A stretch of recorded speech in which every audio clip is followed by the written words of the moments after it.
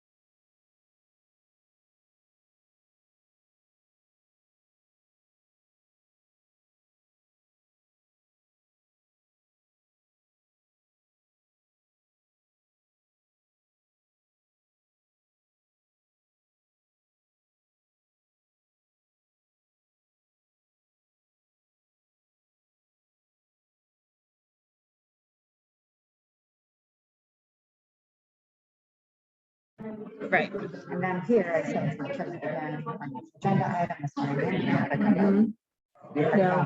this to lead us through this portion. Oh, so we're gonna do her oath virtually. Okay. So I can make an announcement if you want. Okay. Yeah, yeah. Okay. It's gonna send something else. Okay. Right.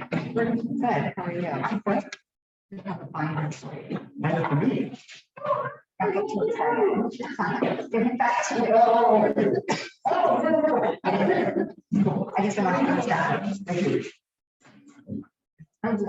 You're not up here just yet. Once we do the swearing in, then we'll do this.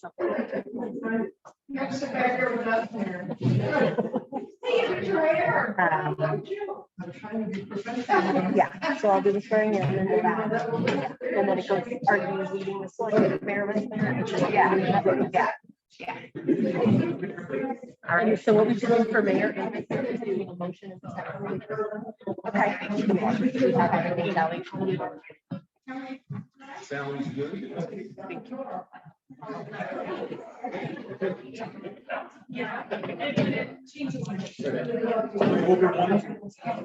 Yeah, you're. I see, I got confused. Sorry. I got there.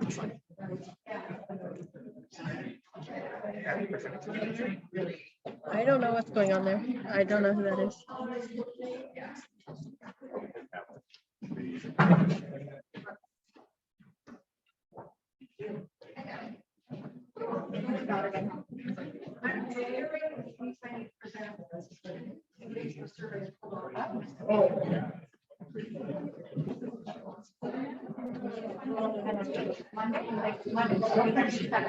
Hello, how are you?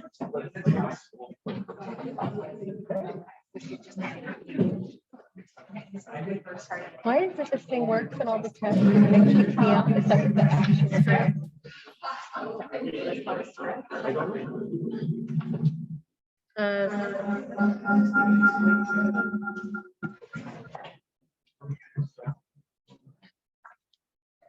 Mine is muted.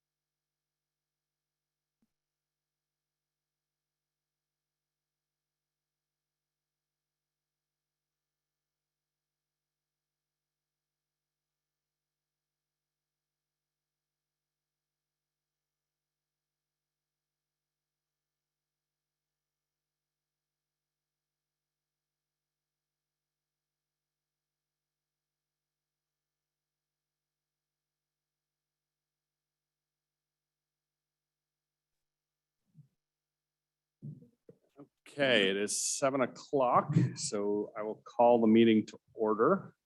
Welcome to everybody who's here tonight. Must be some kind of special event going on. Hello, can you hear? Feedback. If anyone is logged into the meeting in the room on Zoom, please mute yourself. That's probably the source of the feedback. Thank you. Okay, Melissa, call the roll, please. Councilmember Derwin, Here. Councilmember Alves, Here. Councilmember Richards, Here. Vice Mayor Wernicott, Here. Mayor Hughes. Here. Okay, we did not have a closed session, so there's, or we did, but there's nothing to report out, so no report out of closed session. And oral communications, this is the opportunity to speak if anybody would like to do so on an item not on tonight's agenda. If you are here to speak on item 5, the council reorganization, I'd ask you to save your comments until we reach that item, which should be fairly shortly. But if you were to speak on any other item, sorry, anything not on the agenda, please raise your hand now in Zoom or in person. Rita, if you could come up to the microphone, please. Thank you for taking my comment. As everyone is leaving tonight, not everyone is leaving tonight, but tomorrow there will be a new makeup of the town council. I asked the remaining people that are on the council to check their FPP, check with FPP or whatever, as far as what they need to be recusing themselves moving forward. And for the incoming council members to also do that. I know that the incoming council members have been meeting and to do that, but we have a lot of issues that are going on in this town right now. And, you know, and each person has something that they need to recuse themselves from, and we need to take that responsibility moving forward to do so. Thank you. Thank you. Is there any other public comment? Mayor, I did receive a card for Tom Vlasic under oral communication. Tom, is it on the reorg or something else?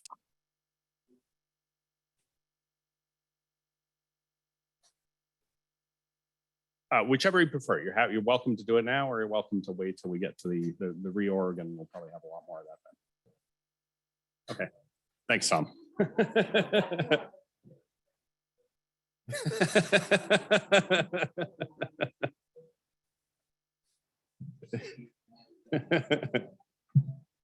But I really wanted to come tonight to recognize the 3 council members who are leaving.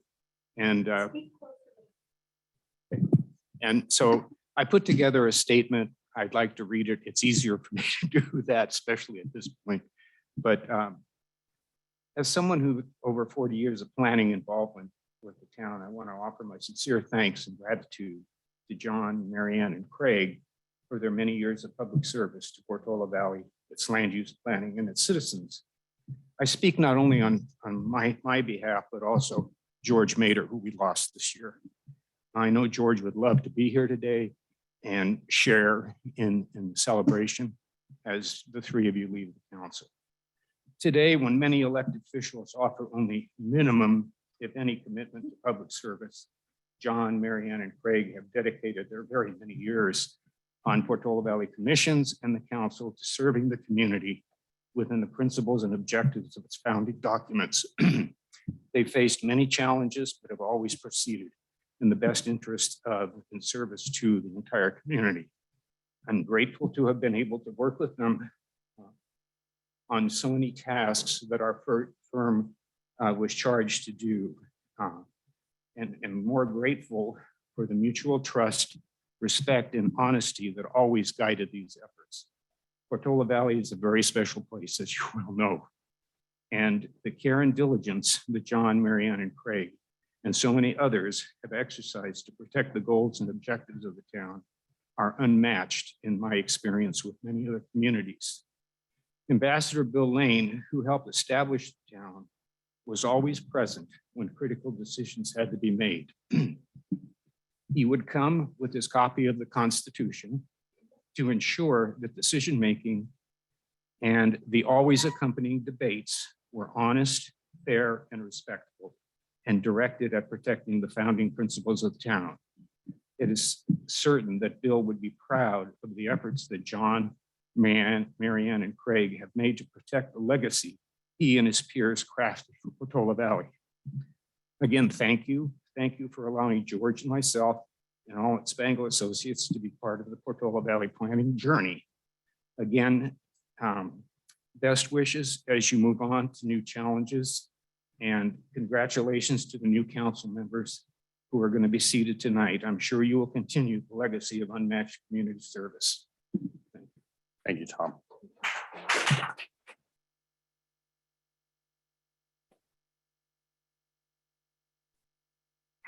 Yes.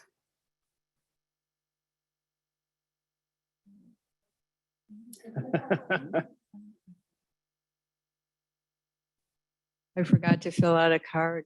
That's okay. For those of you that don't know me, my name is Sandy Sloan, and I was the town attorney for 20 years.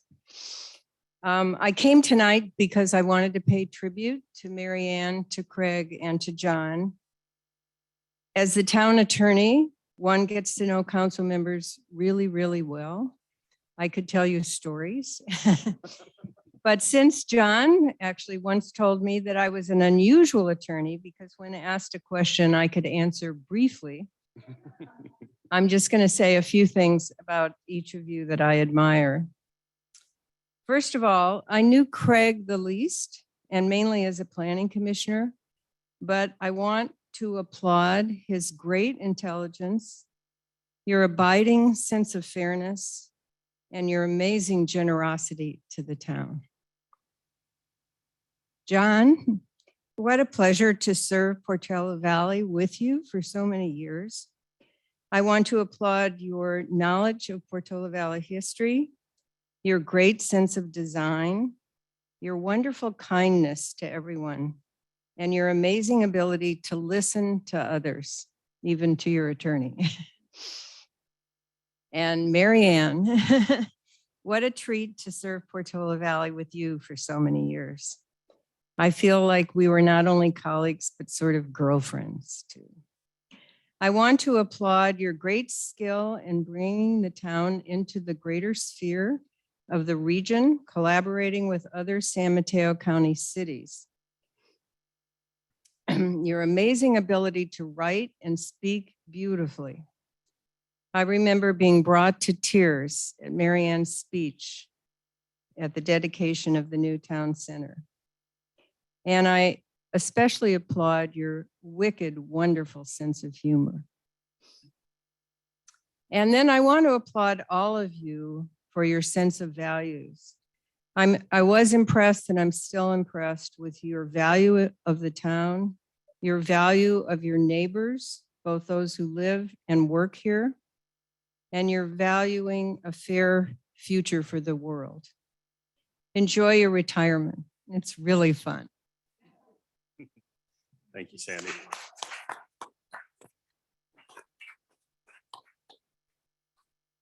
Is there any more public comments? Nope, no hands raised. Yes, we have some now. First up is MJ Lee. MJ? Can you guys hear me? Yes. Oh, good. Yeah, I want to echo the other tributes, and I want to express my tribute through a soccer analogy because the World Cup is going on. So I beg your tolerance. Alexi Lawless is a former player and a commentator for the World Cup.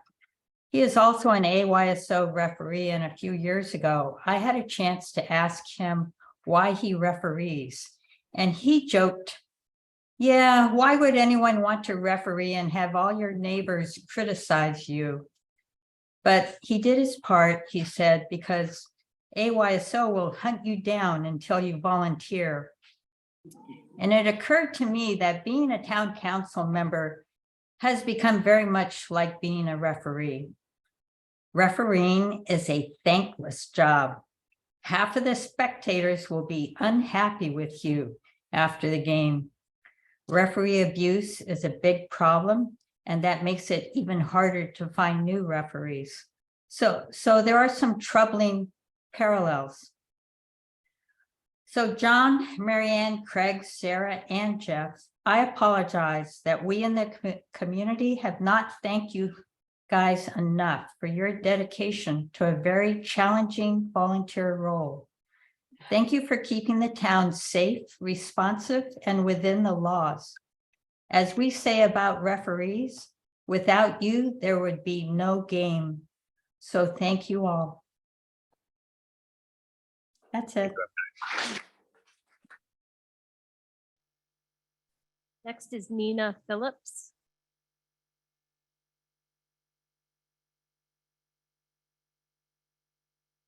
Hi there, can you hear me? Nina, go ahead. Perfect, thank you so much. So many lovely tributes tonight. I love that soccer analogy, MJ. My name is Nina Phillips, and I'm joining you today as a representative from HIP Housing. You may have heard of our organization. We are an affordable housing nonprofit operating throughout San Mateo County, which for over 50 years has invested in human potential by improving the housing and lives of people in our community. On behalf of HIP Housing, I would like to thank the Honourable Mayor and the members of the town of Portola Valley for your enduring support of our organisation and affordable housing solutions. As a symbol of our appreciation for your partnership, I'd like to present the council with HIP Housing's 2023 calendar. I'm holding one up here, but you can't see it. I believe we've dropped some off at your of the town hall yesterday. Hopefully, do you have them there? I'm looking. Yes, we have them here. Jeremy, our town manager. I can see them. Lovely. So this calendar features 12 young artists living throughout the county, selected from a pool of 250 entries. Every month corresponds with a drawing of home and a quote that answers, what does home mean to you? We are so proud to work throughout San Mateo County and in the town of Portola Valley to create affordable housing solutions for low-income individuals and families. Each year, we house over 1,200 people thanks to our strong partnerships with local governments. As you know, the cities and towns within the county are very interconnected. Our clients may work in one city and live in another, or move between cities depending on housing availability and family, or commute into the county for work. During fiscal year 2021 to 2022, our program served 3,281 individuals throughout the county and helped to house 1,241 people. Thank you so much for helping us to do this. I'd like to take just one quick minute to read one of my favorite quotes.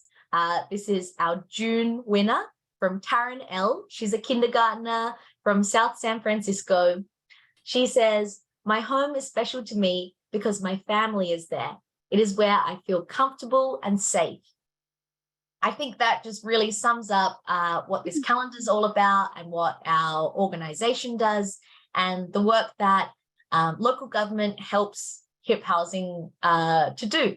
We hope that this calendar resonates with you and spurs to consider the importance of a safe and stable home, especially in a region that is so defined by housing challenges. Thank you for helping to spread the word about our programs and helping to support individuals and families in our community. Please feel free to reach out to me if you'd like any more information about HIP Housing, or you can visit our website as well. My name is Nina Phillips. Thank you. Thank you, Nina. Any more hands? Next is Catherine Gahn.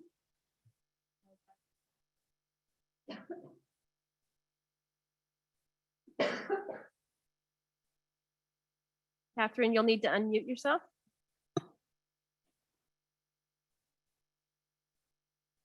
Okay, Catherine left. Ann Wenger. Good evening. It feels a bit like old home week hearing following Tom Vlasic and Sandy Sloan. And I so wish I were there in person, but you should be glad that I'm not. But at any rate, Thank you so much for the opportunity to speak. And for those of you I've not met, I have had the pleasure and privilege of serving alongside the 3 departing town council members. And my comments are really being made in gratitude for their years of dedication and service to the community. Craig, we'll start with you. Thank you for bringing your prodigious business skills, financial acumen, and technological expertise in service to Portola Valley's residents. The breadth and depth of your analyses related to the diverse array of issues dealt with by the council was always in evidence throughout your years on the council, and I believe on the ASCC prior to that time. John, you are a beloved voice of reason, spiritual leader, and moral compass for the council.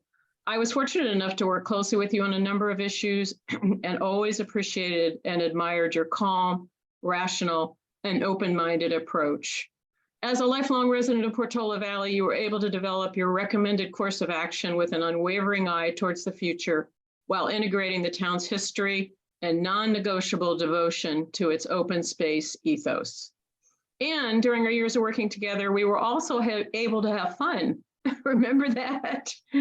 Well, thank you, John, so much for your decades-long service to Portola Valley. You have created a legacy that survives your departure from this council. And finally, Marianne, it's impossible for everyone here this evening, either in person or on Zoom, to understand the level of contributions you have made to your community. You devoted decades of service to our town and brought a fearless, tireless, and impassioned approach in all your work on the council. When I joined the council in 2007, I asked Marianne how much preparation she did for each meeting. I was not expecting her response, as she opened her meeting packet to reveal a much marked up review of each page of the always long agenda, including the voluminous exhibits that accompany the staff reports. It was singularly impressive. That was and is among Marianne's greatest strengths. She combines a fierce intellect with a thorough analytical approach to all issues before the council. And as Sandy mentioned, she was responsible for initiating Portola Valley's regional participation. She recognized that Portola Valley as a member of the larger regional community and would benefit greatly from participating beyond town borders. Marianne's skills as a writer and always prepared speaker served as a motivator to her colleagues. Thank you, Marianne, for bringing your passion, your heart, and your intelligence in service to Portola Valley. And thank you finally to Sarah and Jeff for your ongoing efforts on the town council. Thank you. Thank you, Ann. Next is Annalee Trapp.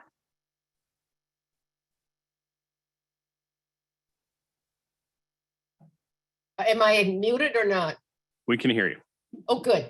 I really want to express my appreciation to all of the town council members who've been serving for the last couple of years and beyond that, but especially tonight to those who are leaving our council. I've been attending town council meetings for many, many years.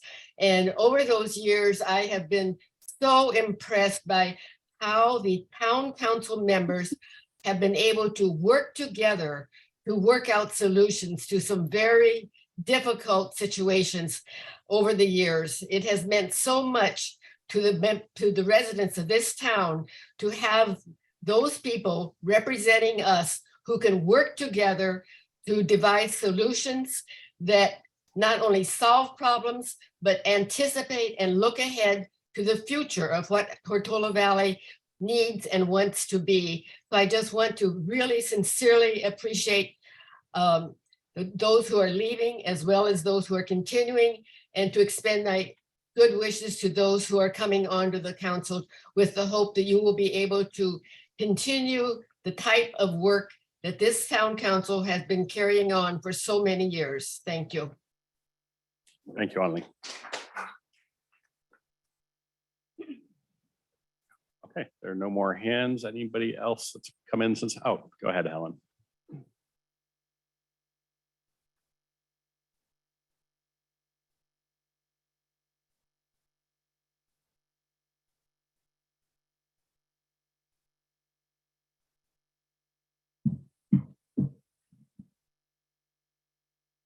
Good evening. Hi, I'm Helen Walter with State Senator Josh Becker. I am representing the senator this evening. He is not able to be here.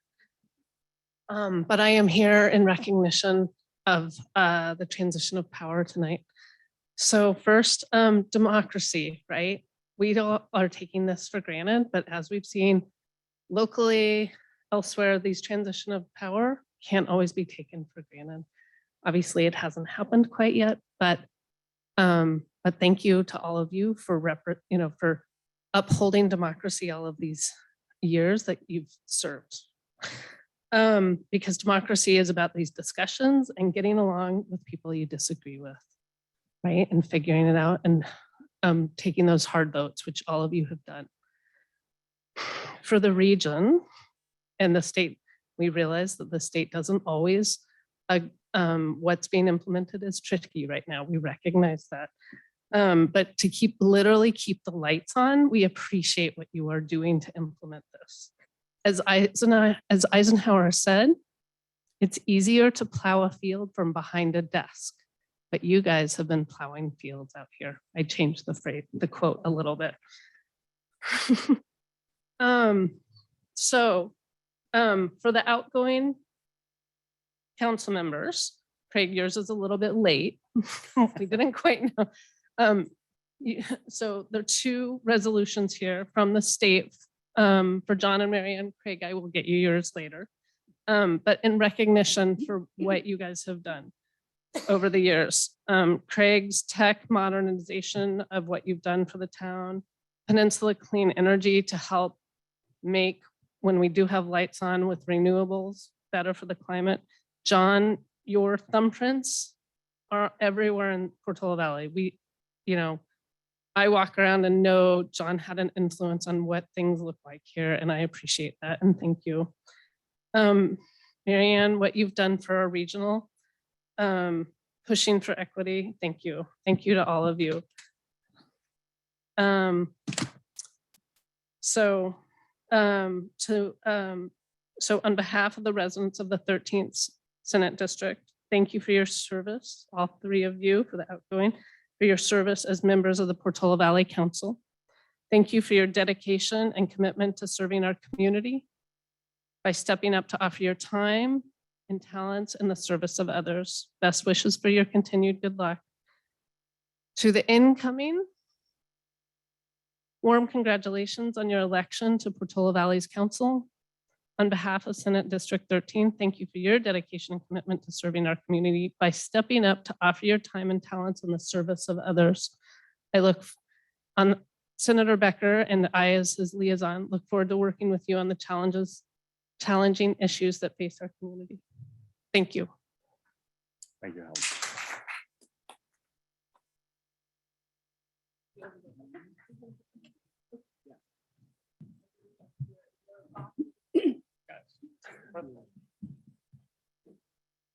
Is there any more public comments?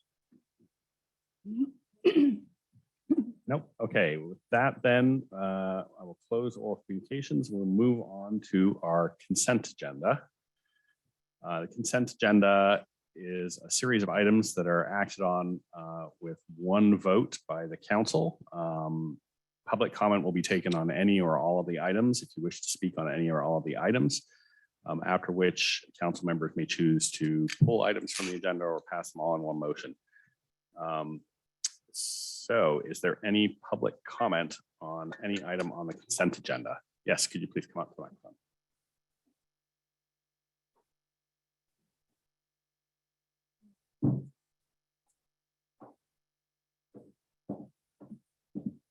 Good evening. I'm Liz Babb, and I would like to see the portion of the Willow Commons request to get a waiver on some of their fees removed from the consent agenda and discussed again or more thoroughly. I feel as if that fund has not really been used. It's over $4 million. And as the document indicates, this is a small amount in the bucket.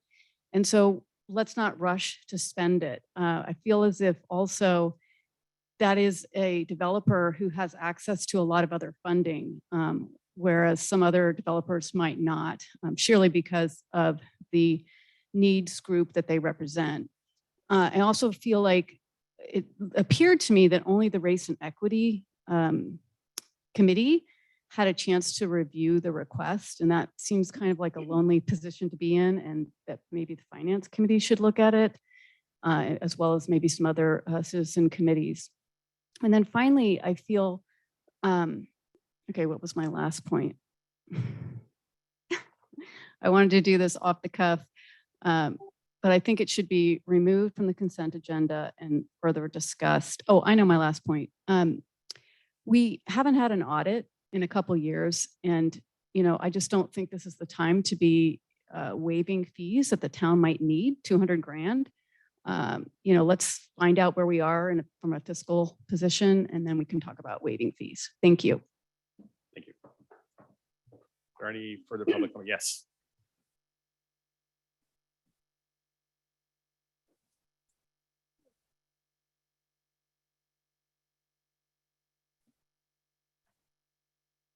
It's okay. We don't need it. Yeah. Hi, Maida Jones. I'm also in agreement. I think we should remove I think it's about $185,000 of fees that are to be waived without any public discussion, as far as I know. And also, as far as I know, there are no guidelines for spending our housing fund. I remember actually, Mary Ann, you saying that in the town council meeting where it came up that perhaps this fund should be spent on a particular project. And I think you said you were uncomfortable with that idea. I'm further uncomfortable with the whole idea of how it's being rushed to approval through a consent agenda without open discussion by the committee. We do not have a lot of money for supporting new housing in town, whereas new housing is important to our town. I think the expenditure of that money deserves full discussion with the community. Thank you. Thanks. Rita. Yeah, Rita Comus Whitney and Whitney on Westridge Drive. Item E on the consent agenda should be removed. This town hasn't had an audit or year-end financials close since 2019. This is not the time to reimburse money for a project without a discussion. And the $4.6 million that's for affordable housing, we don't even know what projects we're going to be having for the next 8 years and what those projects will need. We don't have a plan for the infrastructure to support those different projects that we're going to need. This needs to be discussed, and I believe that this item E, needs to be taken off the list. And when it was discussed last year, many of you that are here, I'm pretty sure all of you were here, one person had to be recused at that particular meeting, but the item was discussed and it was talked about that more focus needed to be given to what we're going to do with that money. That money was sitting there for all those years. And then there was more money that brought it up to about 4.6. But this isn't the time to just say, oh, somebody wants it, let's just give it to them. Let's really look at what we're going to have to do with this money, because the money, we're already taking money out of the reserves just to balance the books. So let's balance the books first, put in for our audit, then look at what we need to do for this money with the next, for the next 8 years for the RHNA numbers. Thank you. Any further public comment? Yes.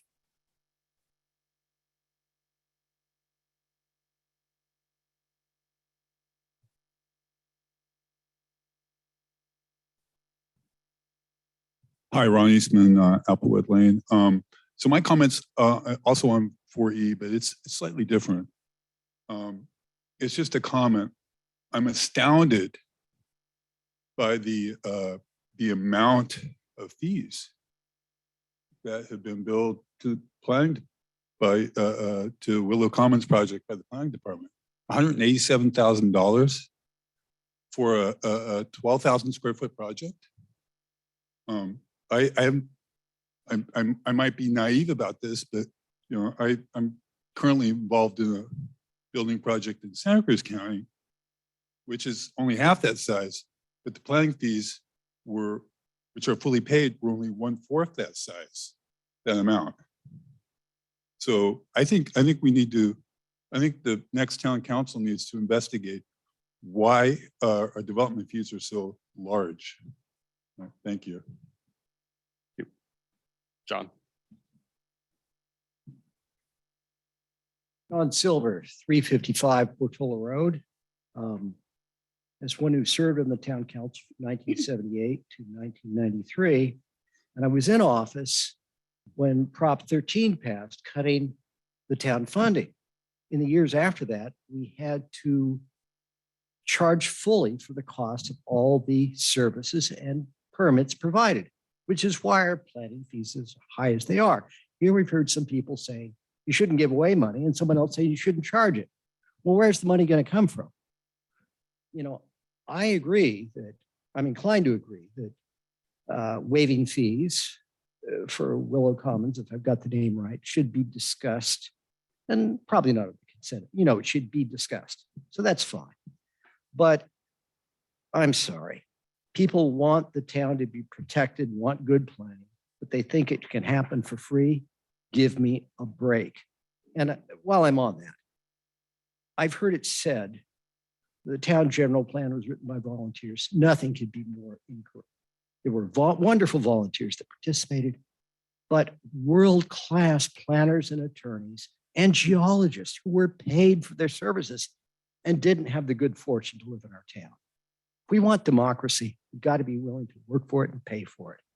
The most relaxing vacation I ever had was 2 weeks I spent in the old Soviet Union. It was very relaxing. And I had to work so hard when I got back here and take up my duties as a town council member.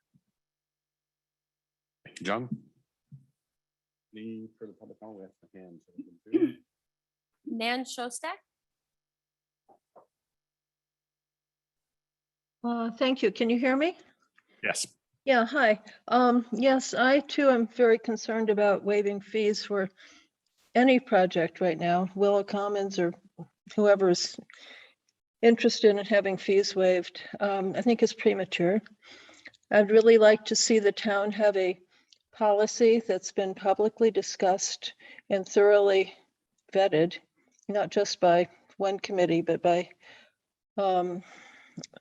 whatever committees could possibly be involved, and then brought to the public before any money is dispersed.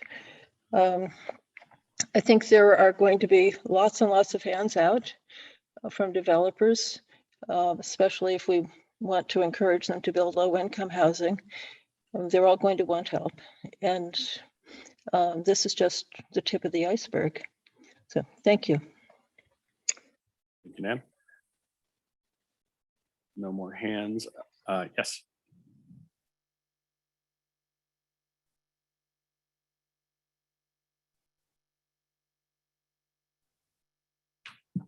Good evening. I'm Greg Franklin from Applewood Lane. I'd like to add my thanks to all these years of service to the retiring council members. But on the consent agenda, I have a couple of comments. Certainly this one, I think this item should be pulled from the consent agenda for all the reasons that the previous speakers have articulated. But most particularly, there was quite an extensive discussion at the January 12th meeting last year when the owners of the Willow Commons application for $3.5 million grant from the Housing Trust Fund was discussed by council and deferred. But I went back and looked at, I attended that meeting. I actually participated.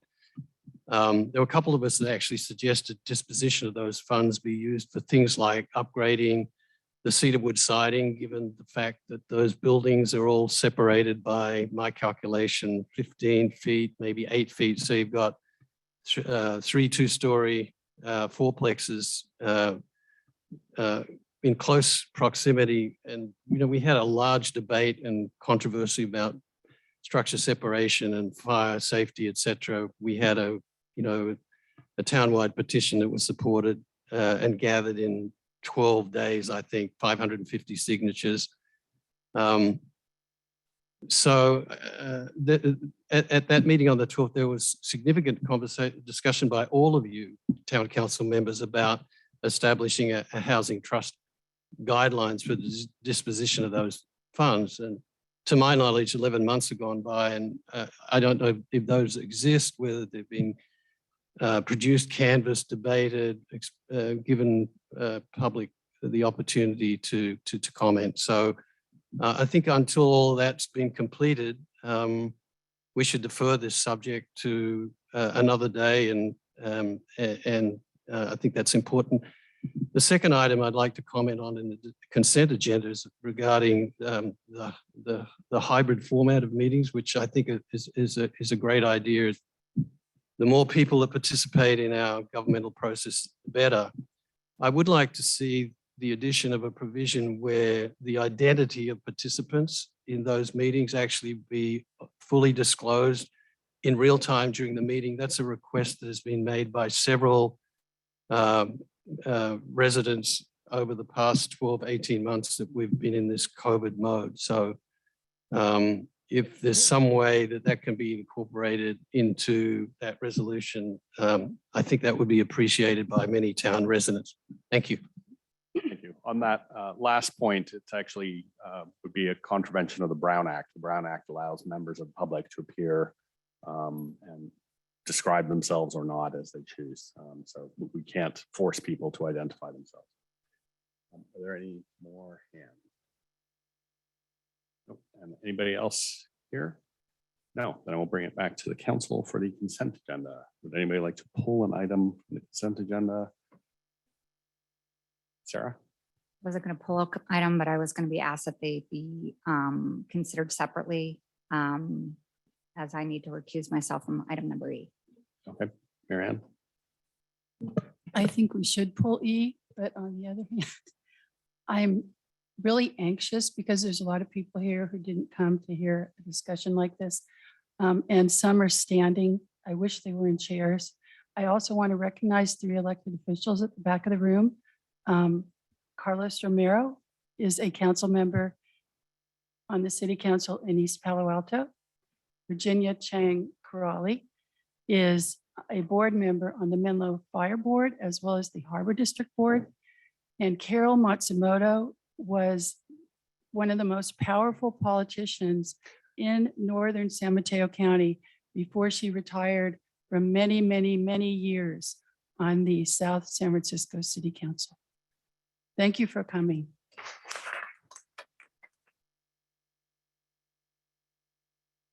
Can they sit in chairs? Sorry? Chairs?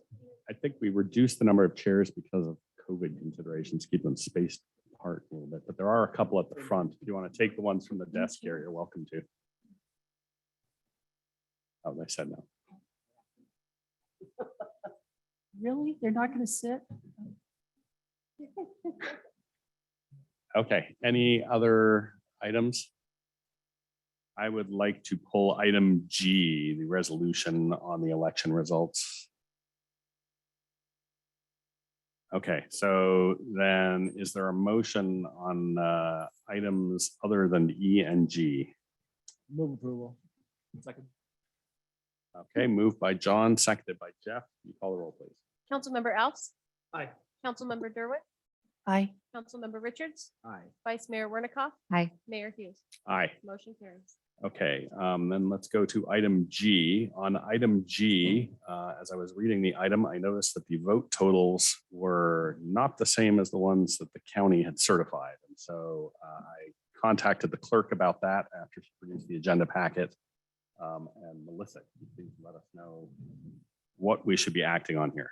Yes, so San Mateo County Elections, Chief Elections Officer Mark Church released a statement of the vote very late in the day on Friday while we were producing our packet. And so the numbers that were produced to me in order to finish our packet were just slightly off than his official statement of the vote that came out later in the day.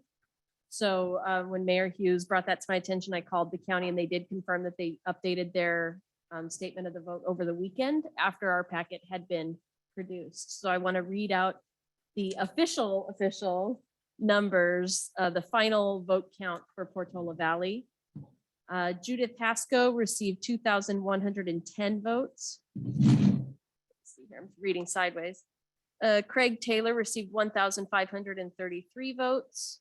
Mary Hefty received 1,287 votes. Craig Hughes received 1,248 votes. And Dale Fowl received 950 votes. That is the official totals. The outcome stays the same. So the three that are incoming tonight still are incoming tonight. So, but this is the updated totals from San Mateo County. Thank you. So if we take action on this item, we will assume those corrected vote totals in here rather than they're all off by like one or two. Yes, and the resolution has been updated accordingly. Okay, thank you.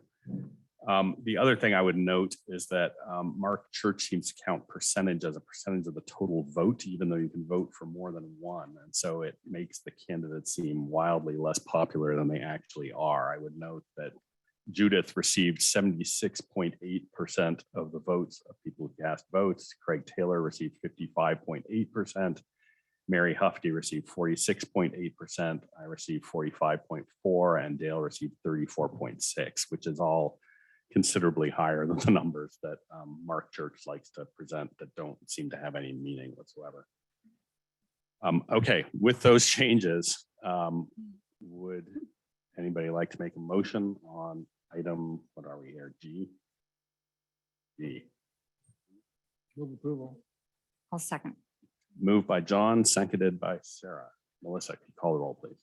Councilmember Alves. Aye. Councilmember Derwin. Aye. Councilmember Richards. Aye. Vice Mayor Wernicott. Aye. Mayor Hughes. Aye. Motion carries. Okay, and Sarah is going to step down for consideration of item E. Okay, would anybody like to? Happy to speak to the other two. Yes, if you have something you'd like to say, then certainly, Tara, go ahead and do so. If you'd like to introduce us.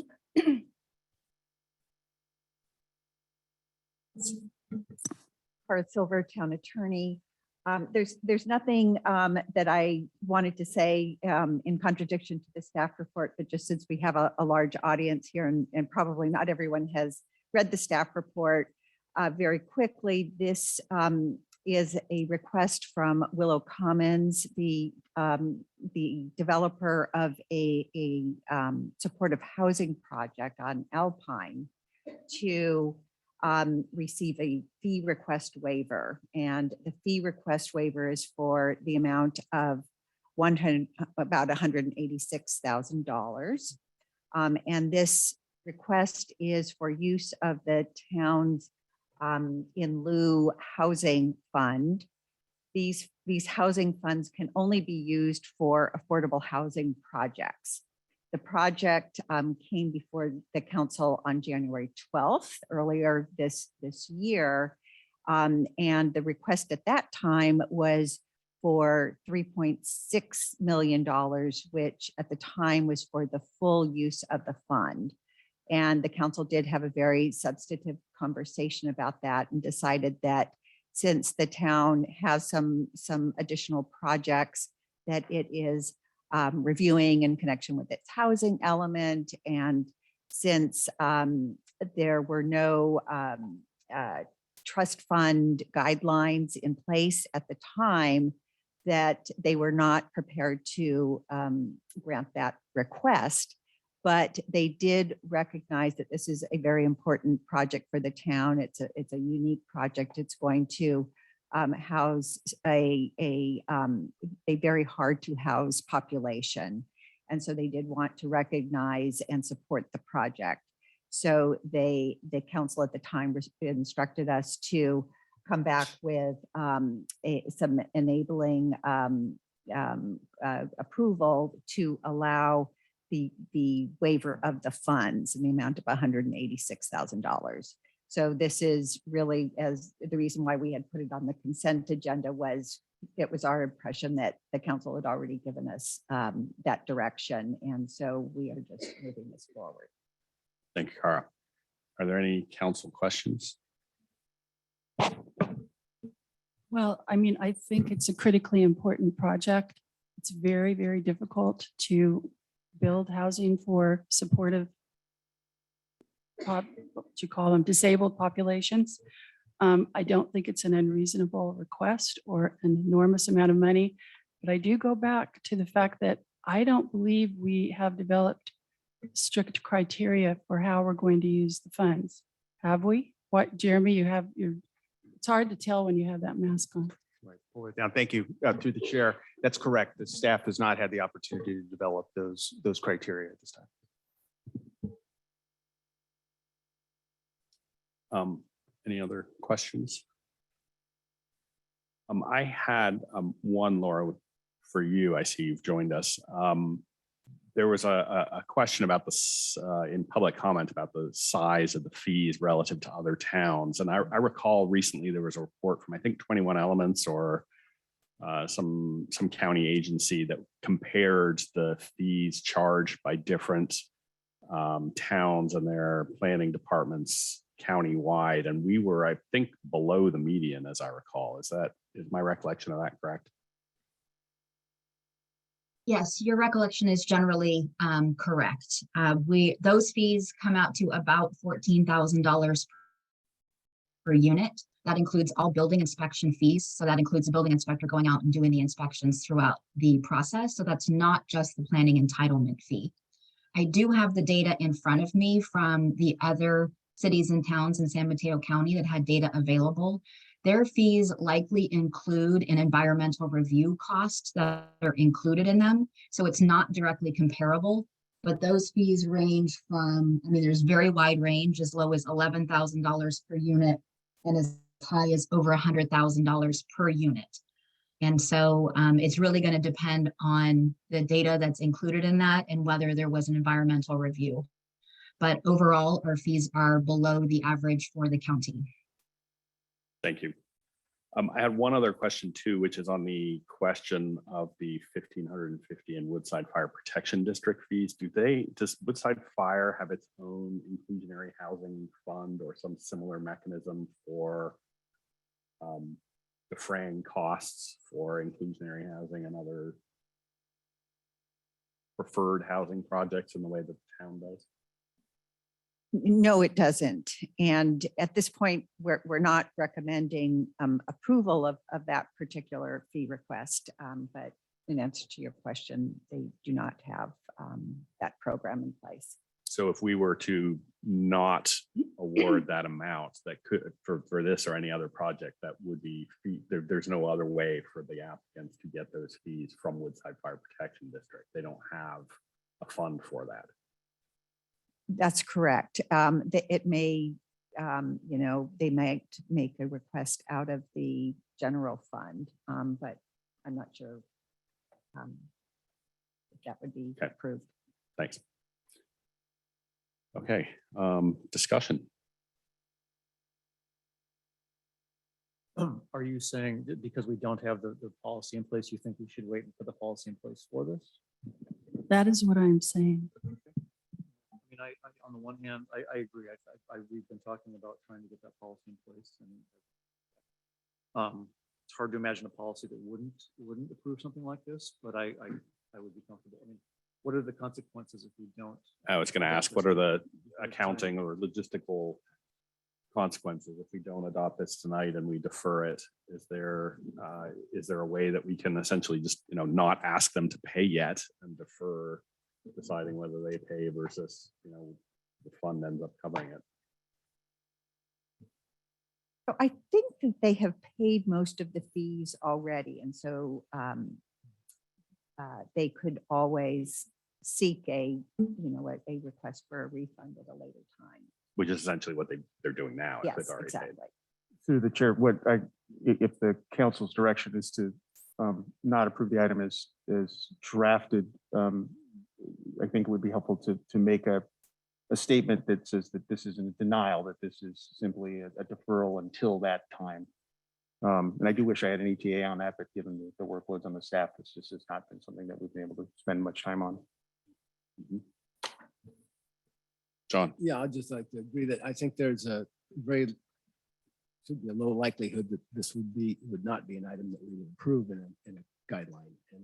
But I agree that it makes sense to get the guidelines at least discussed for before we move ahead with anything. But I do think it's a worthy cause and a reasonable request. So.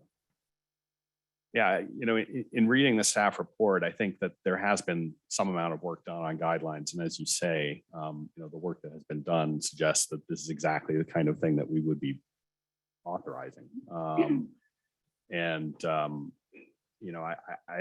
understand that staff has a lot of work and that's why it's taken a while to get these and committees have scheduling issues and whatever else. So it's taken a while to sort of fully flesh these out. But I might suggest maybe that staff take an incremental approach where, the basic concept here that this doesn't really impact any programs and that, it's supported, that this concept is supported by the Race and Equity Committee that has looked at it. If we could look narrowly at fee waivers for certain types of projects, that might be something that could be very quickly included as a guideline as something that's acceptable. And if there are more complex things that are take longer, those can be pushed off since there's no project. Great. And as a reminder, the council will be undertaking its annual council priority process starting February 8th, I think is the first of the 2 meetings over the course of about a month. So I think that's a good opportunity for the council to share with staff the prioritization of that project. Okay. We've already taken public comment on this under the consent agenda public comment, but some people may have not understood that and had a chance to comment. So I think there's a hand raised in Zoom. So anybody who's not yet commented on this item can do so now. David Cardinal. Hi, yeah, Dave Cardinal. I have 3 quick comments. One, we've been sitting on this money for, I think, 20 years. We've tried to spend it. We've tried to give it to people to spend. We've found every excuse not to spend it. So 20 years later, we get the first legitimate person who has a pretty great project and wants a couple $100,000 relief on a several $million project. And we're kind of in a bring me another rock mode. We don't have a policy yet because we've had 2 decades and, we've been fiddling. It just drives me nuts. Like, it's the first real affordable housing developer we've had maybe ever, which ties to my comment number 2. To get to any kind of housing element, we're going to have to encourage affordable housing developers to come to our town. Why would anyone ever want to do that if every time they come to our town, there's every possible hurdle? They could go someplace else. So I think we should think about that. And finally, some of the same people who are wondering about why fees are so high are the same people who throw every single log in front of every single project. And don't they realize that costs money? It costs staff time, wear and tear, it costs committee time, lawyer time. So I personally think the project's great. The money, fine if you want to mess around for a while, but geez, we've never spent in 20 years, we've never found a way to do anything good with this money. So just delaying another year, I don't see it. So thank you very much. Thank you, David. Any further public comment? Oh, hand in Zoom land. Judith Murphy. Hi, thank you. I'd like to comment briefly on this. One is that Race and Equity was asked to give recommendations, and we did give recommendations strictly from a race and equity point of view, and it did not single out any project to support. The other is we have no idea what's coming down the pike now that our regulations are changing. So to give money prematurely, I think, to the one project that exists so far when the landscape is totally changing as we speak, seems to me to be unwise. And the other is, I think the agreement that the council made with itself when this was all discussed earlier in the year was that it makes no sense to award any of the money to anyone until there's a comprehensive, sound, final policy about it. And there isn't yet. Thank you. Thank you, Judith. Any further comment? Lucy. Lucy.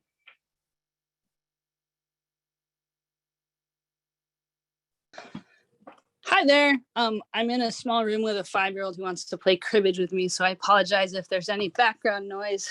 But I just want to say I'm on 2 of the committees, the Race and Equity and Finance Committee. They were asked to look at this, and Race and Equity did look at it, like Judith Murphy just said. Finance Committee hasn't been able to look at it for yeah, there's been some agenda mishaps that have happened that have, but we're looking at it in our upcoming meeting in January. So I think that'll be some progress. And then, I mean, I think like people have said, this is a really good project that makes sense to use these funds for. And I think, you know, just hopefully in the next few months, we can get that policy together. And I'm not on the council or anything, but I think if we took the pulse of the community, probably this request is pretty reasonable. So hopefully we can get it together and get them some money. Thanks. Thank you, Lucy. Any further comments? No? Okay. And I will bring it back to the council. I think we've got a sort of sense of things. I think we're all very, very supportive of this in concept, but we just want to make sure that it is done in conjunction with a policy. I would add from my point of view that in thinking about the policy, I would recommend that anybody who is formulating the policy consider fees like Woodside Fires, where there may not be a way for an applicant to take advantage of a funding source for waiving those fees, and that the fees are relatively small. That, you know, for related agencies where Woodside Fire happens to be an external fire department as opposed to one that's part of the town, that those fees might also be something that the town could cover. But whether that's, you know, part of the policy or not, I think is something that needs to be decided as part of forming the policy, but it's something that I think should be considered. So we are then tabling this and leaving it up to the future council to act on. But generally supportive and think that this is a valuable project, and directing staff to please develop a policy as quickly as possible. I'd Is be that that willing correct? to look at something that was a part, you know, the beginnings of a policy that included something, you know, maybe part of the policy would include fee waivers for, you know, inclusive housing projects. I mean, this, if there's anything that I would think of that would go into that policy, it would be this. So sort of this is the first thing I would put on a list of things that seem appropriate for the inclusionary housing fund. And then we'd go down a list of other things. We'd get to a borderline case, but this, in my mind, is not it. That said, I think that waiting for the actual policy is appropriate. Okay. Is there any specific action we should take on this? We should have a motion to do what I suggested. Is there such a motion? So I move that are we denying it? Are we We are deferring tabling it? We are tabling it. I move that we table this item. Okay. Moved by Marianne, seconded by Jeff. Call the roll, please. Councilmember Alves. Aye. Councilmember Durbin. Aye. Councilmember Richards. Aye. Mayor Hughes. Aye. Motion carries. And actually, I have a clarification question. If we are all physically present in person, do we still need to do everything by roll call, or can we go back to doing voice votes? Even if it's a hybrid meeting, but if we are all physically here, can we do voice votes now again? I think we can, but it would be worth Yes, making sure that it's the case before. you yeah. can. Okay. On this item, it was appropriate to do a roll call since it was pulled off consent and we had a member recusing. Okay, thank you. Okay, that brings us to the end of the consent agenda and on to our regular agenda. The first item of which is item 5, our town council reorganization, which will involve the swearing in of 3 new council members and the stepping down of 3 of us here, followed by a selection of a new mayor and vice mayor. So logistically, this starts getting complicated, but I think I am still chairing the meeting until I formally step down after the new members are sworn in. I will take public comment on this item. If there's any public comment on this item. John Silver.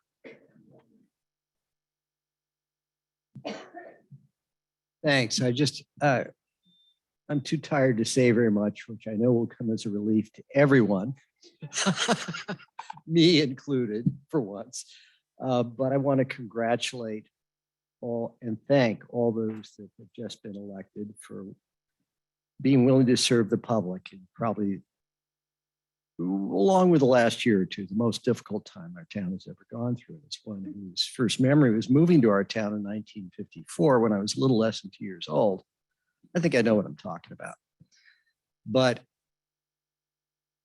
I also want to thank the people who have served, who are stepping down. I'll say more in another forum at another juncture, but Mary Ann has been so diligent. And I've heard Mary Ann accused of caring too much about regional things, and that's on Portola Valley. Well, I'm sorry. I knew the town founders. I knew all 5 of the original council members. Eleanor Boucher, whose seat I took when I was elected in 1978, was so involved in regional matters and in racial equity when it wasn't cool to do so in the 60s. I'll say more about that at another juncture too, but God, what a wonderful one. Mary Ann, you followed in her footsteps wonderfully. When I came on the council in 78, I took interest in regional matters. When I left, Richard Merck did. And then Mary Ann picked up the ball after that. I hope whether it's an individual or the council as a collective, that ball won't be dropped. We are not, Portola Valley is not an island, and there are regional matters that are incredibly important that we can influence for the better. And John Richards, who, though he looks much younger than me, is actually 2 years older. His little sister, she was Zanny at the time, now she's Suzanne, was my classmate at PVL. No, I was going to say something that would have been less polite than no kidding, but you know, anyway, it would have involved, anyway, okay. But little sister Robin and his big sister Trudy, all lovely, wonderful, and his mom taught music in the schools. In fact, I was sitting in this room, which is about half the size. My 5th grade classroom was in this half of the room. The desks were very close together. And John's mother had called my parents because I was goofing off during music because I thought music was sissy stuff. What a fool I was. But anyway, so she had kind of bawled everyone out, and she saw me with this horribly sad look on my face. And she knew I'd been trying in the day or two. She came over and said, "Johnny, I didn't mean you." She didn't know it because the desks were so close together. I put my funny bone on that wall. I was in horrible pain. But when she was so sweet to me, I didn't have a heart to tell her it was just my funny bone. Anyway, but John has always been such, if I can use, is it Yiddish or Hebrew? A mensch, I think that's Yiddish. Though I know people accuse me of being Jewish. I was actually raised Mormon, so that's a whole other thing. But lest I digress further, Craig Hughes, who I'm just so in awe of his efficiency. I was going to say he gets more done before his second cup of coffee than I get done all day, but I think he gets more done after his first cup of coffee. And someone who's been clear and diligent and looked at the public interest and looked at the facts, I couldn't be more grateful. Thank you. Thank you, John.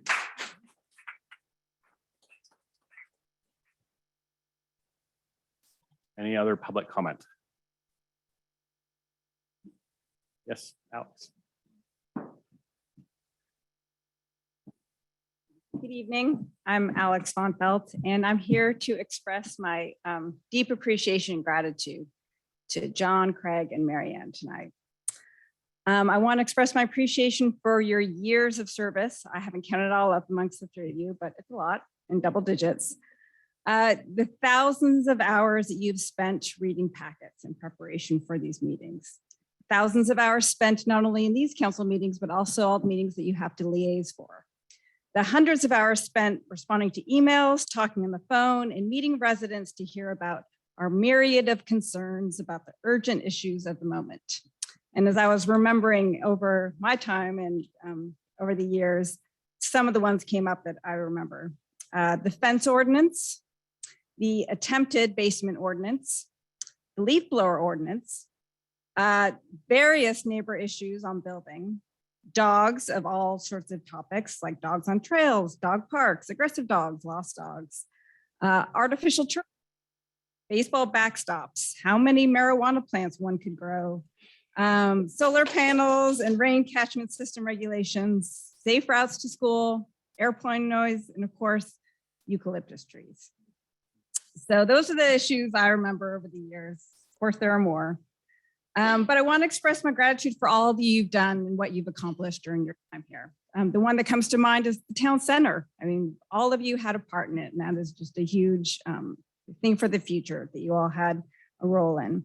Securing Springdown for open space, making our big fat houses a little greener, preserving our night skies, protecting our natural resources, daylighting of Saucil Creek, our backyard habitat program. And I'd also like to highlight what I've observed to be your working relationship with our town staff. You really, all of you up here have created a culture of trust and respect that is not just important as being a good human being, but it's really made our town more effective. And so as a resident, I thank you not only for that, but all of the work that you've done over the years. I'm proud that you've been our representative. Thank you. Thanks, Alex.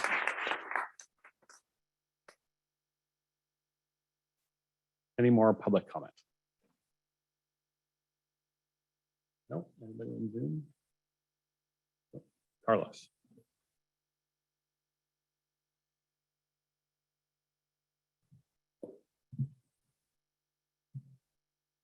What good is a politician if he doesn't open his mouth?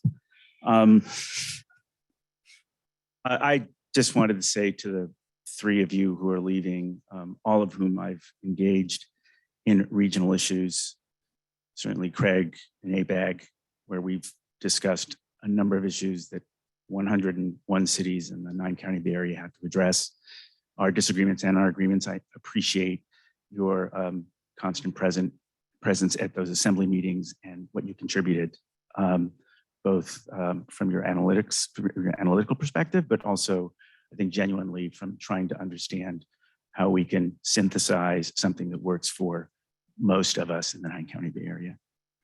John, your counsel when I ran for supervisor was helpful, and certainly my getting a better understanding of what it means to build and live in what I would say, the woods is important. And I think that some of those discussions I had with you enlightened me a significant amount to understand both, the issues that the wealthier communities have in terms of development and in terms of engaging in a sound way with the environment, which coming from East Palo Alto, we have a different perspective, and I am a better person because of those conversations.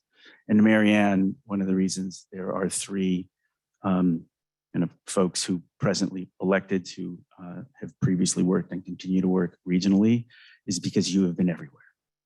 You've been on CCAG, you've been on our flood management, new flood management entity, which I think all of us, some folks up in the hills are saying, why are we engaged in that? It's because we all live and die by the environment that we are trying to somehow live with. In addition to that, you have been always present at Council of Cities meetings, which is the one meeting where all of the cities try to get together and understand the issues that we have on a monthly basis. And you generally never miss those. And to the extent that you could drag other people from other cities, you would do that. And perhaps that was why I was engaged in those meetings. So to the three of you, certainly to Marianne, thank you all for, again, engaging regionally with the 20 cities and the county. And we hope that Portola Valley continues to do so. Certainly, Jeff, we worked together on PCE and incredibly important contributions that you've made there, both as the chair. So again, to the three of you, I think you guys are lucky that you're getting out of political life, honestly. But thank you for your combined, probably over, I want to say maybe 50 years, possibly 45 years of work in an area that many times you don't get enough accolades and kudos. So again, I've spoken way too much as a politician, but again, thank you. And we hope you enjoy your future years outside of politics, but I'm sure you'll probably still be dabbling in it. Thank you. Thank you, Alice.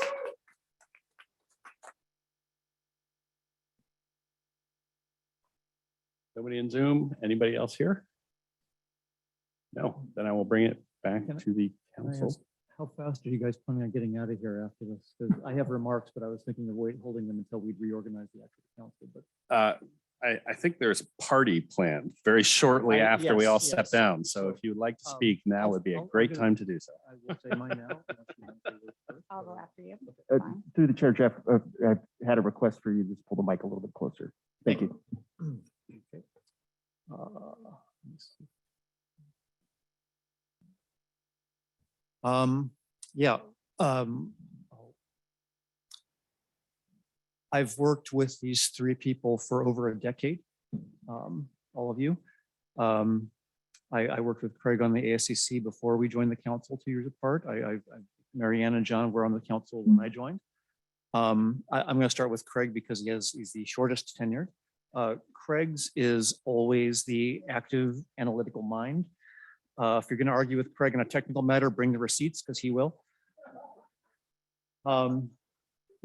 Richard Feynman said science is a way of trying not to fool ourselves. And that is I think, Craig's approach to all these things is rigorous and analytic.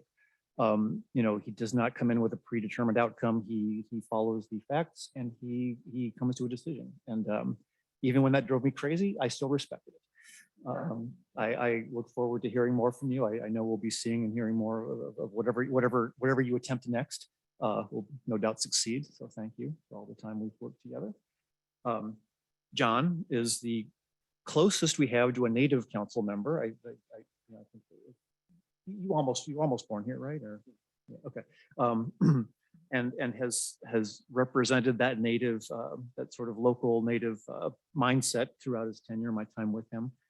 He's probably the quietest of the group. You may not hear a lot from him in a lot of settings, but that is not because he is not involved, and it's not because he's not working. He cares deeply about the town. He has always sort of done a lot of work with us and with our committees, a lot of it out of sight. He's quiet, but he makes his views known, and he's always been a relentless voice for what is right and what is fair for the town. So thank you. And Marianne, and I say this as someone who's had to clean up various messes where you've opened your mouth at times. Why does everybody laugh when you say Marianne? What else should I do? Marianne is I sometimes call her the bleeding heart of the council. She is at our times our conscience. She's certainly always pointing us and imploring us to be better. And I've always, again, admired that. She has dedicated herself to Portola Valley for over, I think, 20 years now. No. 17. You were doing stuff before that, weren't you? Or weren't you on a commission for that? Schools. Okay. 17 years on the council. Fair enough. She has worked tirelessly. You might sit through a meeting where she is recapping all of the meetings she's attended and think that's a really long recap, but I promise you were not at the meeting. That was even longer. She has, Portola Valley punches well above its weight for its size. And a large part of that is because Marianne is out there regionally. People know who she is. Because of her, they know who we are. Marianne has personally called people in the county to get things done for us because she knew them, and they were probably a little afraid to say no to her. But again, if you don't it's my favorite of my son's baseball coaches said, if you don't play the ground ball plays you. If you don't play politics, it plays you. And Marianne has played politics for us. She has played it very well, and it has served us well. And the rest of us now will have to fill the gap that you're leaving on that point, and the other gaps you're leaving as well. So it has been my pleasure to serve with the three of you, and I wish you all, first of all, congratulations on getting out of here, and I wish you all the best on your next pursuits. Thank you.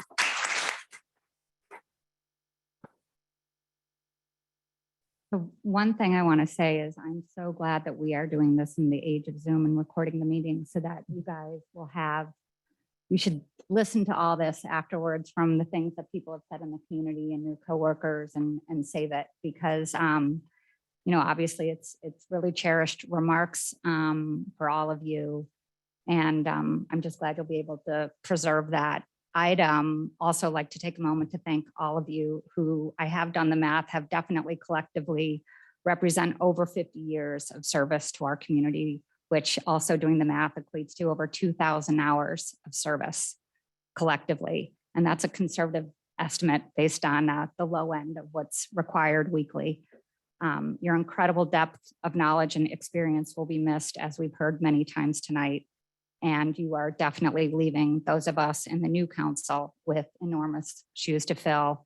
I just wanted to make a couple quick comments about the things I've appreciated about both of you, and I will also mention them in order, as I call it, of time served, no pun intended or pun intended.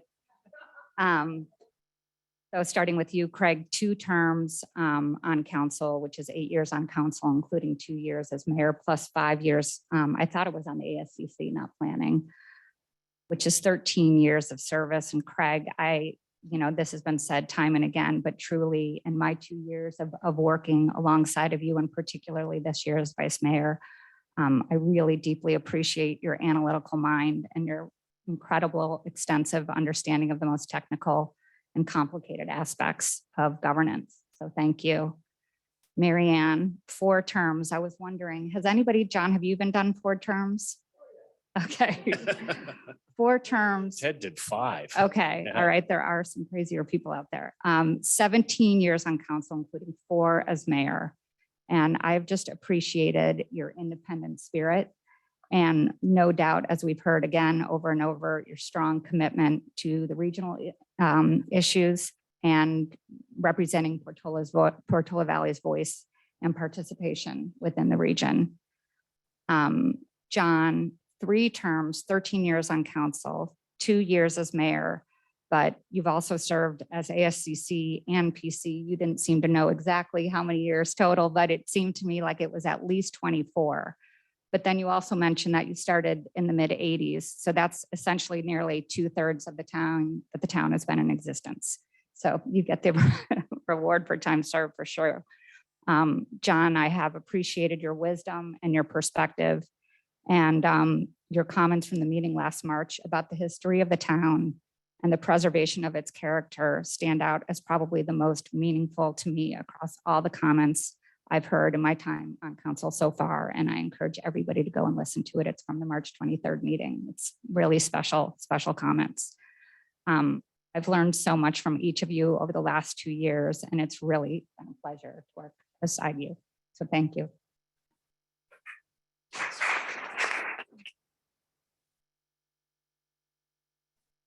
Marianne, would you like to say anything? You want me to go first? It's a really long.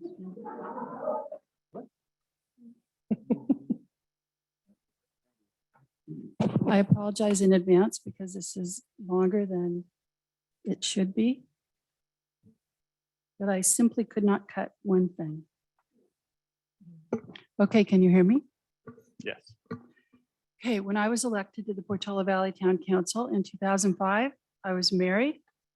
I had 2 children, and I lived an entitled life I took for granted that I naively believed would stay the same, just as I believed that the world would stay the same. I was wrong on both counts. When I was elected to the Portola Valley Town Council in 2005, we started our council meetings at 8 p.m. The town manager was called the town administrator, and I was the only female council member sharing the dais with 4 men who not only carried years of town government experience, but the self-confidence to match. I, on the other hand, was just trying to keep my head above water and not say anything too stupid. When I was elected to the Portola Valley Town Council in 2005, the main order of business was building a new town center, a plan that was not entirely accepted by the community. Emergency preparedness was center stage. We met on every 5th Wednesday to talk disaster prep, but the focus was on earthquakes, not wildfires. The formidable task of town planner was contracted out to George Mader and Tom Vlasic at Spangle and Associates, and Leslie Lambert, our in-house planner, not planter, spent a great deal of her time settling disputes between neighbors. In that period of relative innocence, litigation was not the go-to. When I was elected to the Portola Valley Town Council in 2005, I was fortunate to have mentors such as George Mader, Leah Zaffaroni, Linda Elkind, George Comstock, and Bill Lane. Ambassador Lane was a regular fixture at our meetings in the schoolhouse, a copy of the US Constitution always at the ready in his pocket. Back then, there were no microphones or speakers or cameras in the schoolhouse, and it was common for the older folks in the audience to cup their ears and loudly complain, "We can't hear you, speak up." If you wanted to watch a council meeting, you had to drive down to the schoolhouse and take your seat in a hardback chair, they weren't like these, in a room that was always too hot in the summer and too cold in the winter. I'm glad that that's been fixed and it's warm here tonight. If you wanted to comment, you had to raise your hand, stand, identify yourself, and speak up in a big voice. There were no iPads or laptops in those early days.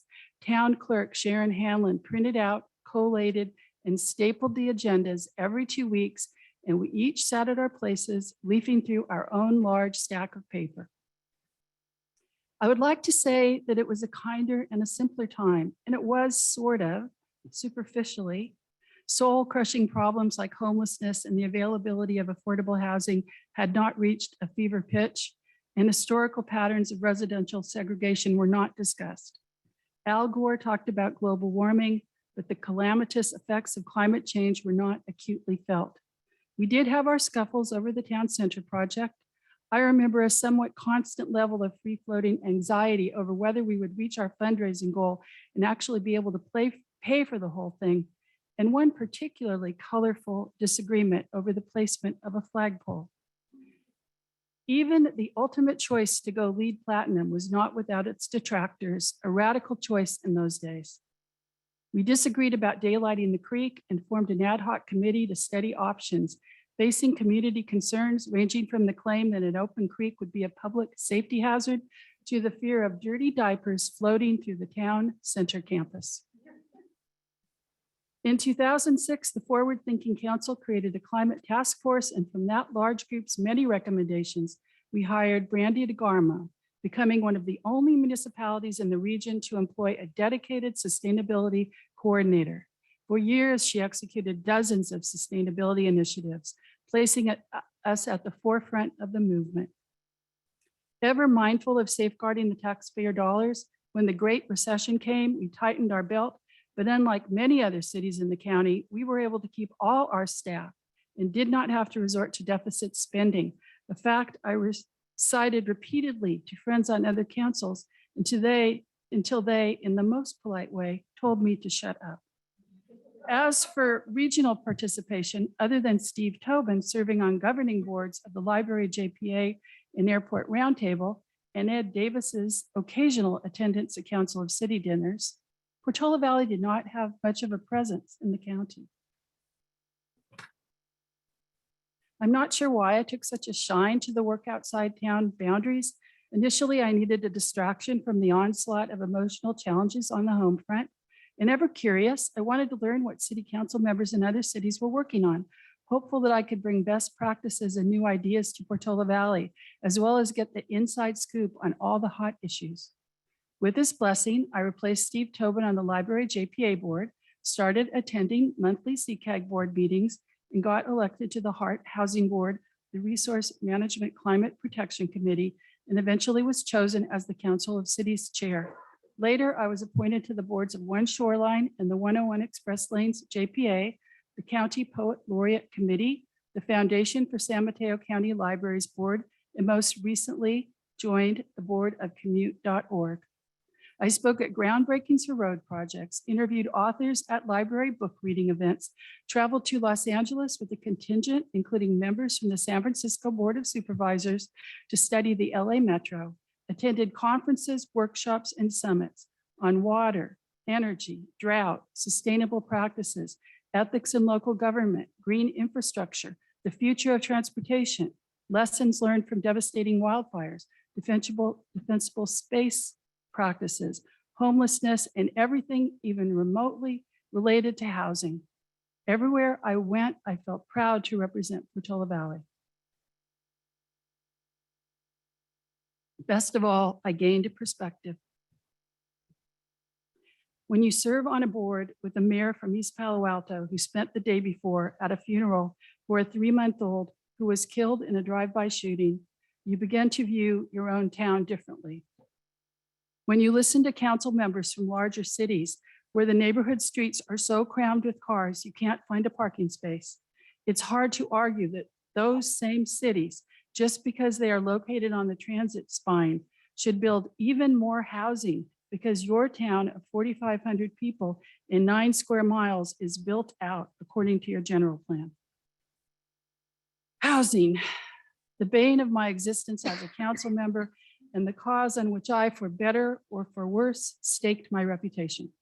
Our proposal to explore the possibility of a small affordable housing project at the site of Al's Nursery, now Windmill School, failed, but even in defeat, we didn't let the dream die, leading to the development and adoption of the 2016 Housing Strategic Plan, which laid a foundation for the 2021 Ad Hoc Housing Element Committee and our draft housing element nominated for an award from the Housing Leadership Council.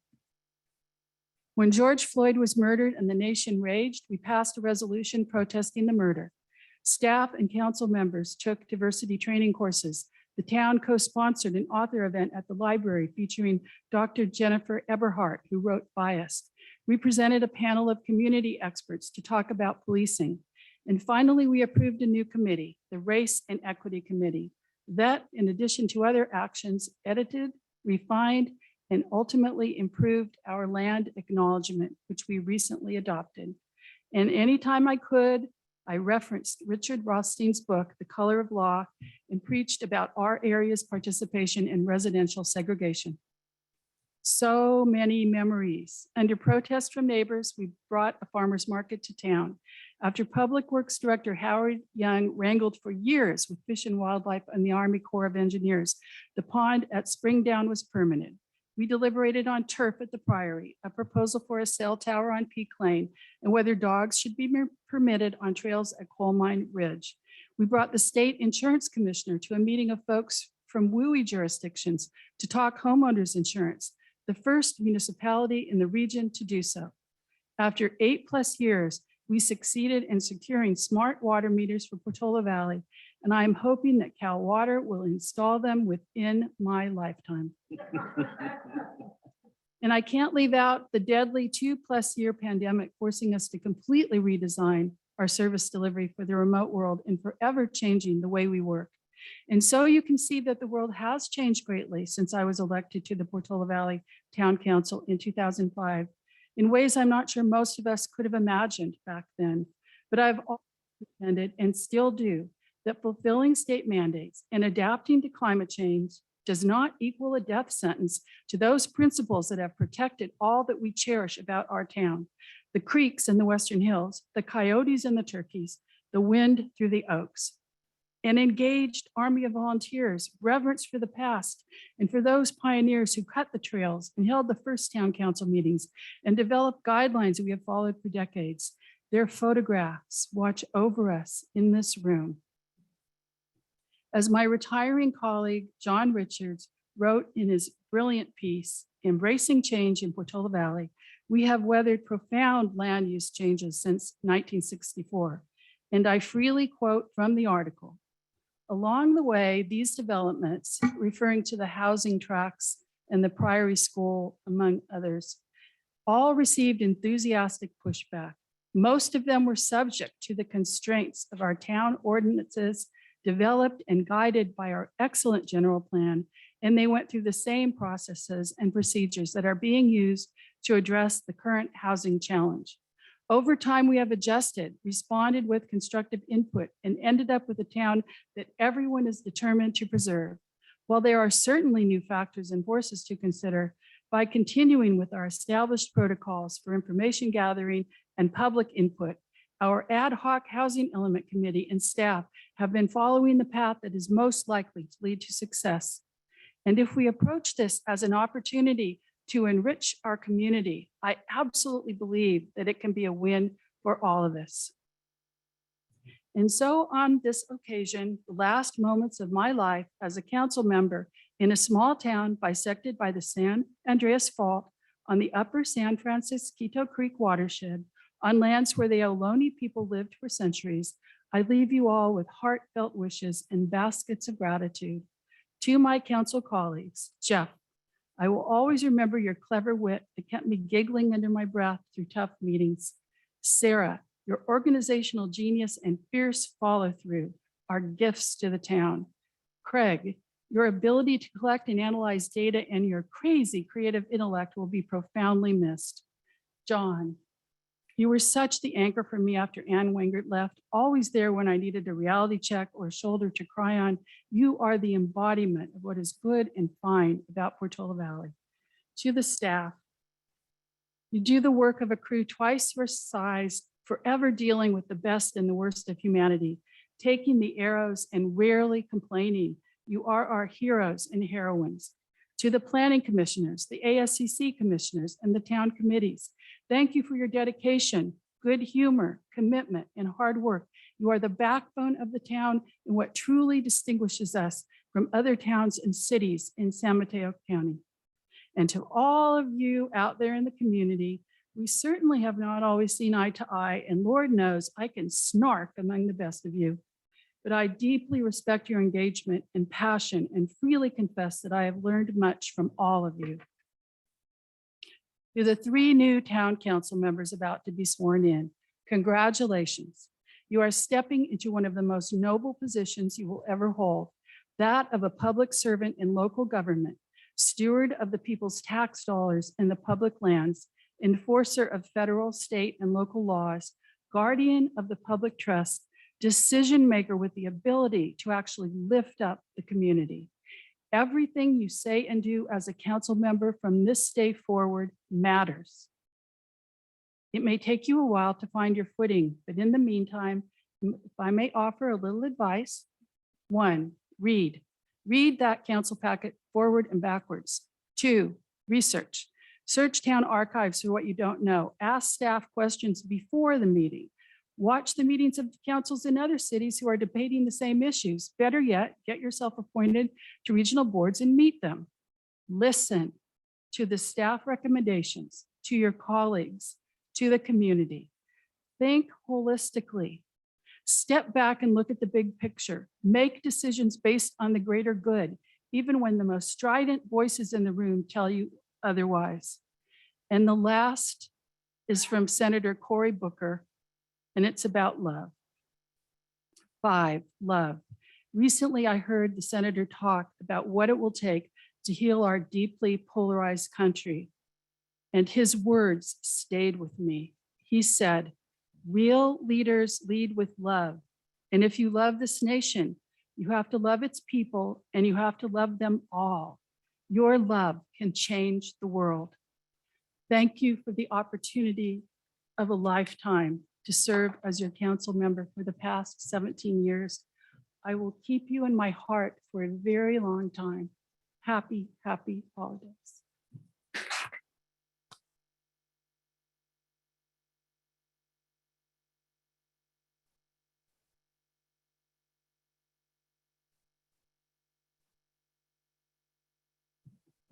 John. I really didn't want to follow her. Well, but you can just say what she said, and then you can get much shorter. That's Pretty why much, I went ahead pretty and go much. first. Okay, well, I'm going to take a little bit different tack here, as you might imagine. So back in 1985, when Gary Nielsen came by, he was on the SCC, and I was in the process of building my house on Front of the Railroad. And he asked if I would be interested in being on the SCC. And I said, well, it sounds interesting. I had been in the Peace Corps, so I knew something about volunteering. It had to do with architecture, which is my business. And so, yeah, sure, why not? Turns out it's nothing like either of those, but It was great experience. I did that for 7 years. And in 1981, along the way, we wrote the first design guidelines for the town during that time with Tom's wonderful guidance. And so in 1991, I was recruited to serve on the planning commission. Did that for 4 years. I don't recall who I can blame about that one. But it took me a while to get over it because it wasn't until 2009 when I was recruited to get onto the council. Bill Lane, Ed Davis, Sue Crane, Gina Eastman, several others encouraged me to run to replace Richard Merck, who was then stepping down. I think the idea was that they needed an old guy who'd been here forever. So that's what they got. So I can't complain. It was a bit of a leap outside my comfort zone, but it really is a rewarding and wonderful experience, as Mary Ann has attested. There's nothing like arriving down here at our fabulous town center for a meeting in the evening and driving up and knowing you're part of something really good. But anyway, I feel I've been especially lucky to have had consistently exceptional council member colleagues. Every year since I started in 2009, everyone has been smart and collaborative, cooperative, and amazing problem solvers, as has been already said here too. It's been for that phenomenal group to work with. And a hallmark of this period has been this council, and especially this last council, has been over backwards with our willingness to listen and seriously consider input from the public. We racked up some incredibly epic late night meetings trying to get everybody on the record.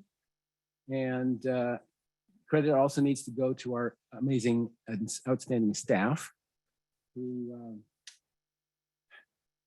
also sat through these late night marathons many times, way too many, and gave us the best support we could possibly ask for in the process. So this small group of professionals, I want to say that some of whom have been here for over 20 years deserves a huge thank you from all of you. I couldn't have done it without them, for sure. So one ongoing issue, starting kind of, for me, it started around 2003 when Nathorst went down in flames. One of our first, most promising opportunities to do some affordable housing. It became clear that the town had not managed to be connected enough to the town, to people in town, and had not managed to clear enough outreach. And so ever since, starting from that point, at least, it has been a central focus of mine and of the council and the town to engage as openly and deeply as possible with the public. When Jeremy arrived, he helped us step up our outreach to levels that are probably beyond any other town in California, which even, it's a difficult thing to pin down because for some reason that level of success isn't necessarily obvious, but it's absolutely the fact. And over that time, I'm particularly proud of several notable council achievements. Mary Ann mentioned a couple of them. The reversal of the Priory plastic grass approval in 2018 when I was mayor. The implementation of the gas-powered leaf ban, I'm sorry, that was in 2013, and when I was mayor in 2018, we implemented the gas-powered leaf blower ban, which is, I think, made a huge difference. And then in the creation of the Race and Equity Committee was that Mary Ann and I were central in, were really a major accomplishment. And then these were all joint efforts. None of us can take credit for them as an individual. And they all were powered by extensive participation of the public and deep committee involvement. So back in the day when, something else Mary Ann mentioned about being a politician, back in the day when I first joined the council, friend said, I can't believe they're going to be a politician. Not you at all. And the truth is that somehow for many, many years, the town managed to do politics in town without being political. There was something different about it. That I guess has changed a little bit. We certainly have participation of many types. But as I look at the recent pushback that we've experienced, I see it as a clear validation of that. And now I'm about to leave the council. I'm super grateful to Sarah and Jeff for wanting to continue, or being willing to continue anyway. Jeff doesn't have a choice. Well, okay, that's what it takes, Jeff. I look forward to our new council members stepping up to continue where we left off with the work needed to maintain and strengthen our community. So after 24 years of volunteering for the town, it's time to try something new. I sincerely appreciate and value the years I've been allowed to serve on the council. It's been phenomenal. And I encourage anyone who has the inkling to try it. It's not particularly easy, but it's really rewarding. And it's what it takes to make the community a great place to live. I highly recommend it. And there is something that else that you can take from away, I can attest to personally, that as a lifetime side benefit, you can end up with developing a considerably thicker skin than you might have started out. Thank you very much.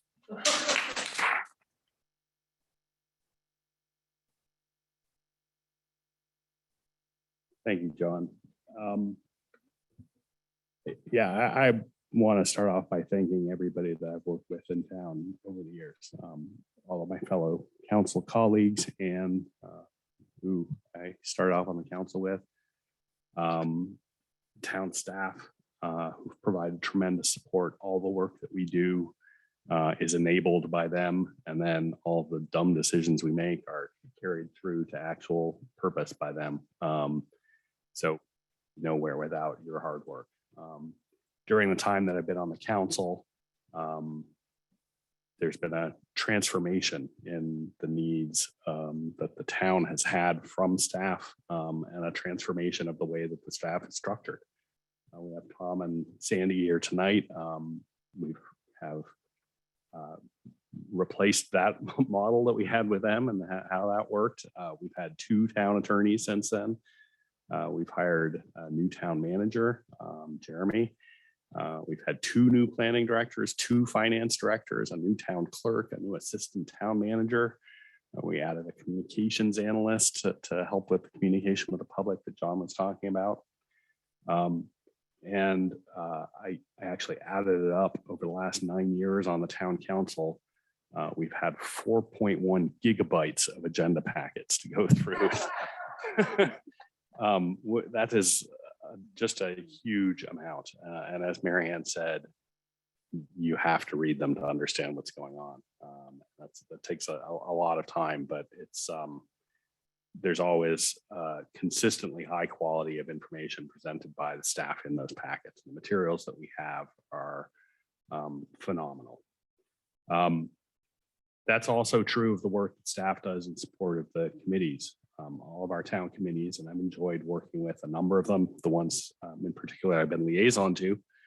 I think we've done a lot of productive work together, and I'm very grateful for that time. I'm also very happy, as people have mentioned, I like complex technical challenges, and setting up the Woodside Highlands Road Maintenance District Road Resident Advisory Committee, which I think has one of the most technically complex names of any committee this town has ever had, was something I enjoyed working on and working with them after its formation. I also have enjoyed working through tricky financial issues that the town has had. We prepaid $1 million of pension liability that the town had. One of the earliest things I did on the council. First thing I did when I came in is I sat down with Nick Pigueros, our town manager back then, and had him explain to me how town's finances work, and realized that there were huge liabilities that the town had that were not on our balance sheet and completely invisible. So got to work on trying to address that. We've also established trusts now for retiree benefits to provide dedicated funding sources for future liabilities that are still not on the balance sheet because government accounting rules won't let us show them there. But that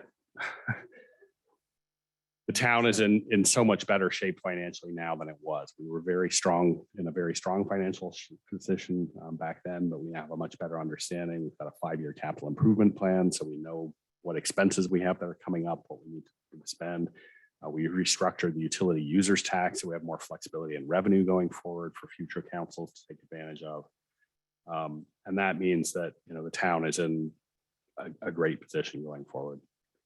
I'm also particularly proud of our town's residents and volunteers. When we had a crime wave, I think it was when I was mayor the first time, 4 or 5 years ago,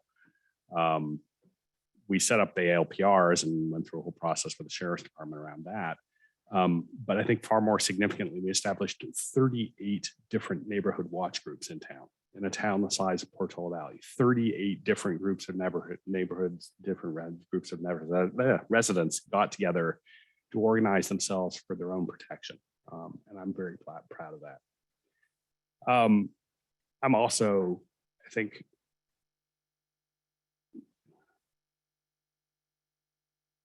one of the things that I'm most proud of is the work that we did to put together Peninsula Clean Energy, which is going to have an impact not just in town, but worldwide. The work that we did there in creating the CCA and in defaulting Portola Valley to 100% renewable greenhouse gas-free electricity is just going to have a profound impact, both to date and going forward. And it proves to other communities that they can do the same thing. So all of these things are things that I participated in, but none of them are things that I did by myself. They were all part of the work of everybody here, staff, and all of the residents in the community who've helped put them together. So I'm very happy to have been given the chance to participate and help direct some of this work. But I also am very hopeful that we're leaving the town, the three of us who are stepping down, in capable hands with the two of you who are continuing and 3 new members who are about to be sworn in, and handing things over in a position that is very strong and will allow the town to continue to thrive going forward and remain the Portola Valley that I think we all have loved for many decades and continue loving for many decades more. So thank you all.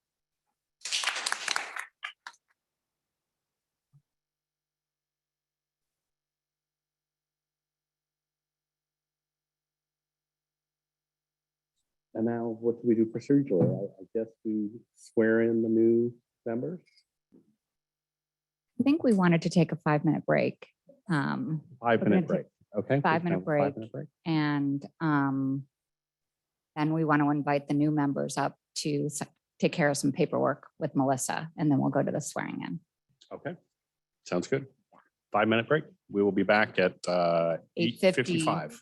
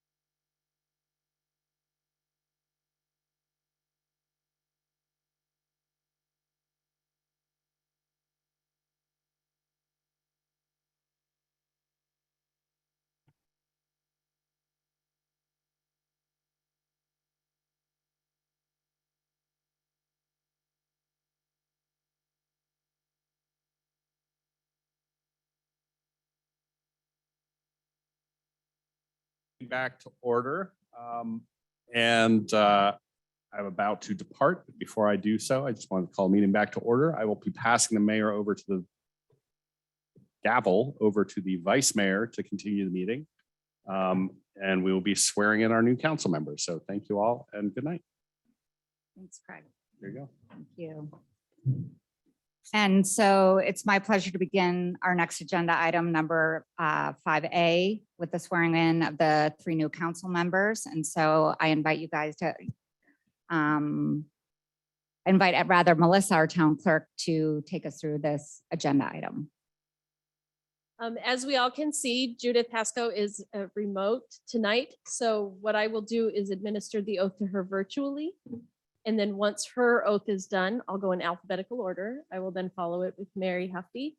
And then once Mary has had the oath administered, I will then provide it to Craig Taylor.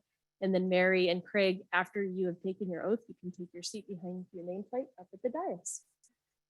So Judith, if I can have you raise your right hand and repeat after me. Okay. I state your name. I, Judith Pasco, Do solemnly swear do solemnly swear that I will support and defend that I will support and defend the Constitution of the United States the Constitution of the United States and the Constitution of the State of California and the Constitution of the State of California against all enemies, against all enemies, foreign and domestic, foreign and domestic, that I will bear true faith that I will bear true faith and allegiance and allegiance to the Constitution of the United States to the Constitution of the United States and the Constitution of the State of California, and the Constitution of the State of California, that I take this obligation freely that I take this obligation freely without any mental reservation without any mental reservation or purpose of evasion, or purpose of evasion, and that I will well and faithfully and that I will well and faithfully discharge the duties discharge the duties upon which I am about to enter. upon which I am about to enter. Congratulations. Thank you.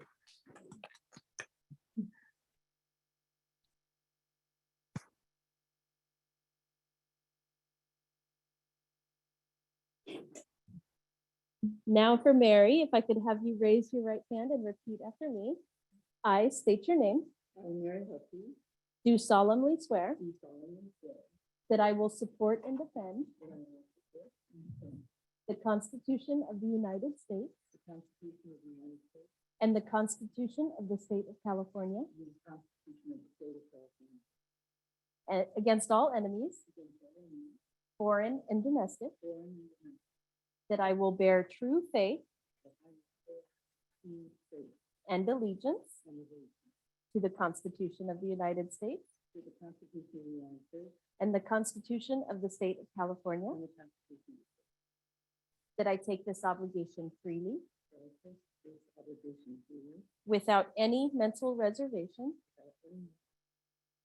or purpose of evasion, and that I will well and faithfully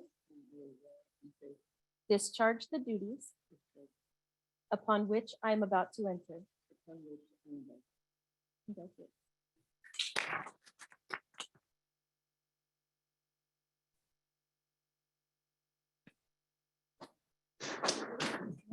Mary. Oh, yeah.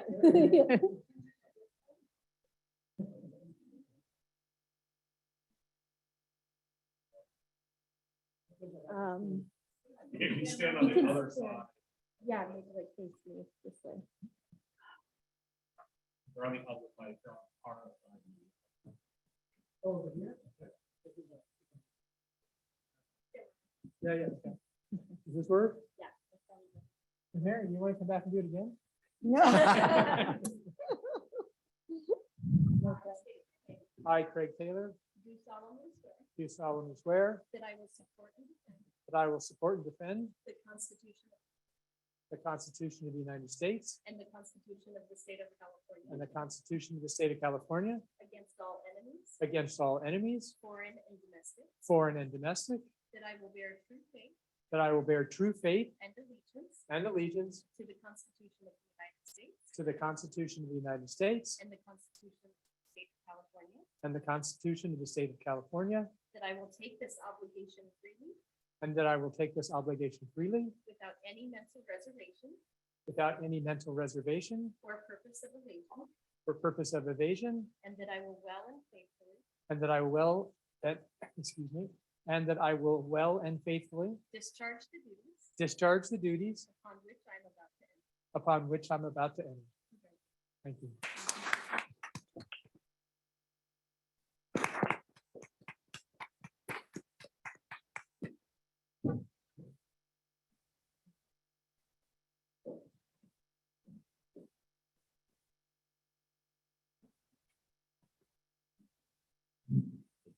We now have a quorum.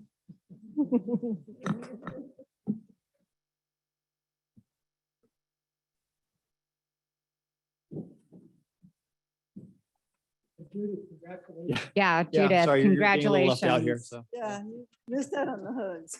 And in particular, Judith and Mary, I just would like to acknowledge for everybody here in the room that this is the first time in our town's history that we've had an all-female majority, female majority council. Thank you, Sarah. It only took 58 years, but it's still hard work. reflecting on that progress. So moving on to item 5B, which is the selection of the mayor and vice mayor. I would like to take this opportunity to nominate Jeff Elfs as mayor. The town's normal historical practice has been that the vice mayor is nominated to serve as mayor. However, due to a unique personal family commitment I have this year particularly, I do not choose to serve as mayor at this time. As some of you in this room know, my middle child has special needs. And over the next year, she's attending a residential skills, life skills program on the East Coast. And for the last 19 years, she's played the role of North Star in all of my decision-making. And so given her circumstances require my frequent travel out to be with her, including some last-minute trips, I've decided that this is not a good year for me to serve in the role of mayor, particularly given the fact that we are going to mandatory in-person meetings beginning March 1st. However, should my fellow council members nominate me, I'd be happy to serve as vice mayor. And looking ahead, if my fellow council members nominate me next year, I would appreciate the opportunity to serve mayor at that time. And I'm nominating Jeff as mayor here tonight because of the importance of experience to serve in this important role, especially at this critical time in our community. Jeff did a terrific job leading our council in our town during COVID, and I'm certain that that will be the case for the upcoming year as well. And so are there any other nominations at this time for the role of mayor? Do you need a second on this, or how does this work? Well, there's no nominations, or did you? When do we a point of information? Do we know whether Judith would be willing to serve? I'm asking if there's any nominations for mayor at this time. So for what it's worth, I am recovering from COVID, so I unfortunately have to do this remotely. And I think that I'm both surprised at Sarah's announcement because it is a strong tradition for the vice mayor to step up, but I can appreciate how difficult a decision it was for you and completely support what you feel is appropriate. So in terms of the role, this is not a traditional turnover. I do think the experience is important in terms of moving forward with the agenda items. It would be very challenging for someone who's not been on the town council before to step in and perform the role of mayor. So from my perspective, I think that it would be more appropriate for Jeff Alves to serve that role this year. Do we take this stepwise for mayor and vice mayor? Because I would think that's a different conversation. We do. We nominate and elect the mayor first and then a vice mayor. So do we take a vote on this at this juncture, or what do you recommend? Yes, so Well, I would move to nominate Judith despite her protests. I don't know what to do with that. I don't know what I do with that either. Judith, you've been nominated. It sounds like, do you decline your nomination? I think it's not an appropriate time for me to step directly into the mayor's shoes. So I would, I was going to second the nomination for Jeff.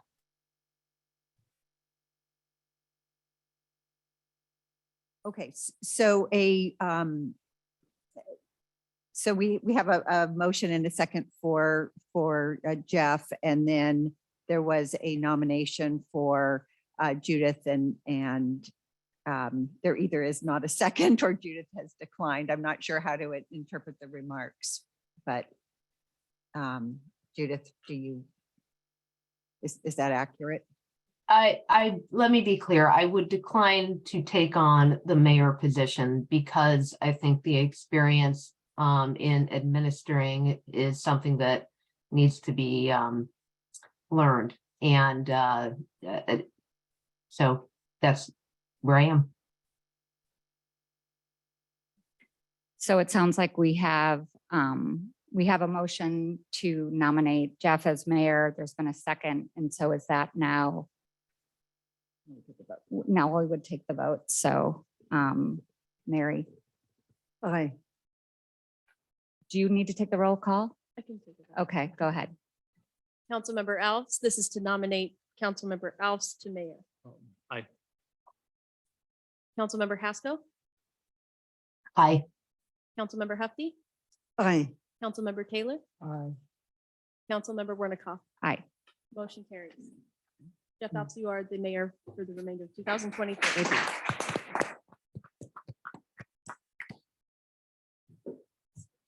Now they're shuffling seats. Okay, thank you. As my first act as mayor, I will nominate my colleague Sarah Warnickoff as vice mayor. It is a little unorthodox, as she pointed out, but again, as others have said, I fully support her decision. I think that, well, I think she's comfortable serving a second year as vice mayor, and I would definitely want her to have the opportunity to serve as mayor as well. Next year will be her last term, last year of this term, assuming whether she runs again or not. Again, I would recommend, as we said before, I'd recommend somebody who's done this before being in these two positions, because it's just more work and it's going to take them time to get your feet wet. That's my 2 cents. So I will nominate Sarah for vice mayor a second year. If there's a second, we could. I would second that. Are there other nominees? Susan? Sorry. Any other nominees for vice mayor? Okay. So, yeah. Go ahead, Judith. so I do want to encourage the council to consider that. I think it does make sense for the mayor to have the experience. However, there are 3 new members on the council. And so I think a more fulsome discussion. I'd like to hear what Mary has to say, for example, before we proceed. Okay. Well, I would vouch, I would nominate you again. Judith, would you accept that nomination or? Yes, I would. Okay. All right, so we have 2 nominees. can we just vote for one or the other? Or do we need a second? Sorry, is there a second for Judith's nomination? Can Judith? She could second herself if she chose to. Yes. Yes, I will. Okay. Okay, we have two nominees. Do we just vote between, do we just? That was my Tough choice. first split vote. So why don't we vote for the first nominee first and then? Okay, so the first vote is a yes or no vote for Sarah Warnickoff for vice mayor. So roll call. Count, this is for Sarah Watercroft for the position of vice mayor. We have a motion by Alves and a second by Taylor. Councilmember Alves, Aye. Councilmember Huffy, Councilmember Haskell. Sorry, I'm getting used to this. Aye. Councilmember Haskell, No. Councilmember Huffy, No. Councilmember Taylor, Aye. Councilmember Wernicott. Aye. Motion carries 3-2. Okay, so Sarah Warnickoff Sarah is is- vice mayor. Sarah has been chosen as Has the been vice chosen mayor. as vice mayor. So all due respect, Judith, and I do look forward to working with you, and I know that you will all have your chances to serve in this position. I appreciate sort of, I think we're comfortable moving forward with this. So thank you. Can I make one more comment? Please. I absolutely agree with the comments that have been said about the history of the cycle as we've gone through with these roles. And I wanted to point out, because it's during COVID, it was probably unclear.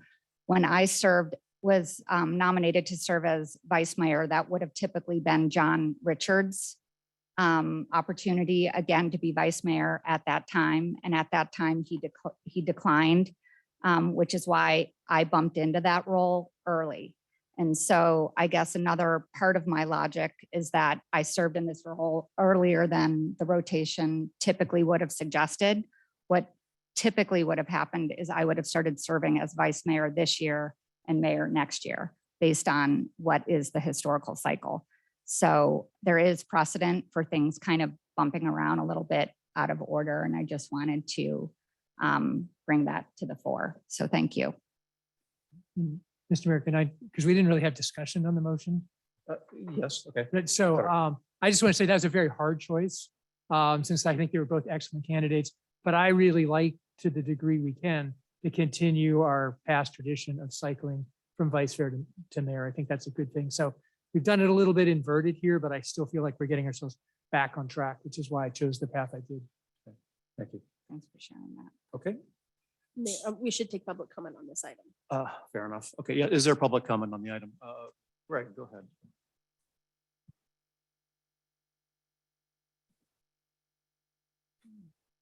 Hi, Greg Franklin. Congratulations, folks. Terrific. Look, we've got some really important issues that this town council has to deal with. And one unspoken issue throughout this conversation of the vote was the recusal status of various office bearers. So Sarah, you're recusing yourself from some important issues, and Judith has also. So would you guys like to speak to your recusal status and what you think you can act upon and not, because it is a small council, there's only 5 members, and losing 1 or 2 is actually leaves a pretty big hole in our governance. Sure, Sarah, go ahead. Thanks for the question. I specifically will always be recusing myself on any topics related to Willow Commons, given, as I just mentioned, I also have a child who has special needs. That's the purpose for my recusal, and it's limited to Willow Commons specifically. Judith, would you care to comment? Sure. So as I've previously disclosed in the planning commission meeting, there are 2 sites that are included in the housing element for planned rezoning at 4370 and 4394 Alpine Road. Both properties are within 1,000 feet of my residence at 6 Applewood Lane. It has been brought to my attention that I have a potential conflict of interest And I have decided to recuse myself from the housing element discussions in recent planning commission meetings and this meeting. But I want to importantly point out that the town has submitted a request for an advice letter to the State Fair Political Practices Commission yesterday, asking for guidance on my participation in housing element discussions going forward, so that I can understand which parts of that discussion are permitted. We hope to hear back from the FPPC early in the new year. The letter that was submitted can be made available on request from the town, is public information. And if you want to understand the more detailed aspects of the potential conflict and the possible ways of looking at it that we're requesting feedback on, please make that request. You're welcome to look at that. So I am planning to recuse myself from the housing element portion of the discussion this evening. And then I'll come back, I'll log off as a panelist and come back on at the end of that discussion to join at the end of this meeting. And we hope to hear back, as I said, from the FPPC early in the year. So that's when I'll have a more definitive viewpoint for you, and we'll share that as soon as I know. Great, thank you, Judith. Rita has a comment. Yeah, for you guys talking about voting for the vice mayor, you said first we're going to do this. And so is the second going to do another vote for Judith Haskell, or was that it? When, you know, there were two nominees, both of them had a second. And then you did a vote a particular way. First, we're going to do this. Is there a second time you're going to be voting, or is that it? It just seems like there's something that's still open there. I assume that we got 3 votes for Sarah, that put her in a position that council. Yes, that's typically how it's done, since a person can only vote for one nominee. And so the logical conclusion is that the second nominee would not be seated.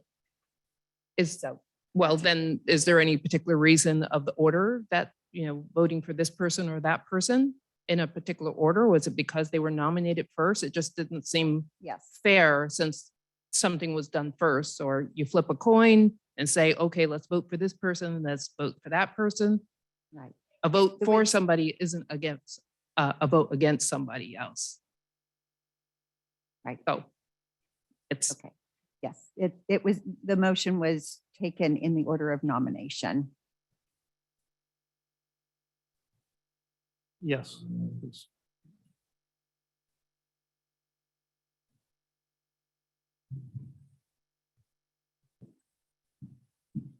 I have a question about the recusal. Is Judith allowed to be in the discussion and just not in the voting? I mean, isn't her input of the discussion of facts important? And maybe she doesn't get a vote? And how does the recusal work? Council, Cara, can you answer that? So, so right now we're talking about the item was the nominations, but I'm happy to answer your question. During a recusal, there is the council member should leave the dais. In this case, Judith will turn off her camera since she's participating remotely, but once she joins us at the schoolhouse, she would actually leave the room and she would not participate in the discussion at all. And then there would be discussion and a vote, and then the matter would, then she would be able to participate in the next agenda item. So the facts that she may know about things are just totally disregarded in discussion? That's correct. Yes, she cannot provide testimony on the issue or talk to council members about the issue outside of a meeting as well. It's a complete recusal. Right. However, the letter which we are where we're requesting advice There are several scenarios that we have posed to the FPPC on different ways to segment the discussion. Since the housing element topic is so broad, there are different pieces of it. And so we have suggested ways to segment those issues so that the issues dealing with her property are not discussed and she would be recused as to those issues, but all of the other issues she would be able to participate in. And so if the FPPC granted that request for segmentation, then the rules have a procedure for how to do this, and the matter where she is conflicted on, which would be the real property interests, would then be discussed and voted on first. And Judith would recuse for that piece of the discussion and vote. And then there would be a subsequent discussion on the remaining items. Okay, thank you. Okay. Is this about item 5 about the reorganization? With Judith, that I really hope that this can be rectified for a lot of reasons. And one of them is Ann Copsill, who's recused herself from the wedge, and yet she participated on the Housing Element Committee. She's been involved in all of the policy discussions. So I think that's really, really important. And also we don't have any time left for anything. So, I mean, she's got to be available to have these discussions. Noted. Noted, thank you. And the other thing for the new council people, we talked about this as you guys were running, the necessity for a general plan committee appointed very urgently so that we can get this stuff, the residents can look at this stuff before the end of January. Thank you. Thank you. Okay, if there are no more comments on item 5, we will move on to item 6, the regular agenda, and one item, which is the housing element update and discussion. Jeremy, is Laura present? There's Laura. Hi, thank you. Good evening.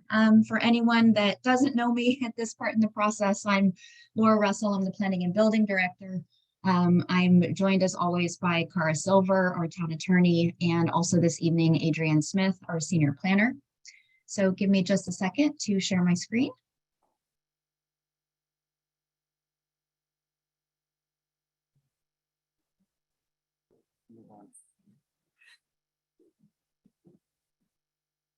Okay, does that look okay to everybody? Yes. Yes. Great, thank you. So tonight we wanted to take the opportunity with the reconstitution of the council to do a touch base, a check-in on the housing element update process. So it's a pleasure to present this evening to the newly formed council. So the format is our typical format for this kind of study session item, and it's a staff presentation followed by town council clarifying questions, any public comments, and then council discussion. So we wanted to just talk briefly for those of you that are newer to the conversation about what goes into a housing element update. And so there are numerous pieces that are involved in it. We have talked most of the time as we've been working on this early on about the housing element itself. So as you know, the Ad Hoc Housing Element Committee has met approximately 15 times over a year and a half to develop the draft housing element. And so a lot of the policy discussions, site selections, and programs came through that process. Then as we look at the housing element, we're required to look at the other elements of the general plan to see if there are any areas that need to be amended so that they can be consistent. This comes from a basic idea in state law that says that all of the housing element policies have to be consistent with other aspects of the general plan. So you've heard before that there's numerous different elements and they all have to be consistent throughout them. So that's a basic tenet of general plan law. Then we look to the zoning code, and in the municipal code, there are different standards, there's different districts, there's all the different ways that the town's policies are implemented. So we have to take the policy decisions that are coming forward through the housing element and then go into the zoning code and create new code or make amendments so that those things are also consistent. That's also a requirement of state law to have a consistent general plan and zoning code. And then we have to do environmental review under the California Environmental Quality Act, which we call CEQA. CEQA requires us to look at all different kinds of policy decisions and see if those have the potential for an impact on the environment.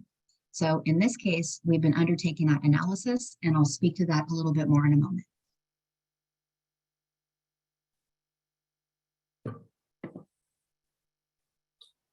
So a little bit about the past council direction on the housing element update. These are the two most recent meetings where we received meaningful, important feedback from the council on this housing element work. So on March 23rd of 2022, we had quite a significant agenda item where staff presented a number of different topics and we received feedback and direction. We talked about the status of the housing element update process so far and where we were. We talked about the potential consequences of non-certification. So the question was, what would happen if the town doesn't have a certified housing element? So we talked about some of those consequences and the town attorney answered questions. We went over the work plan going forward, what we had accomplished so far, what was upcoming, the cost of that work, and what we were going to do to move forward. And then importantly, we talked about timing. And we were looking ahead way back in March to think about what work was upcoming and to understand the council's priorities. So the council directed staff at that time to make every effort to complete the housing element and all of the associated actions that I went through on the previous slide, and to do that by January 31st of 2022. That's the deadline that's outlined in state law for adoption of the housing element. And there's also reasons related to the zoning code that the council asked us to pursue so that we could have that work completed. I'm going to talk about that a little bit more on an upcoming slide. Then on July 13th of this year, 2022, the council reviewed the draft housing element, and that was the version that was created by the Ad Hoc Housing Element Committee through their work, and then revised by the Planning Commission through their review of it. The council then formed a subcommittee of the then mayor and vice mayor and recommended and directed final changes, and the staff consultant team implemented those final changes. And the council authorized submittal of that draft document to the Housing and Community Development Department of the state, which is HCD.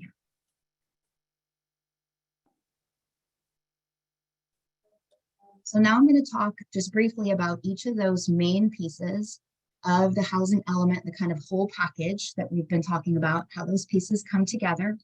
This is going to be a relatively brief overview, but we're happy to answer any specific questions that you may have. So we wanted to let you know what we've been working on, the status so far, and what we anticipate the next steps being. So related to the housing element itself, we received comments back from HCD. We received formal comments, and those are posted on the town's website. We put those out the day we got them back in November. And we also had the good opportunity to meet with the HCD reviewer and the supervisor to ask some follow-up questions about that letter. We met with the Ad Hoc Housing Element Committee to go over with them some key aspects of the letter, let them know how we anticipated meeting the comments, and got some additional direction and feedback from them at that time. Then we took that information and started working through the Planning Commission to continue to make updates and changes. In particular, the Planning Commission has had a good amount of discussion on what we've called the opt-in program as we've been working on it through this, or voluntary rezoning.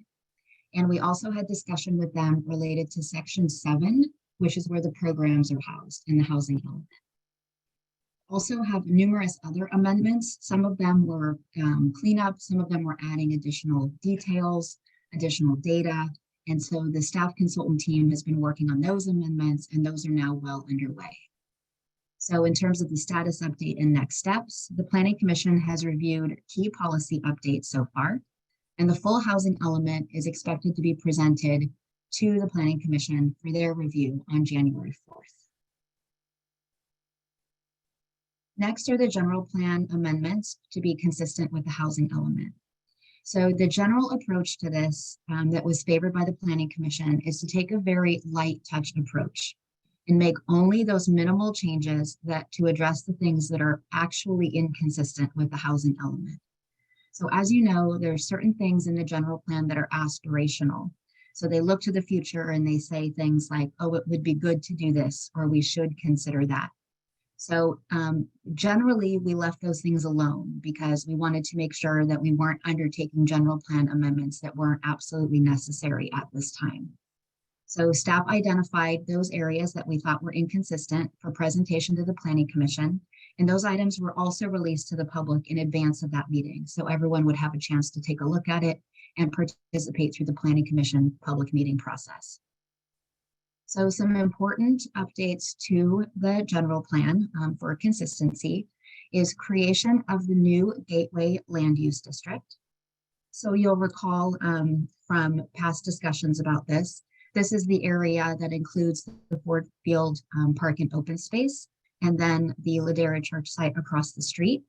And the idea in the housing element is to create a new land use classification for those areas to describe a change in those areas moving forward in the future.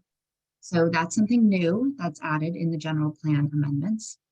And then there are minor, like there's strikeout amendments that are included in the land use element, Alpine Scenic Corridor Plan, and the Northwest Triangle Area Map.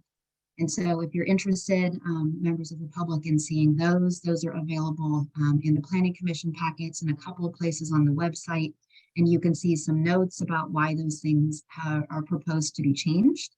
And you can see them in actual red line strikeouts. So they're pretty minimal amendments to remove those things that would be inconsistent.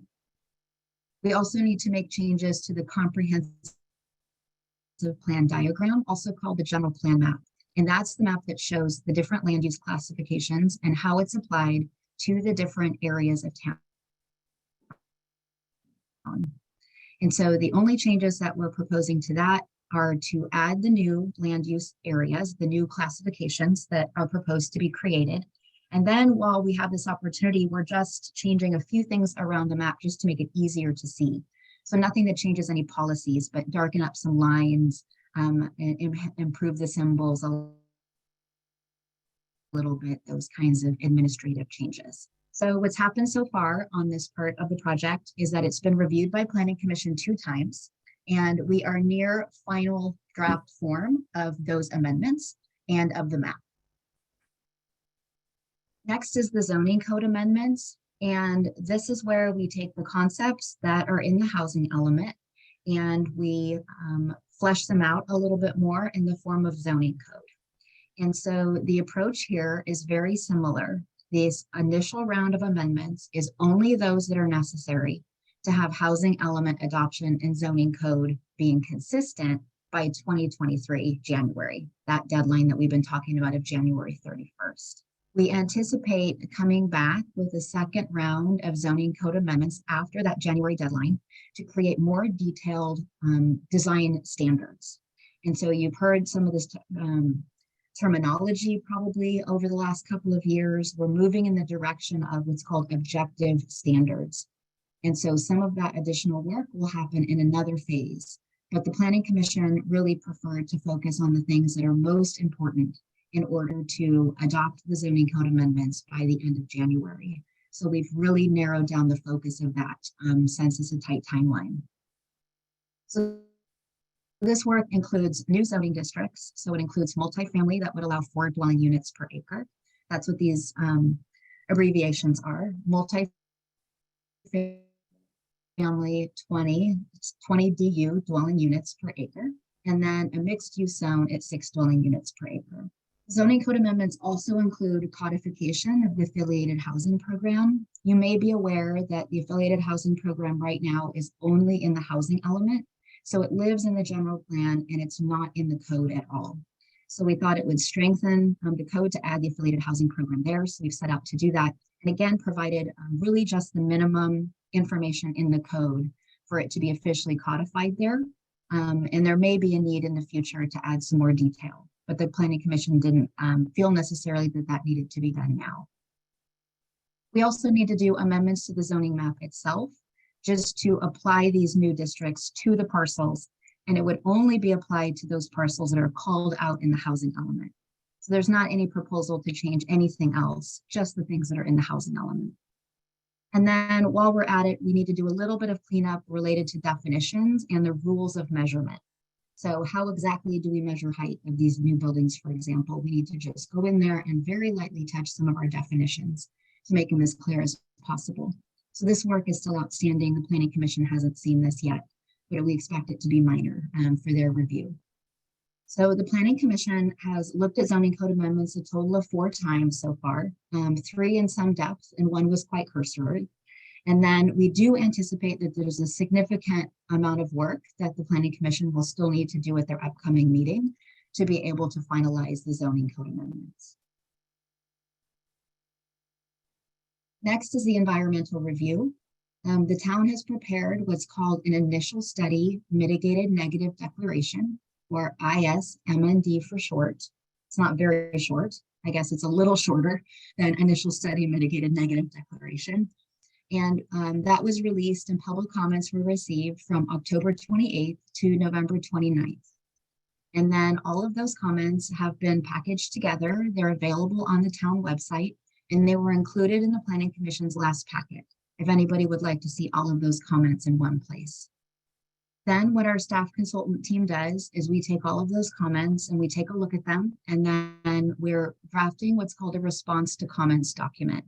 And that's the opportunity for people to see how the questions have been answered, and if they've asked for additional thought or consideration, that we can explain why certain assumptions were made. And so that's going to be released to the public on our schedule right now. It would be prior to the January 4th Planning Commission meeting. When that's available, we would release it widely to members of the public so everyone would have access to it. And then someone also asked while we were going through this, is there going to be a table with all of the mitigation measures being prepared? And the answer to that is yes. That's a typical part of a mitigated negative declaration. So that'll be available as well. And it's a place to look that makes it a little bit easier to see what the mitigation measures are and how they would be implemented. So in terms of next steps, the schedule right now calls for a Planning Commission discussion at the January 4th meeting again. And for those of you that maybe were not aware, there was a public meeting on November 16th, and we received public comments at that meeting, and it was a chance to introduce the ISMND to the Planning Commission and to the public. So we wanted to talk a little bit to the council, to the new members especially, and the members that have been involved in this on an ongoing basis, to talk a little bit about the evolving landscape. And so it's interesting, I think, for us to reflect on how other cities and towns are doing.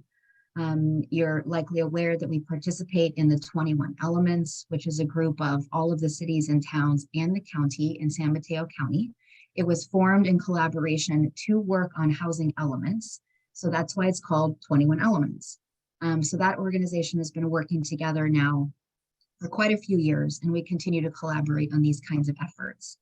So we recently had a meeting with them where we were able to get pretty direct feedback from a subset of the 21 Elements group. And I thought it was worth sharing a little bit how other cities and towns are doing. And other folks are also finding it very challenging to move through this housing element process. Even the larger cities with larger staffs are struggling to put a lot of this information together and make the timelines. And so it's reflective of how difficult these housing element laws are to implement, and the new ones challenging to interpret and hard to understand what HCD is looking for. We also heard a trend that it seems like those jurisdictions that hired consultants are making faster progress towards adoption. There's a few cities that decided they wanted to do this work primarily in-house, and they said that that's been a challenge for them and that they have had challenges keeping up with the schedule because of that. We also heard that the CEQA analysis is challenging for a lot of people, especially the timing, trying to complete a CEQA analysis in time for adoption in January of 2023. And so at that meeting, we heard directly from 7 cities and towns in the county, and 3 expect to adopt by the end of January or very early in February, and 4 cities expect to adopt by about April or May. And of those 7 jurisdictions that were at that meeting with us, none of them are trying to complete their zoning code amendments by January 31st, which is what we have been trying to do.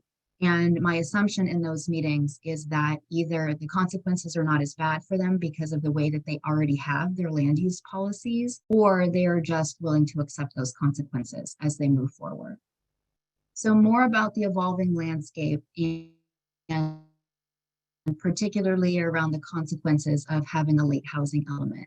We've really observed that there is a change in the HCD involvement of how they participate with cities and towns and what that means for everyone. They've established a new enforcement unit, and we expect them to scrutinize housing element compliance all the way through the 8-year cycle, not just now when we're working on a housing element to get certified. So we expect them to be present and involved in cities, and they have full-time staff now that does this, which is new from the older days. We also realized that we could have an additional loss of local control. A lot of this legislation acts to reduce local control, and that can actually be taken farther in different forms. So there's cases, if people don't have certified housing elements, where you could have a suspension of local permitting authority. It could be possible to have mandatory approval of residential projects. And the Attorney General also has expanded authority to enforce much more beyond what they used. And I'm sorry, I'm getting a little bit of an echo. I don't know if there's anyone, do I sound okay to everybody? You muted? You sound fine. You've broken up a few times. I think there's just a bandwidth issue. Oh, I'm sorry. No, Okay. it's fine. Okay. Maybe she could. So the Attorney General Laura, has if I can more interrupt. authority than, Let me interrupt for a second. Maybe turn your camera off. Sure. That might help a little bit. yeah, sorry, everyone. So the Attorney General has expanded authority to enforce, and we can see there's other places and other examples where if there's jurisdictions that are consistently refusing to adopt a compliant housing element, that there's fines that can range from $10,000 to $600,000 per month in kind of a worst case scenario of non-compliance. There is also a possibility of loss of state and regional funding. And so it's becoming increasingly common when jurisdictions apply for grants that it's part of that grant application to require that that jurisdiction have a certified housing element. So if you don't have a certified housing element for certain grants, then you're not competitive for getting them. And then more on consequences of a late housing element. I'm sure all of you have heard at this point about what people are calling in the media the builder's remedy. And if you're not familiar with this, you might want to read a couple of news articles. They're interesting. And the town attorney has prepared a memo that includes some details on this. But the high level on the builder's remedy is that it would allow developers to bypass or not comply with the general plan and the zoning regulations under certain circumstances. And that would be if the jurisdiction does not have a substantially compliant housing element. And also the project includes 20% of units affordable to lower income, or 100% of those units available to moderate income households. And that's using the definitions that are in state law for affordable to lower income and moderate income. So those are consistent across the state, those definitions. So we don't know for sure how the builder's remedy is going to play out. It's just an unknown. But our best interpretation right now is that the project must be approved. So the town would not have the authority to deny such a project. But we're pretty sure it's very likely that that project would still be subject to CEQA. But we would anticipate that we would not be, no city or town would be allowed to delay a project over CEQA in an unreasonable way to try to block the project. This is also a new take or a new way of interpreting an old law. So it's unclear how the courts would rule if this actually goes to a court case. And this is not something that's been used recently I'm sorry, it's not been used until recently. And in Southern California, the way that their housing element cycle worked, almost no one had their housing elements completed by their deadline. And so that's why they started to see builders remedy applications coming in.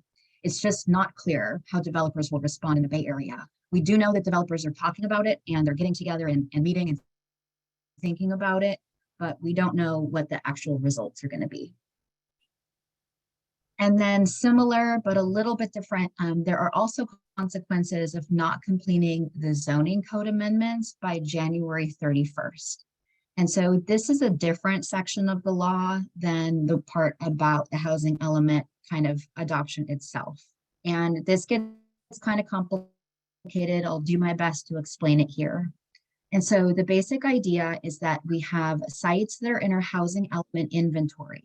And those are the ones that are needed to accommodate the low or very low income housing. And if we don't adopt our zoning code amendments by January 31st, then those sites must be zoned with a minimum density of 20 units per acre. And we have to have development standards that permit at least 16 units per site. So the draft housing element includes sites that are lower density than this. So if we don't complete the zoning by January 31st, then we would not have that ability to use that lower density. We would have to go up to this higher density and allow at least 16 units per site. The second part of these consequences is related to the process. And so those same sites, if they're accommodating the low or very low income housing, then the approval of those projects must be by right. And this is an interesting area of the law that's been evolving over the last couple of years, moving projects in the direction of by right approvals. And so that would be the same kind of concept, is that if they have at least 20% of the units affordable to low or very low income, then it would have to be approved by right. And this is the definition here from the law. And I've bolded here that it can't include traditional discretionary review, like a conditional use permit or something truly discretionary with findings for approval. It would be possible to do design review, but probably not the same level of design review that this town is accustomed to with our ASCC review. It would be more based on an objective standard or objective criteria review. So in terms of the next steps, what staff has scheduled tentatively right now is a January 4th meeting of the Planning Commission, and that would be a public hearing where the Planning Commission would review the housing element and everything that I've talked about that goes with it. So the general plan amendments, the zoning code amendments, and the environmental document. And then the Planning Commission would make a formal recommendation to the Town Council. Then on January 11th, we have tentatively on the calendar a Town Council public hearing to consider the housing element and all of those related pieces. We have the option for a special meeting if needed on January 18th for the council to continue that discussion. And then we would need to have an opportunity on January 25th for a second reading of the ordinance to adopt the zoning code amendments. So the housing element and the general plan amendments can be adopted by resolution. So that's a one-stop review. So it only requires one meeting of the council to approve those items. But the zoning code amendments are an ordinance which requires 2 meetings. So that's why we have to have the January 25th meeting if the council would like to approve everything by the end of January. After adoption of the housing element and those associated pieces, then the housing element would be resubmitted to HCD, where we would expect them to take 60 days to review it again. We would supply to them very detailed information about what changes we have made and why we think the housing element is compliance with the law. And then they would make their final determinations and either certify the housing element or provide additional comments. So our staff recommendation to the council this evening is to receive public comment and provide any feedback to staff on the housing element update, the process that we're working on, the schedule, and our associated actions. So I'm sorry for the bad signal, and I would be happy to try to answer any of your questions. Thank you, Laura. Okay, so for the next part of the meeting, we will start with questions from council members for staff. We'll then move on to public comment, and then we can have a general discussion among the council after that. So do any of the new council members, well, any council members have questions for Laura or Cara? Greg, you want to start? Yeah, I just have one quick one. Laura, what's the total number of cities that are currently looking to get their housing elements approved? Total in what sense, in what area? You had a slide that said 3 cities were January, February, 4 cities were April, May, but what's the total number? We only had access to the group that we were with. So that's the only data that I have. So out of 21 cities in the county, I only have the data for the 7 because that's who we were meeting with. Through the chair, if I may, Craig, this might be too obvious an answer, I apologize, but all jurisdictions are attempting to complete their housing element as quickly as possible, but no one's not working on it. Right, but Southern California is on a different timeline than, so, and what I was trying to understand is it the timeline in Northern California, is it just the 21 cities or is it even a larger pool? Like, I just don't. It's a much larger pool. Okay. Yeah, it's at least the 105 jurisdictions in the Bay Area. It may be more. I don't know off the top of my head. I can look. Yeah, it's the 9-county Bay Area is on the same schedule as us. Okay.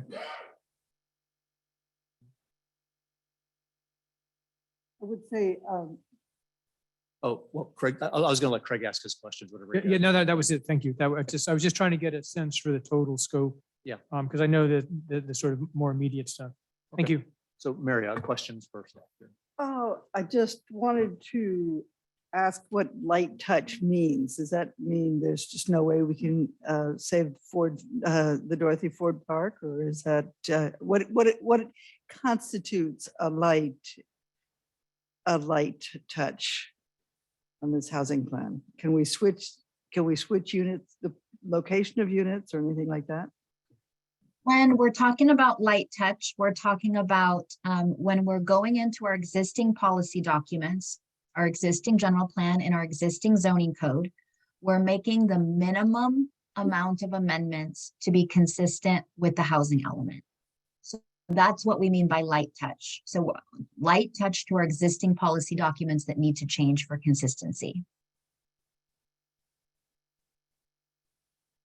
So that's different than can we make, I think you're asking, can we make changes to the housing element itself? That's right. Is that the question? That's the question. The town council can make changes in the housing element at any time. That's in your purview. So you could make changes now before adoption or anytime after adoption, you could make changes. There are some implications of that with certification and the state's oversight, but the general plan, the authority to alter the general plan rests with the council.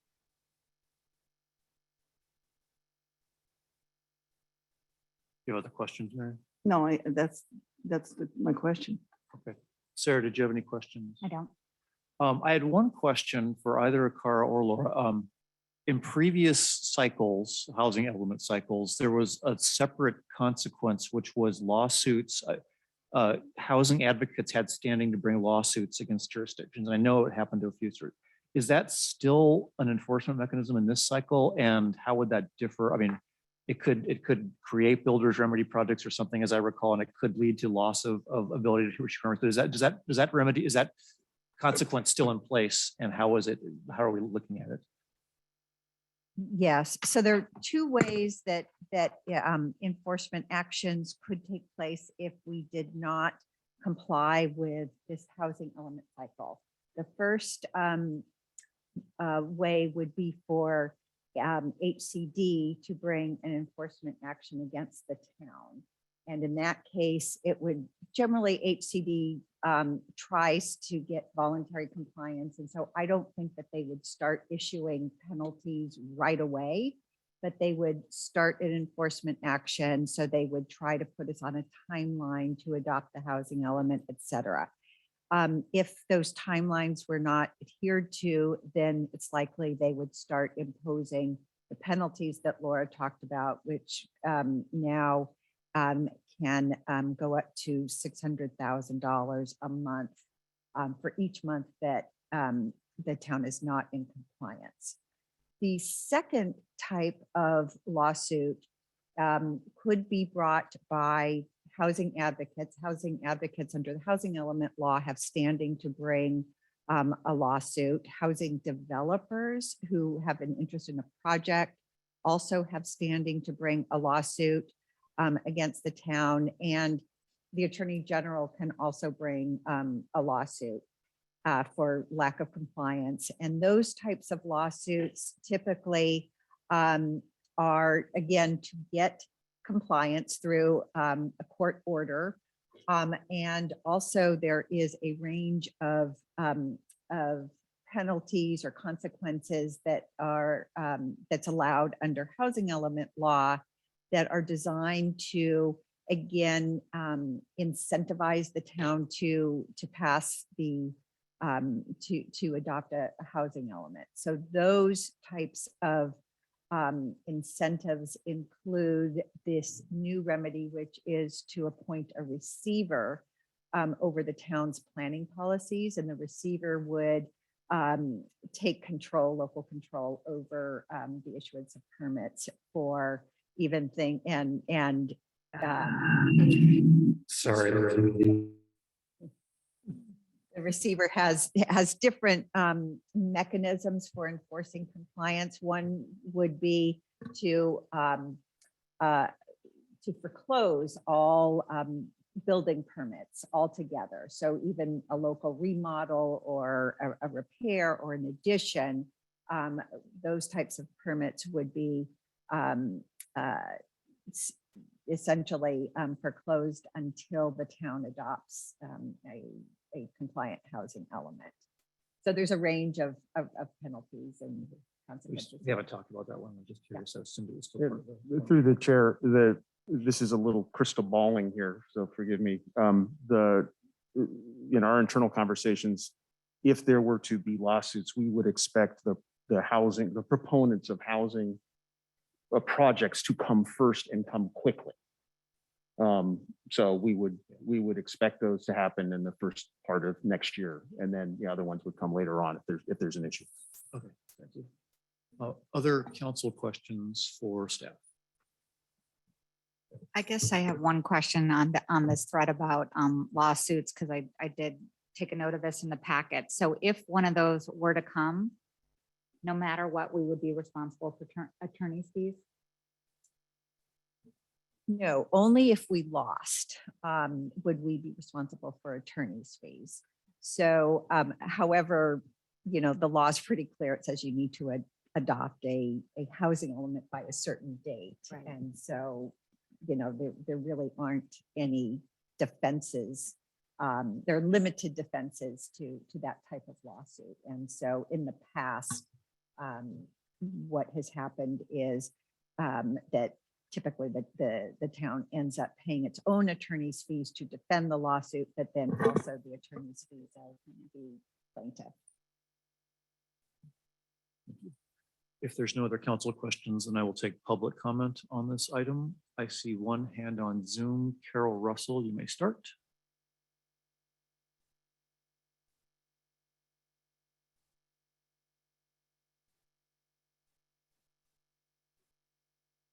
Carol, you need to unmute on your end. Can you hear me? Yes.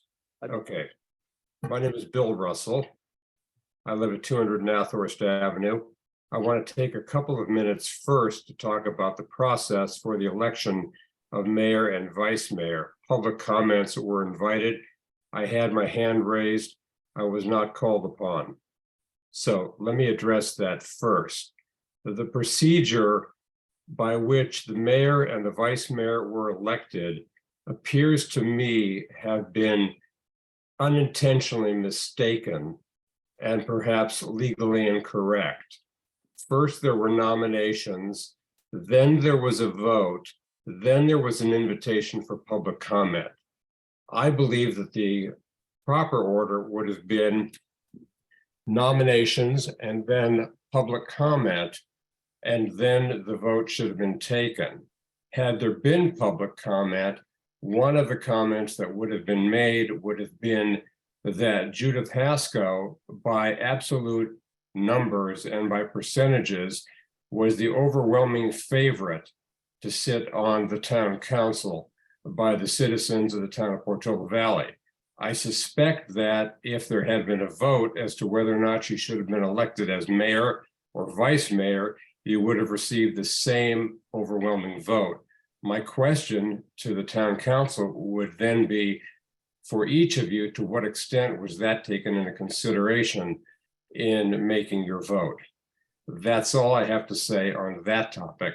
With respect to the process for determining the appropriate properties for the housing element, I simply want to say just briefly with respect to 4370. Laura Russell spent considerable time and effort providing us with 3 detailed analyses of possibilities for 4370. There was a 4th possibility that was not discussed, which when the time is right, I would ask the council consider, and that is for the moment to walk away from 4370 as a RENA designated 9 units of market rate housing. I'm not going to speak any further on that because there are active communications going on between Cara Russell members of this community and the Planning Commission as well. I just want the town council to be aware of those conversations and keep it in mind when and if no resolution is achieved. Thank you. Okay, thank you. Okay, yes, please.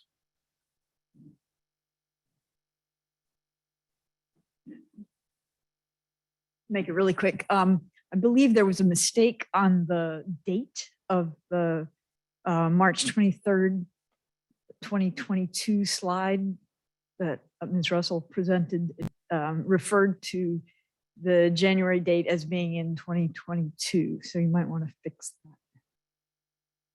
You mean the deadline for the new, okay, thank you, thank you. Other public comment here or on Zoom? I do not see any hands on Zoom. Anyone else here? Bob?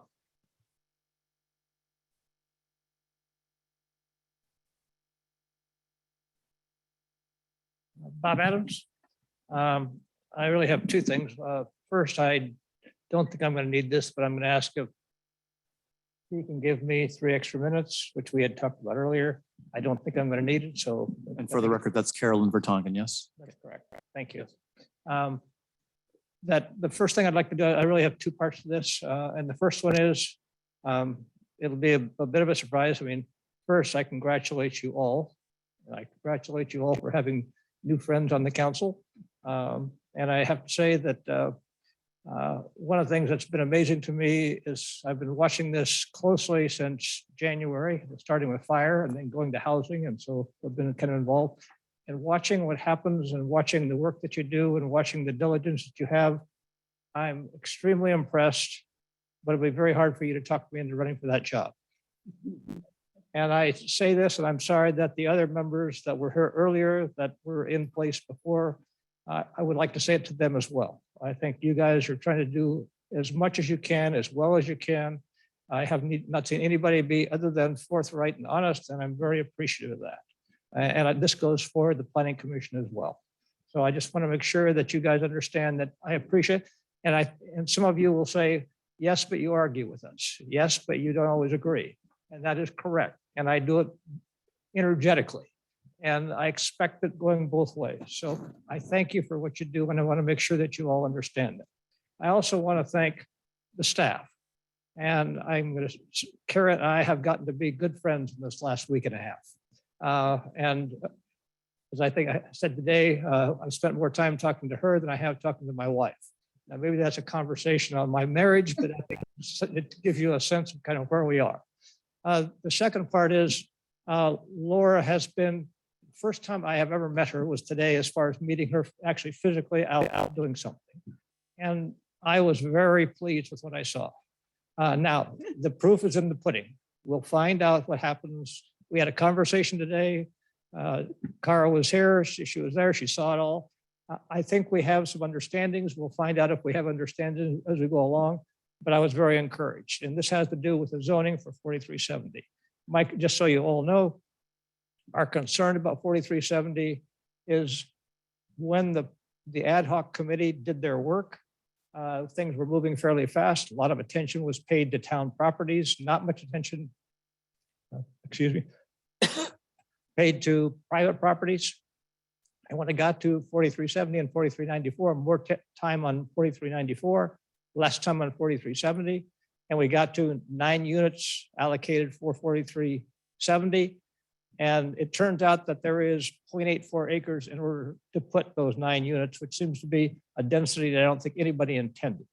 And so that's something that's a big concern to us. And I want to make sure that the council knows that. This is not the time to have a big discussion about it, but it's also a time to make sure to let you know that that's a big concern on our part. Part of the conversation today was some amelioration of that. And obviously, we would prefer it to be distributed evenly if you're going to do that. If you're going to have 9 units on that property, that's a 2.5 acre property. So it just gives you a sense of what's going on. I don't need to spend a lot more time on that. I just want to make sure you had some sense on kind of where we are and what we were doing. The other is, I'd say the biggest concern that the neighbors have is having lots of unintended consequences come out of this. And let me just give you an example of an unintended consequence so we're all on the same page. If you said we're going to put 4 units per acre on that property, that means that that's 10 units on the property that could be allowed. If you take those 10 units and you put them on that 0.84 acreage, and then you put on 10 more ADUs, that's 20 units on 0.84 acres. Now, that's an extreme. I give it to you as an example of the kind of things that we're concerned about. So I appreciate what you guys do. I appreciate your time. I thank you. And I don't know that I did. I want to thank you very much for giving me the extra time. All right, thank you, guys. Thanks, Tom. Okay, I see several hands now on Zoom. Christy Corley, go ahead.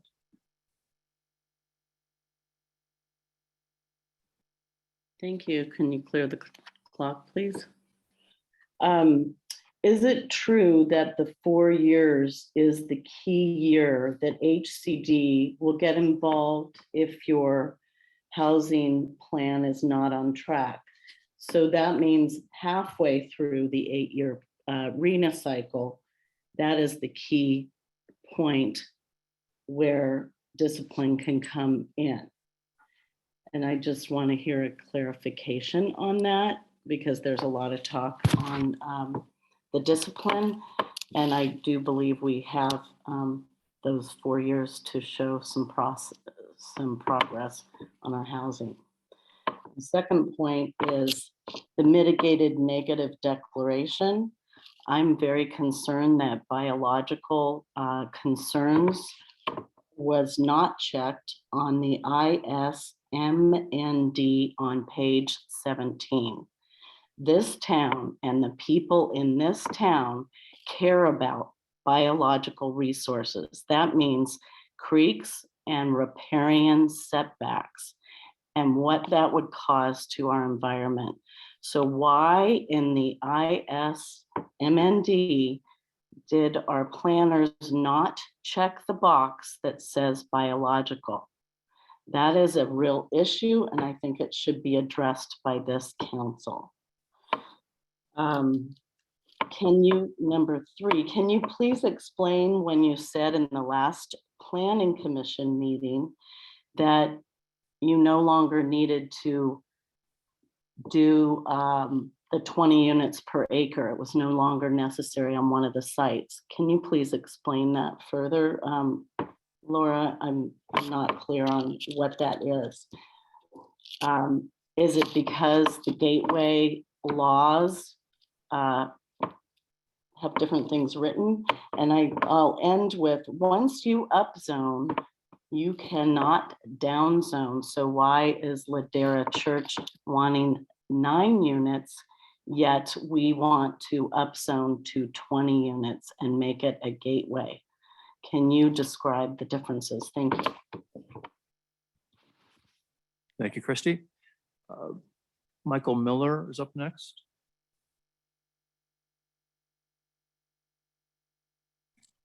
Well, yes, hi, it's Ron Eastman again. So I have a question. So what happens if the M&D is challenged and a judge orders CEQA?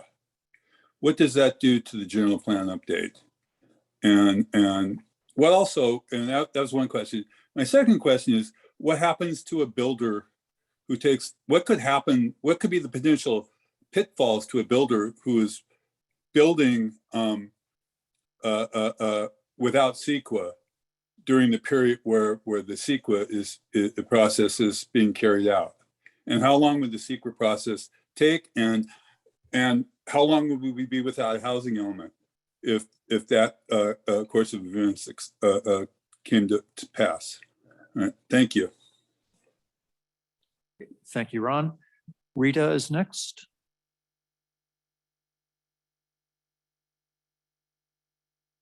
Hi, thank you for taking my comment. Can you reset the clock? Thank you.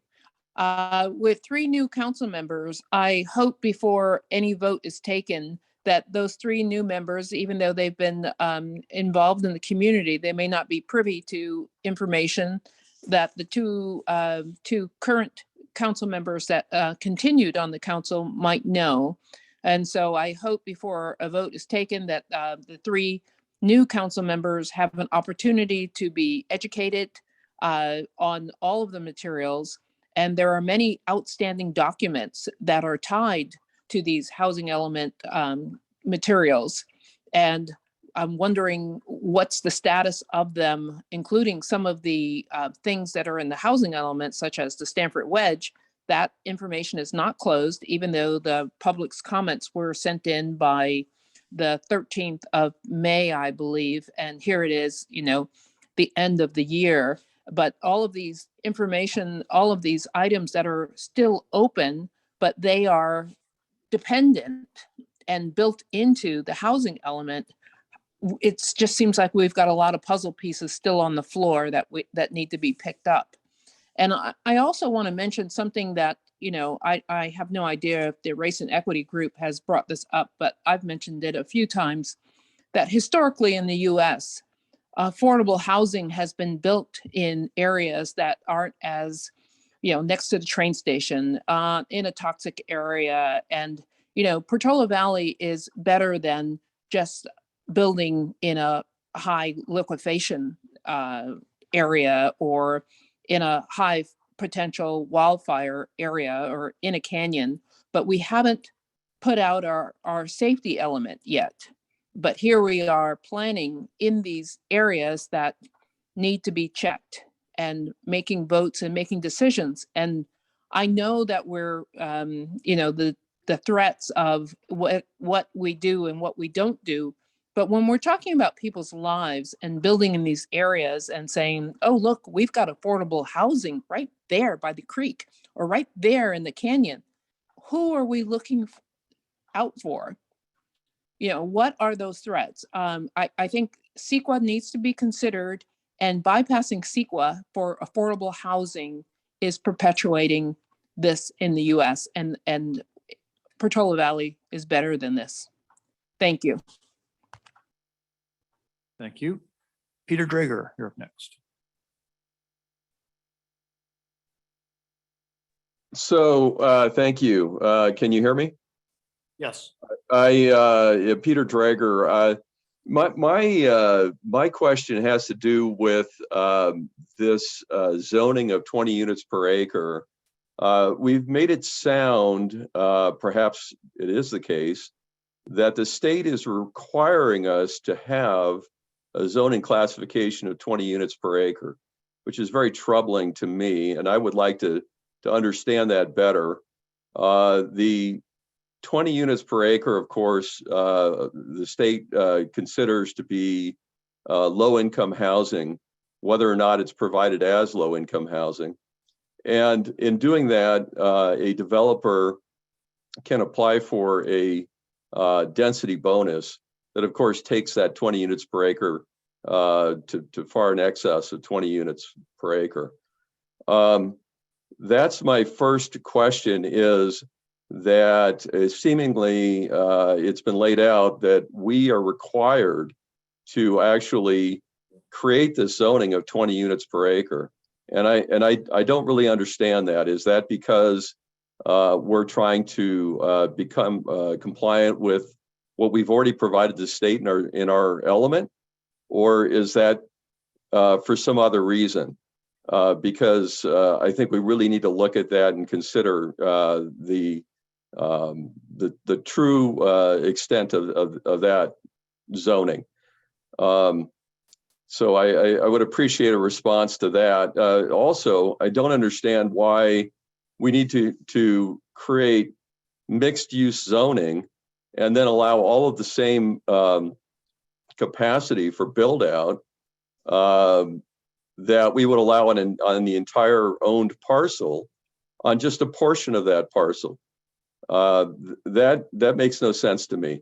And I want some consideration of that too. I really think we need to discuss that more fully and understand it better. Thank you. Okay, thank you. Last call. Anybody else have a comment here? Greg, go ahead.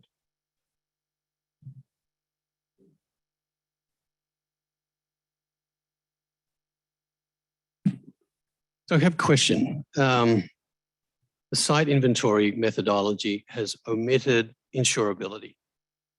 So what triggered me bringing that to your attention tonight is in the package, Laura consulted our fire experts regarding the rating of the sites that have been selected in the RENA inventory.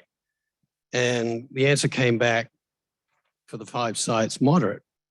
So we've heard this from Ann Copsill in the Planning Commission meetings too, you know, well, where else can we put them? There's high fire danger everywhere in Portola Valley, but there isn't here. And now Laura's basically saying, well, it's okay to put them here in moderate. So I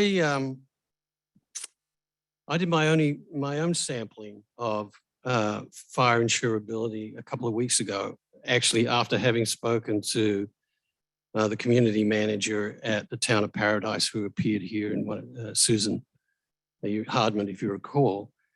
And look, this is not scientific, it's not representative, but I think it's important that people understand. So I called 3 people that live in the area of the Nathorst Triangle. One is adjacent to the Nathorst Triangle. The second one was 1,500 feet from the Nathorst Triangle. The third one was 2,000 feet from the Nathorst Triangle. And I asked them about I know these people, so that's why I called them. But so that's the explanation for the representation. So basically what I heard from them, all 3, was that none of them were able to get insurance for their homes. Each of them had 3 different carriers. One of them had Farmers, one of them had AAA, one of them had Nationwide, all of whom had denied insurance coverage without them having to go to the California Fair Plan, which they all have done because that's the only way they could get their home insured. So we've heard a lot about fire insurability, you know, in this town. I think, Sarah, you've commented you've lost yours, and Mary Ann lost hers twice. And, you know, my premium went up 40%. I mean, I was able to retain my carrier, but my premium went up 40% one year, then 10% the next. So everybody knew that. But what was alarming to me was I called 3 people, and 3 people within 2,000 feet of the Nathorst Triangle can't get insurance without the Fair Plan. One family was paying $2,500 prior to this refusal, and they're now paying $11,500. Right? And they're contemplating leaving Portola Valley because they said the cost of living here is exceeding their ability to sustain their they're living in this wonderful community. So given the fact that you've concentrated almost 20% of the RENA quota on less than 4 acres in the Northwest Triangle, and I'm thinking about the consequences of insurability, because if we can't get insurance in Portola Valley, there's no traditional financing. That means no more mortgages, right? Because no bank's going to lend you if you can't finance your house. So anyway, look, you understand the problem. So the question is, can you include insurability into the criteria for the RENA siting? Thank you. Okay, thank you. Bob, go ahead.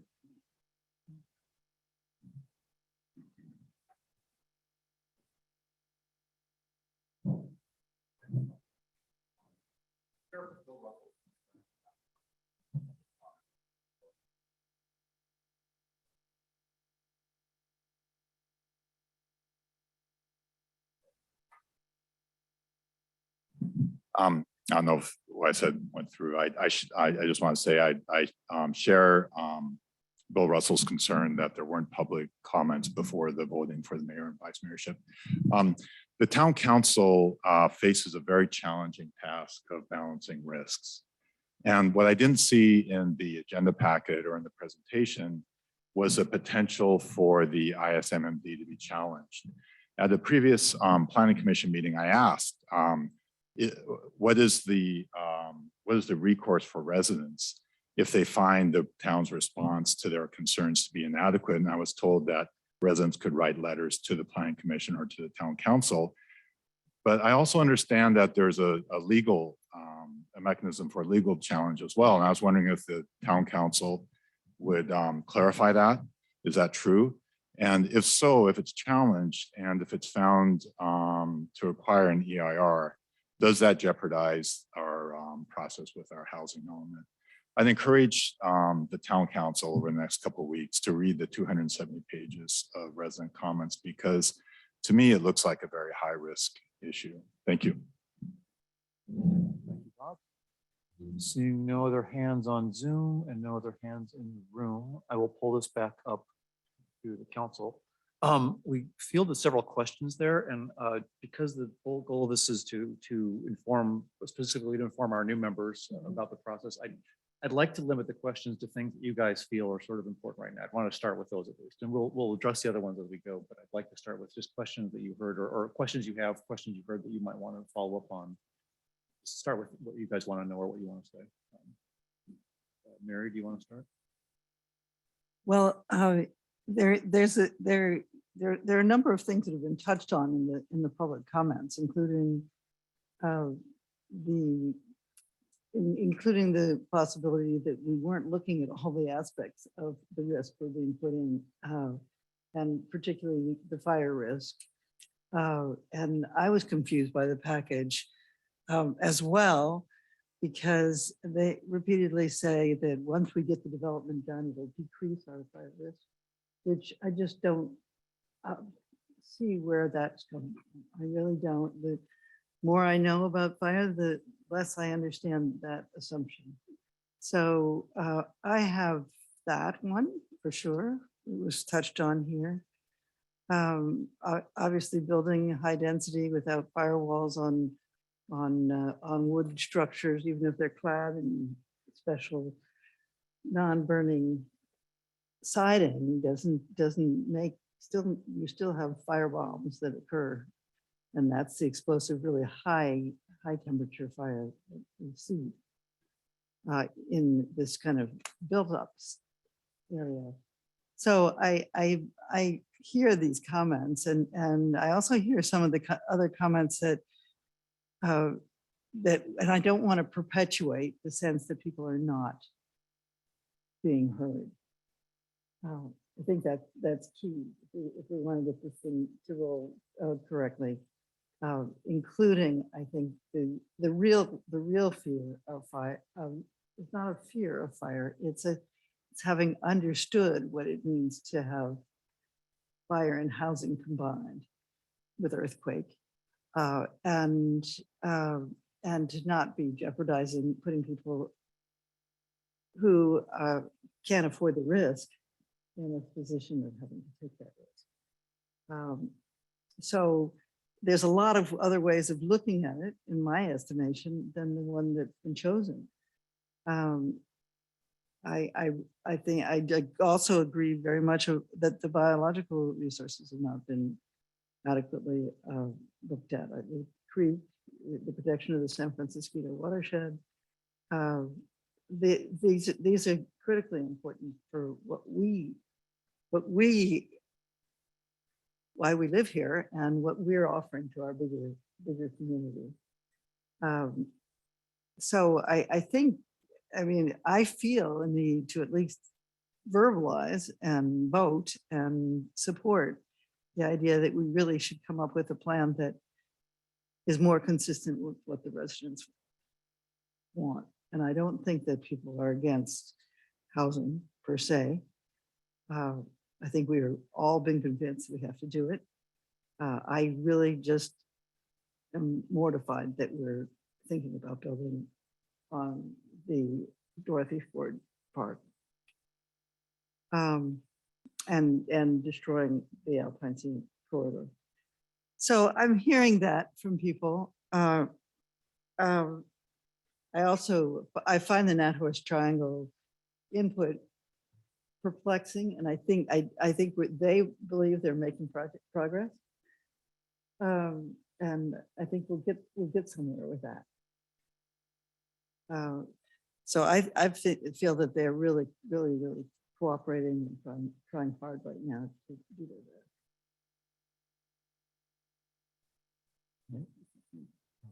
Greg, what do you want to say? So we're still sort of asking questions, John? Well, I mean, what I you was wanted to saying, at least, what I was at saying, least get to the questions that were asked by the public that we're interested in. If there's Yes. a way to get those articulated. yeah, I just thought rather than spend a lot of time on the questions, I mean, Right, we field right. them, we always kind of put on, we have a fact Yeah. we're trying to put together, Yeah. but just focus on things you want to know. If there's something somebody else that you want to follow up on. Yeah. would be- Yeah, no, I totally appreciate that because it's always hard. The public asks questions, but they're really there to comment. So then we get in this awkward thing and Yes. the questions don't get answered. So, yeah, so I'm happy to actually approach a few of those. So one of the questions I had is, what flexibility do we have after the housing element is submitted? I mean, I heard, Cara, that you said that the council can change it, but then there are questions of certification or something. So I guess I'm trying to understand realistically, once we submit something, how much flexibility do we have to change it, and how might that process sort of go about happening? Yeah, that's a great question. So I think there are maybe two tracks that could take. One would be if we were to submit the housing element to HCD and HCD were to, approve it or take some action to approve it. But then this council were to want to completely overhaul the elements, such as, re-examine all of the sites on the site inventory and make some really major substantive changes, then that would probably trigger additional environmental analysis. It would probably trigger, obviously more community outreach. And it would be a long process. And so I would say maybe a 3 or 4 year process. And so then the question is, well, what happens to the element that gets certified during that process? So probably the new housing element would remain on the books until you do a major overhaul. That's one track. The other track would be you get a housing element certified by HCD, and then there are very strategic things that you want to alter. And that has been done in the past. Most cities do that in just, on an ongoing basis. And it's a much more, it's an easier process to handle, of course. It would still probably take some additional environmental analysis if you were to, add additional sites. and so there would be some process associated with that, but it, you know, it wouldn't be that long 4-year process that we've been undertaking. Okay, yeah, I'm curious why you say 3 or 4 years, given that we just put this housing element together in a year. Well, like it's been a multi-year process, I think, leading up to it with the ad hoc housing element committee and the town-owned sites and all of that. Okay, and is there somewhere in between where, you know, we review some of the sites? I mean, is that what you're saying by more strategic? I mean, one of the concerns I have, and I share with Mary, is, I mean, Dorothy Ford Park is open space, and this, you know, the town's been, you know, strong founding values, if you will, around open space. And I worry about the unintended consequences that we feel like we need to put something in there because it's town-owned property and we control it. And I understand there's a lot of reasons that we sort of push to do this, but we also, by trying to have that sunrise clause, we're after something that says, well, we're going to continue to spend the next 2 or 3 years to try to find an alternative. And I guess I'm trying to understand that when we find that alternative, which I'm hopeful we will, how we're going to go about saying, well, now we're going to change the housing element to take this out and put something else in. And what I wouldn't want to see is that somehow we've approved a housing element and then we get boxed in by HCD and they say, well, sorry, man, you guys gave us this stuff. And, you know, now we're going to hold your feet to the fire. So I guess that's what I'm trying to tease out. And I realize there's not a simple answer here, but that's sort of the intent of what I was trying to get after. And I think that the housing, if that's the particular strategic, you know, amendment that you would be looking at, that the housing element, of course, through the sunrise anticipates that. And so it says that that particular site will be developed over a, you know, longer time period. And the first couple of years during the sunrise, there will be other actions taken with respect to ADUs. And then that site will only be developed if the ADUs do not come online. So it's built in. But then if you're saying maybe you want a longer time period, a longer horizon, then that would require, you know, an amendment to the housing element, whether it be just through extending the time period or coming up with other options, other sites, etc. Okay. So it's not completely clear what the response is going to be. I mean, given they're a regulator, but we do, it sounds like we do have some flexibility in going back to discuss the housing element with them. Yes, after it's approved, yes. Okay. And then my second, the sort of question was asked by the public, I'm interested in as well, is the whole ISM&D. If we have a lawsuit, trying to really understand the consequences of that. I mean, if we pass a housing element and then we get a lawsuit, does that put it on hold? Does it not take effect? How might that play out? So typically what happens is the lawsuit is filed, and then if there is a pending project, the plaintiff who filed the lawsuit could ask the court to stay that pending project. And they would have to post a bond to allow for that. And it's a big process. Judges typically don't do it. And in this context, I don't think a judge would just put all development on hold while the lawsuit is adjudicated. So the housing element would go into effect and the lawsuit would take place. It takes about a year for a CEQA lawsuit to be adjudicated. And then at the end of that adjudication, if the city were to lose or the town were to lose, the judge has discretion to either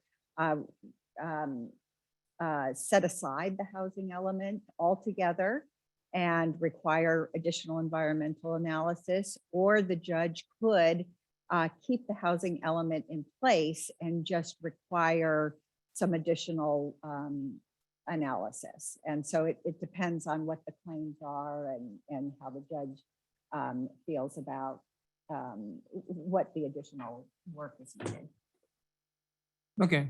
And I guess there's other questions, but I think I'm going to save them until after we get more input from the planning commission on this. So after the 4th. So thank you. To your point about Dorothy Ford Park, and maybe you know this, I'll just remind you. I mean, Dorothy Ford Park did not, and Laura and Carr, correct me if I get this wrong, it was not on the initial site inventory, right? And it was added back largely because of the objections of the Nathorst people. We did concentrate a lot of things initially there for multifamily because it has its advantages. And based on those objections, we added Dorothy Ford back. It was a response to public comment. It happened about halfway through the housing element process, and it was a decision. I think the full housing element committee supported it because I think it was a pretty clear consensus among the committee that they wanted to revisit the whole thing. I mean, we've listened to public comment, we've acted on it where we could, and we spent 18 months on it. I mean, it's not like we did this and slapped us together in a month without talking to anyone about it. Just want to be clear about that. Oh, yeah, no, and it's always been clear to me that this has not been a haphazard. I'm not in the camp of the haphazard process. The difficulty I have with open space, of course, is neighbors are willing to file a lawsuit. Oh, yeah. Open space doesn't file lawsuits. So I mean, so in that sense, I think it means that it requires extra care on our part to defend it. And so that's why I asked those questions. Yeah, and I don't think anybody was happy about adding Dorothy Ford Park. I mean, it's just, no, it's not our first choice. It was a compromise. Right. And I still don't understand, could we take our $4 million and use it to buy another property in town? I mean, that's the problem where it's hard to go back to the record and understand that all this stuff was sorted out. I mean, I don't question that a lot of effort went into this, but, I think we finally gotten the public very engaged, which is a good thing. But I don't feel like we fully answered the question. So I understand the frustration of, a lot of effort's gone into this, but it still feels like a rush process, especially being on planning commission. I got to tell you that the last month and a half feels like a total rush job. This part of it is, I acknowledge that. Yeah. I've never completely understood. Am I allowed to ask my own question? Why we're not talking about El Mirador and why that subject hasn't been. I mean, we have the money, and why are we not making offers, and why are we not? And maybe this is too secret to talk about, but I'm gonna talk about it because time keeps rolling along, and I don't see anything happening. Well, we have talked a lot with El Mirador, actually.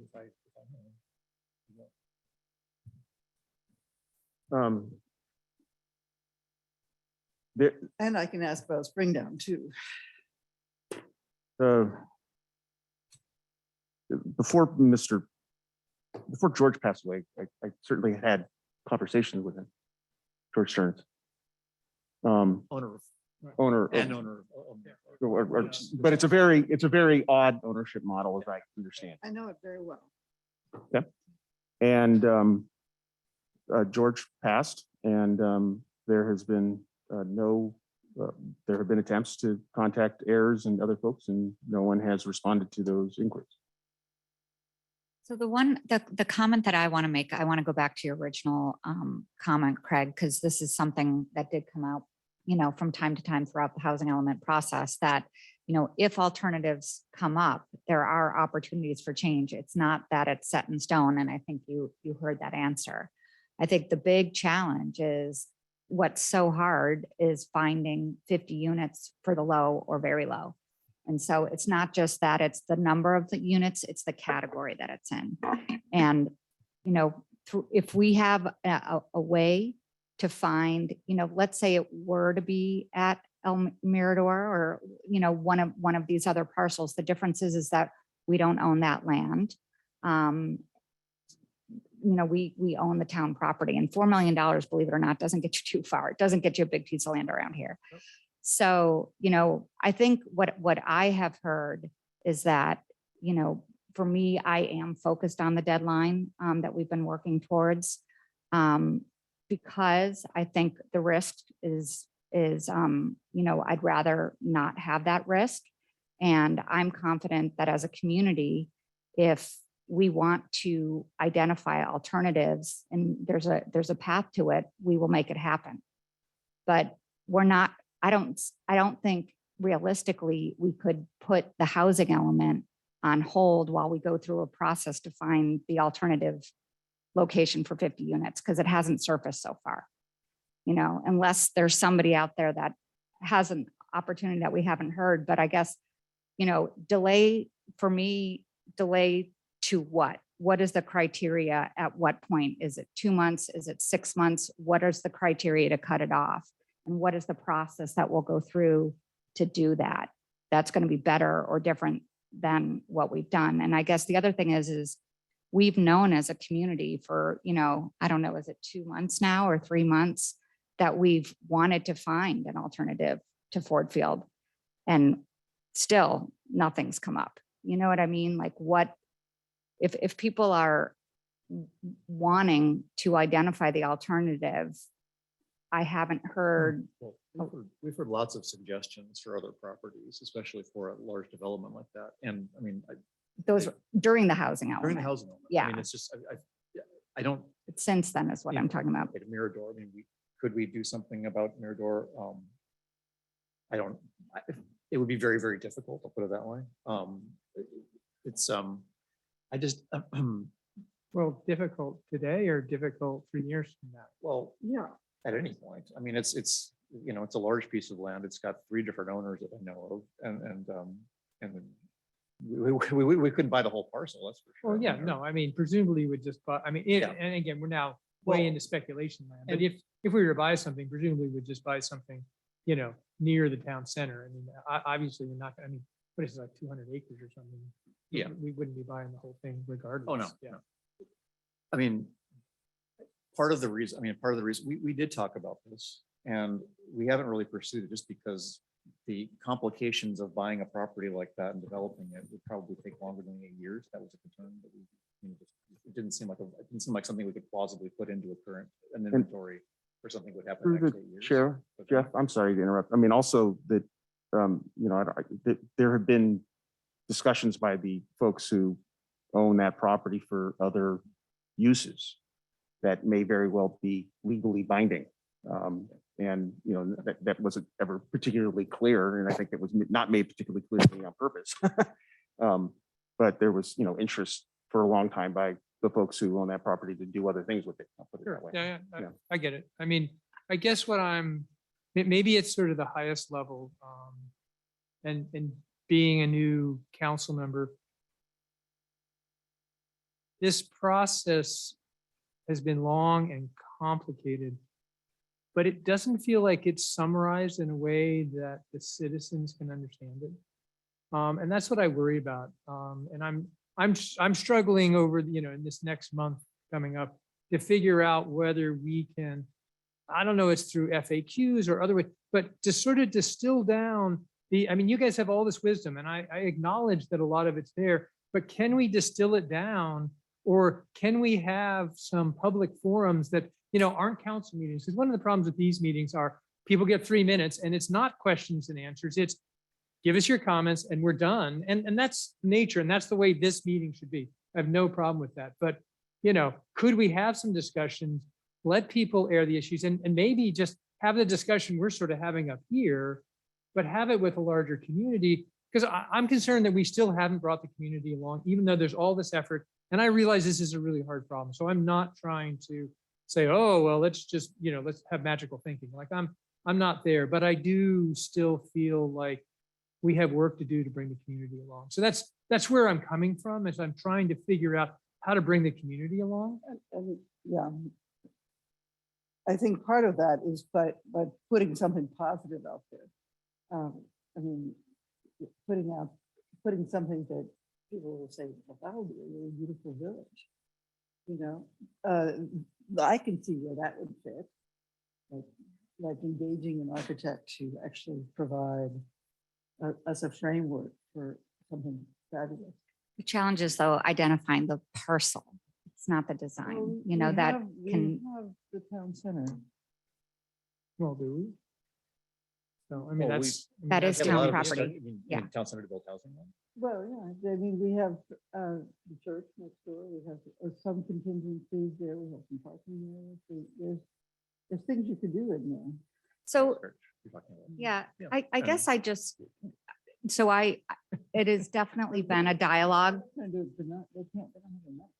Well, Craig, I've heard you, if you don't mind, I have heard your concerns about, you know, bringing the community along and lack of shared understanding and all of that. And I don't disagree. I mean, try as we did over 18 months, it's still hard, no matter how many times and how many meetings.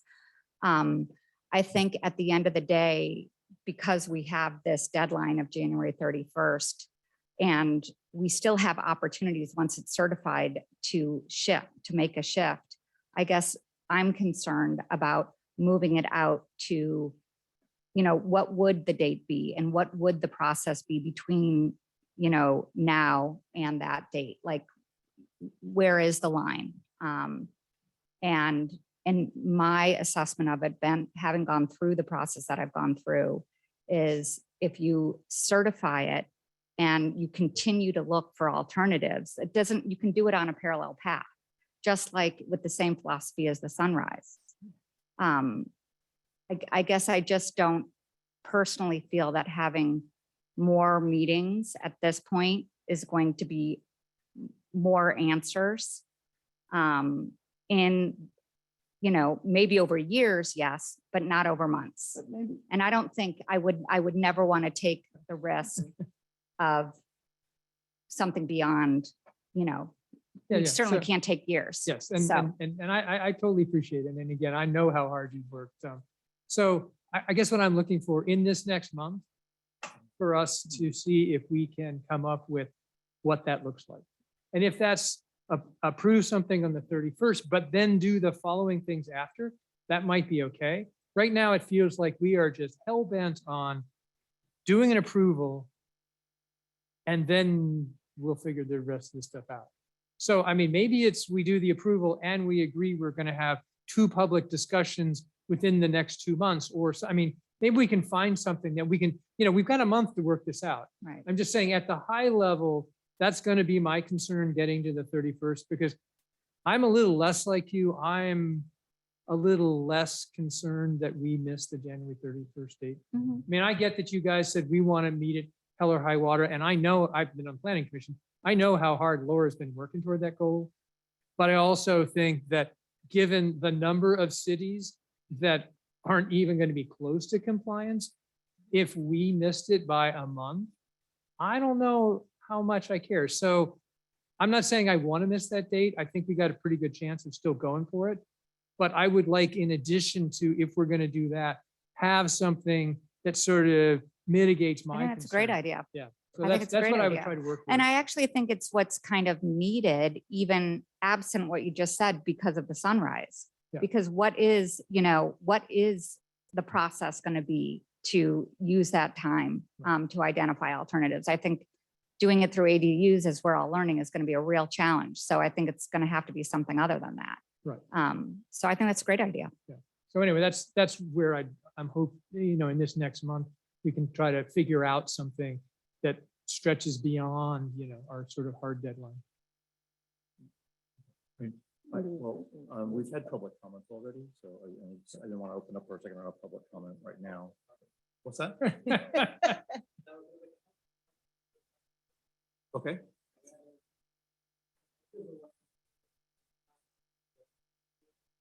Bob, if you're going to speak, could you, Bob, no one can hear you. You got to go mic up here, please. People on the Zoom can't hear you if you're not there. JDUs, and I believe JAD or junior ADUs is the way to solve this problem. And you guys are doing something about it right now. There's a group doing a survey. So it's not as though nothing is happening. I don't want to make it something, because there was a discussion that nothing was happening. Well, if something is happening, Sure. I don't know what the outcome will be, but that is something that's a positive process to solve part of this problem. Agreed. Yeah, and that was part of when we did the Sunrise that we were asking for. So that's definitely a piece of it. I think that in and of itself is not enough. But I think that's the right kind of thing. So let's not belabor this. I think you guys got what I'd like to sort of work toward, and I think we can do it. Let's just figure it out.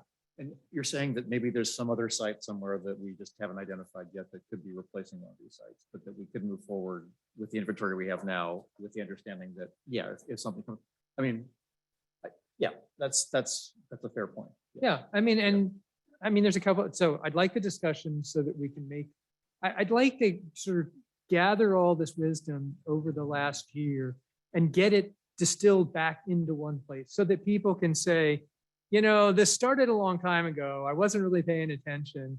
And now finally they're paying attention. So that part's great, but they sort of lost all this. And I've tried, I was on planning commission. It's almost impossible to go back and get that history because it's so much of it and it's so diluted across stuff that it's just craziness. But I know it's in people's heads. I know we can get it back out on the table. It's not lost. So that's part of what I'd like to do. I mean, that's why I got to imagine some, you know, community forums, and maybe we need to get a moderator, right? I mean, so that it's not just the council sort of lecturing people, but, you know, that there's real sort of back and forth and some discussion, but that we get that information and sort of documented. So then we don't keep going around in these circles. Because some of my frustration is I feel like we end up asking, and the public keeps asking some of the same questions over and over again that I know you guys even actually know the answer to, but they get asked over and over and over again. And so we need to sort of put an end to that so that everybody feels like we've got a good set of answers. Well, we have a fact we've been putting on, correct? Yes. Laura, you may speak to that. fact. And if I can ask all the council members to speak directly into the mics, we're hearing from residents who Sorry. cannot hear comments from. Craig, I want to make sure I'm hearing what you're proposing correctly, because I think I agree with it, but I want to make sure. What I would be supportive of, as you know, is sticking with the timeline, but also starting a parallel process. Is that what you are thinking? Or I think having a formal parallel process of some sort, I mean, staff is going to die because obviously we've already been through a tremendous amount. And so we need to be focused on, from my point of view, getting what we can do by the end of January. But if there's going to be something subsequent to that, I think that makes sense. Yeah, I mean, I think what I'm looking for is for me to be comfortable voting on January 31st, I have to believe that there is a pretty well understood process happening after that. It doesn't have to be everything defined, but it can't be, oh, we'll figure this out later, which is what it feels like right now. So that's what I'm looking for, is some outline of how we're going to, I mean, and there's a lot of questions. You know, there's the safety element, and how does that relate to it? What will we do if, you know, I think Craig Hughes mentioned this, you know, a while back, like, what if we just declared the entire town very high? Like, what would happen then? Like, how would we think about the world, right? And I think but those are the kind of discussions that I'd like to see us have. Maybe not quite that extreme. I mean, he was being a little bit like, you know, he was kind of going wild, but I think we can say, we know the maps that are going to come back are going to be significantly more restrictive than they are today. We also appreciate that it seems like at least some of the sites we can mitigate for, but I'd like to have those discussions and try to work through some of those what ifs. So yeah, I think we're talking probably the same thing, but we need to work out some of the details. Yeah. Well, and one thing to keep in mind is as whatever safety element we submit, whatever inventory we end up with, every project that comes forward from that inventory will go through, they may not go through SECR, but they'll all go through our process in terms of safety planning. I mean, if we don't submit on January 31st, what we start losing is some of those discretionary review aspects of it. So we lose control at that point. But as it stands now, if we meet the deadline with the zoning, everything goes in our process with, our defined zoning.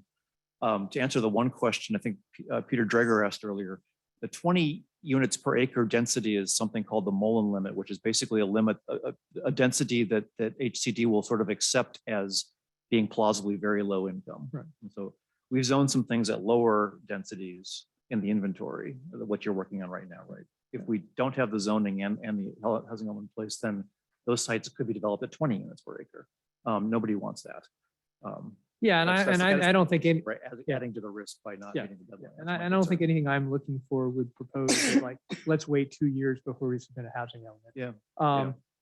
But I do think we want to make sure we feel like we have a robust enough post-approval process whenever we do that approval. And if that's January 31st, we have it, that's great. If it's February 28th or whatever, February would be, I mean, I guess and maybe I'm being naive here, but I think I'm a little less concerned that somehow being a month out, that all of a sudden all hell will break loose. I mean, it's hard for me to see how Builder's Remedy really takes hold in Portola Valley. I mean, it's possible. I mean, anything's Oh, possible, I'm but sure it it's, could. well, it could. I mean, there's no question, but then that's the argument that says you do it by the 31st come hell or high water. And so that's the risk analysis I think that we need to make. So anyway, I don't want to belabor this too much more. I think we should just try to work on this, what the post-approval process looks like, and try to get something outlined. And if we get something good, and this is an opportunity, I guess I'm bringing it up now because I'd like to encourage the public to start thinking about what would they like to see this process look like? Because I think we can get people more comfortable with this if it's like, look, this isn't just now we're done and now we're going to go off and do something else. Right. Which sometimes it feels like that, even though I know we all have a different intent, but I want to be really explicit about it. So, okay, anyway, thank you. I have a couple of short-term or not short-term, but low-hanging fruit as far as trying to get more solidarity in the town. One thing I was going to volunteer to do starting next Wednesday is have office hours, as everybody has heard me say. And at the moment, I've targeted the Heritage Room between 10 and 12 on Wednesdays. And I reach out to you all to see if it's a success to pick a Wednesday and do it. Maybe we can do it every Wednesday so that people can just come and give their suggestions. And it may be a chance where staff could come in and talk to us, or where you could be working on your paperwork there and just be concentrating on the town during those couple of hours, and get people a sense that, and get it out there that it's happening, and give people a sense that they can be heard during those periods of time, instead of all of us sort of frantically being interrupted in the middle of whatever we're doing, but actually have some concentrated time where a group of people could come and present their things or whatever. That's one thing. And then the other thing is I do think we should get the general plan committee, or whatever we're going to call it, the group of people who want to defend the general plan, and want to be involved in that process of just evaluating the general plan and how it's being affected by these things, and become experts, lay experts in the general plan. If we could possibly get that committee going, before January, then you'd at least have them feeling that there was at least they were looking at what the effects of the general plan were going to be. So that's the second thing. And the third question I have for everyone is, how active can the council be in terms of talking to people? I know most of the sort of outreach seems to be done by Jeremy, but talking to Carol Goodstein, talking to the players that are involved with El Nude, or taking some responsibility there. And if we can take responsibility there, to what extent, whether we're covered, whether that's appropriate, whether people are going to be saying, Mary reached out and now we have this horrible thing, or whatever. Yeah, I think you need I think reaching out to the public and having conversations, getting input's great. I think when you start reaching out to landowners, I think you gotta be very careful, because if you reach out and I reach out independently, then they're like, who are these people? Like, I'm getting all this contradictory stuff. So I would be pretty careful about reaching out to landowners, at least without coordinating it through, say, Jeremy. I mean, that just. That is how we've done it. but- Super but risky, You would be, yeah. I mean. Well, the collective council through the chair, collective council gives direction to staff. Yeah. So if the collective council said, go talk to these folks, then we go do it. And that's what happened essentially, was that there was a desire to have conversations with the large landowners as part of that process. And I did that. was able to report that back to council members. And how do we get that information? I shared it with the council members. Talk to them Start by asking about Mary. that. And the other thing we could do is, I mean, if you had a strong feeling that you wanted to go talk to somebody, I think getting the council to agree, because you're acting as the shared council. I don't think we want individual council members. Yeah, no, you know, I But understand. if you were a council representative, that could be. a Can I go legitimate- talk to Carol Goodstein? I believe you could.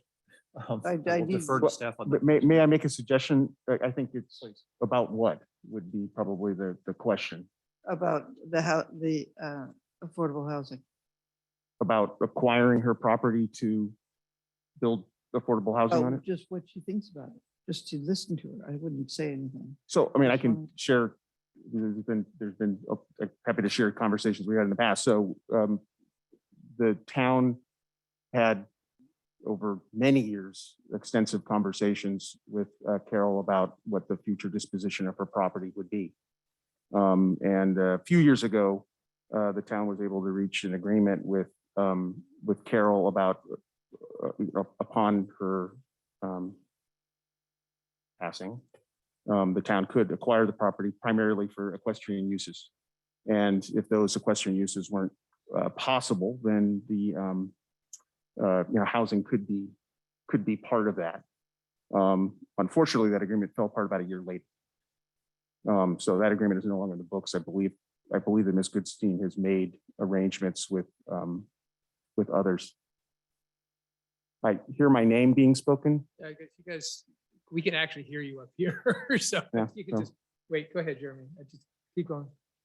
So that agreement is no longer in place, and I believe that she's made arrangements for the preservation of her property in equestrian use with other folks.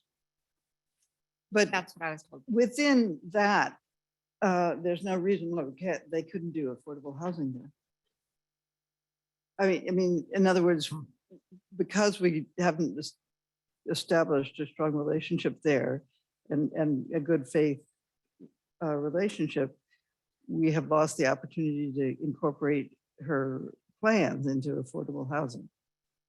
So, I mean, can we help rectify that somehow so that we could use, some of the people who need to be employed there, that they could be housed there, Yeah. which She- and is she currently has obvious, housing there. an obvious win-win, and it incorporates a whole diverse community into our community. It provides affordable housing. It gives them, they don't have, they can, I just don't understand why we can't reach out to them about that kind of arrangement in a friendly fashion. Just to step back, I mean, we're talking, that's the kind of thing that we could pursue. Right, going but forward. I feel like we're handicapped because we can't do it as an individual. We can't, I mean, I hope Well, it's not the case. And that is and we've had those conversations in the past. You can work through, staff typically it's worked through Jeremy in the past to have those conversations. So it's not trying to foreclose you from having a conversation like that. It's just, it gets very tricky very quickly. People think you're speaking for the town and the council. Yeah, And so it's absolutely. just, No, no, I it's something that understand. has to be That's the done reason I just a brought little it bit up, cautious. obviously, right? Yes. So, but I think this is a good example of the type of work that could be planned out, to your point, as part of this amended process. Identifying, deciding if there's we want to do a subcommittee of council members that are doing outreach in a coordinated way to landowners that we've just, we've kind of discussed in the past, but given the timelines weren't considered thoroughly at that point with the housing element. Does this answer your question? I think the point is that absolutely, yes, it's just it's part of a coordinated process. Right. No, I think we could have it. That would, Mm. yeah, because then, then it could be some council members, but it's not the whole council. Right. But it's with the authority of the council. That was the only thing I was saying. Yeah. Just us doing it, winging it, that's No, I not don't going to want, work. nobody so wants to well. wing it. No, nobody wants to be left out to dry. That's for sure. So, cool. Okay. Um, So I would ask what the specific direction for staff is in the next Well, so 7 days before we go Well, to yeah. holiday, and then before the planning commission meeting 2 days after we return, and a council meeting a week after that. I'd be curious, Craig, to hear what your thought was. I mean, from my understanding, just even hitting what we're doing at this juncture is overwhelming and hard. So Yeah, I'm not, are you asking to add on to it right now? You mean today, tonight? No. Well, So, no. but Well, this is our I- last meeting though. No, well, it's our last meeting for the year, but it's not our Right. last meeting before the 31st. So I guess what I'm very comfortable with is I was expecting we would wait until we got input from the planning commission on the 4th. Because that's the first time we're actually going to see the, proposed full housing element. So it seems premature to start that now. If we, as a council, are generally in favor of this idea of having a post-approval process, then I think that sort of puts the public on notice to say, hey, start giving us your ideas on how you'd like to see this. I don't think staff needs to, maybe we could set up a place for people to mail stuff in, but I would be happy to, at least initially, field, you could just send them to me, and I'd be happy to field them initially. Just to start gathering stuff. And then I would hope sometime in January as part, because we had 2 meetings, that as one of those meetings, we could have a conversation about what that post-approval process would look like. Other than that, if we don't, then I guess we'll see when we get to the hard deadline of the 31st. But I think if we don't have some kind of outline for a process, then I'm more inclined to wait on approving the housing element and get some outline of what the post looks like. But I'm still, I'm not made a decision here. I'm open, and I'm also open to public input, because obviously the public's just hearing about this as a concept tonight. So it seems a little premature for us to make any hard decisions. So Jeremy, does that answer your question? I That don't does. think I'm looking for staff to do anything other than maybe find a way to collect input. Well- And maybe it can just be to send it to ctaylor@portolavalley.net, Well, since I have an email now. keep in mind, there have been conversations that I don't even know about and you don't know about. And as those things come in, make sure that we sort of, just don't run down a lot of time on them until we've got, there's more things out there that we just have pursued and not been able to they just weren't really public. They never got to be public. So it's just, not trying to, not trying to be mysterious in that. It's No, just like yeah, there's no. A lot of stuff Yeah. came through, Yeah. publicly, but also just stuff that we've come to. So if it would be helpful, and again, I'm just trying to be helpful here, so I'm completely open. I'd be happy to have a subcommittee where I am willing to sort of put some time into this. If one of the 2 of you would be willing to join it, who know a lot more of this history than I do, that would be fine, because that way I just want to try to gather it so we sort of have in sort of a brainstorming sense of all the possibilities, then we can start winnowing it down, but at least we sort of bring the stuff together. And then if I can get some expertise from people, go, oh, and here's some of the other things that we've talked about that aren't as obvious, we can add those to the mix as appropriate. Would that maybe make I'm sense? happy to talk, just talk to you offline at some Okay, point then about fine. everything. Yeah. Try to help get you guys up to speed, because yes, there's a lot here that, Yeah. I don't even know where to begin summarizing, it, partly because I'm not sure what the which parts of it, I do get the same questions over and over again. Right. It's hard to know. And I could write some kind of summary. Yeah, of but the it analysis, does feel don't know where like to we're start just at this talking to point, ourselves. Yeah. Did I get any traction with my 10 to 12 on Wednesdays idea? Sure. Are you talking about as a council?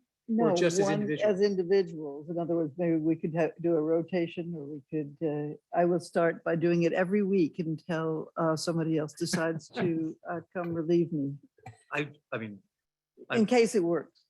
Well, typically mayors do, I typically do like a monthly, I started doing monthly coffees before COVID hit. I was doing basically a coffee every month. Yeah, but might I do think more we than need one a to month get, begin with, so. I think the things that are going to make a difference, if we can get the town council, the town hall open, if we get weekly meetings with the council members, I think those 2 things will really help.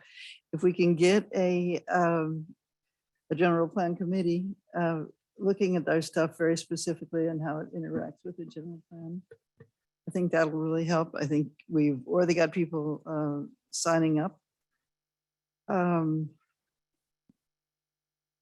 Those are the things that I can think of right off the bat that will begin to diffuse some of your angst. So I just want to make a comment on the discussion that we've been having. And so I think first and foremost, I'll just be really honest. We are working with the staff that has been working nonstop around the clock in very stressful conditions.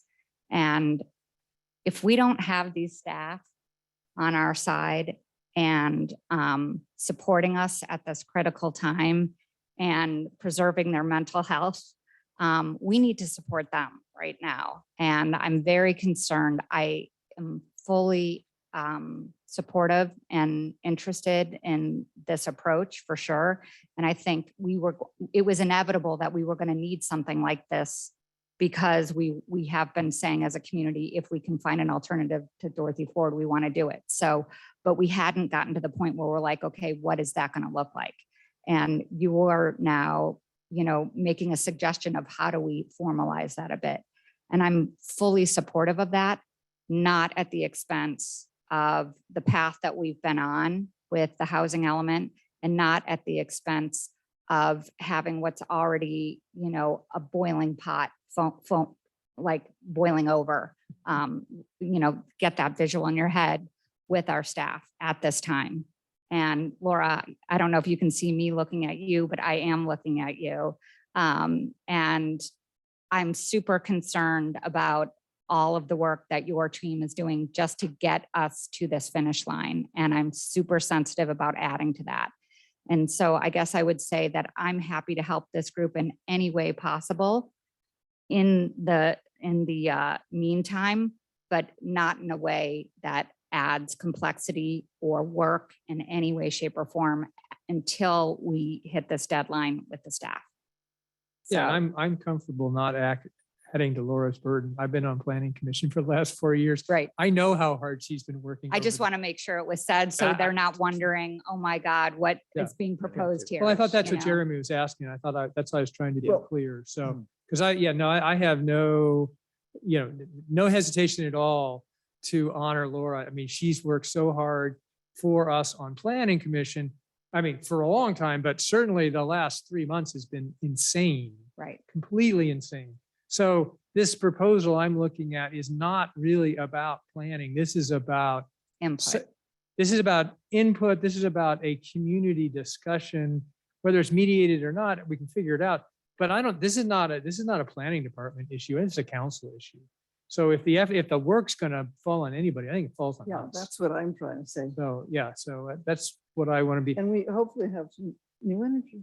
Yeah. And then eventually, once we have the discussions, things may come out of that, but that's post approval process. I'm good with that. I'm looking for something before approval that says there's a strong structure for getting these ideas and this discussion going. Through the chair, there are just a few things that were said. I just want to make sure that there's an acknowledgement from staff. Mary, to your comments around having office hours, there's no issue whatsoever for any individual council member setting up their own office hours and doing that. And if you need staff support to put that out, Just in the newsletter. something right? like that, Just happy if- to if do we- that. If Yeah. are we doing a newsletter this week? Yeah, there will be one tomorrow. Yeah, if you want to send Can me I just say that? yeah, send me a few Okay. notes that we can put into it. Right. And I mean, historically, it's been the mayor's taken some mayor on an annual basis, taking some leadership there. But in every other city that I've ever had any relationship with, multiple council members are having coffees and events all the time. So that can happen through the staff, that can happen on your own. It's really, there's no issue whatsoever related to that. And then you guys can decide if you want to do something more formally. That's as Mary's describing, where there's one council member 1 week. That's up to you guys to figure that out. So there's no issue there. I might ask Cara to opine a little bit here. We were having a sidebar while you guys were talking a little bit about this, and The sidebar was particularly the idea of a subcommittee that could work on those issues. And there's no issue. You guys could form one tonight. I think there is a question in our minds about the ability for Sarah and Jeff to participate that we're probably gonna have to think a little bit about. So I don't, which we can talk about that tonight in order to get to some conclusion so you guys could start some work. Car, do you want to? Right. So it's just, it's a Brown Act issue. So Sarah and Jeff are Brown Act buddies on the housing element. And so bringing in somebody else, if say Jeff were to work with Craig on that, then there would be potentially a quorum. But if you want to just limit it to post-adoption issues, then that's a different issue. And so you could work with one of these two on post-adoption. That's what I was going to suggest, that if it's about how, if it's about what you're asking the public for and how you will receive it, and then you guys could have a colleagues memo for the 11th that would describe that. Council could go yay or nay, and then we could move forward. That makes some sense in my head as a structure, if you will. Yeah. Yeah. So I don't know if that, I don't know if that works for you. So, all right, so. Okay, so we'll say there was a subcommittee that was formed tonight of the mayor and Councilmember Taylor to discuss post Adoption. housing element adoption, discussions with the community on, give me some, Potential revisions or potential. you want to say that's strong? Yeah, that's potential, pretty strong. I mean, The It's called post-adoption post-appro- process. Yeah. Yeah, I just leave it Post-approval. there. Just, I'm happy post-adoption process. On the Yeah. post-adoption, adoption. That could be a whole host of things, honestly. Fair enough. or Yeah, okay. the post-approval process. Okay, and what I would request, if I may, through the chair, is that the two of you meet before the 11th and prepare something that can be on that agenda. Okay. Is that okay? Yeah, Cool. yeah, give it a shot for sure. Yeah. Yeah, and if it doesn't Yeah. work that way, let me know.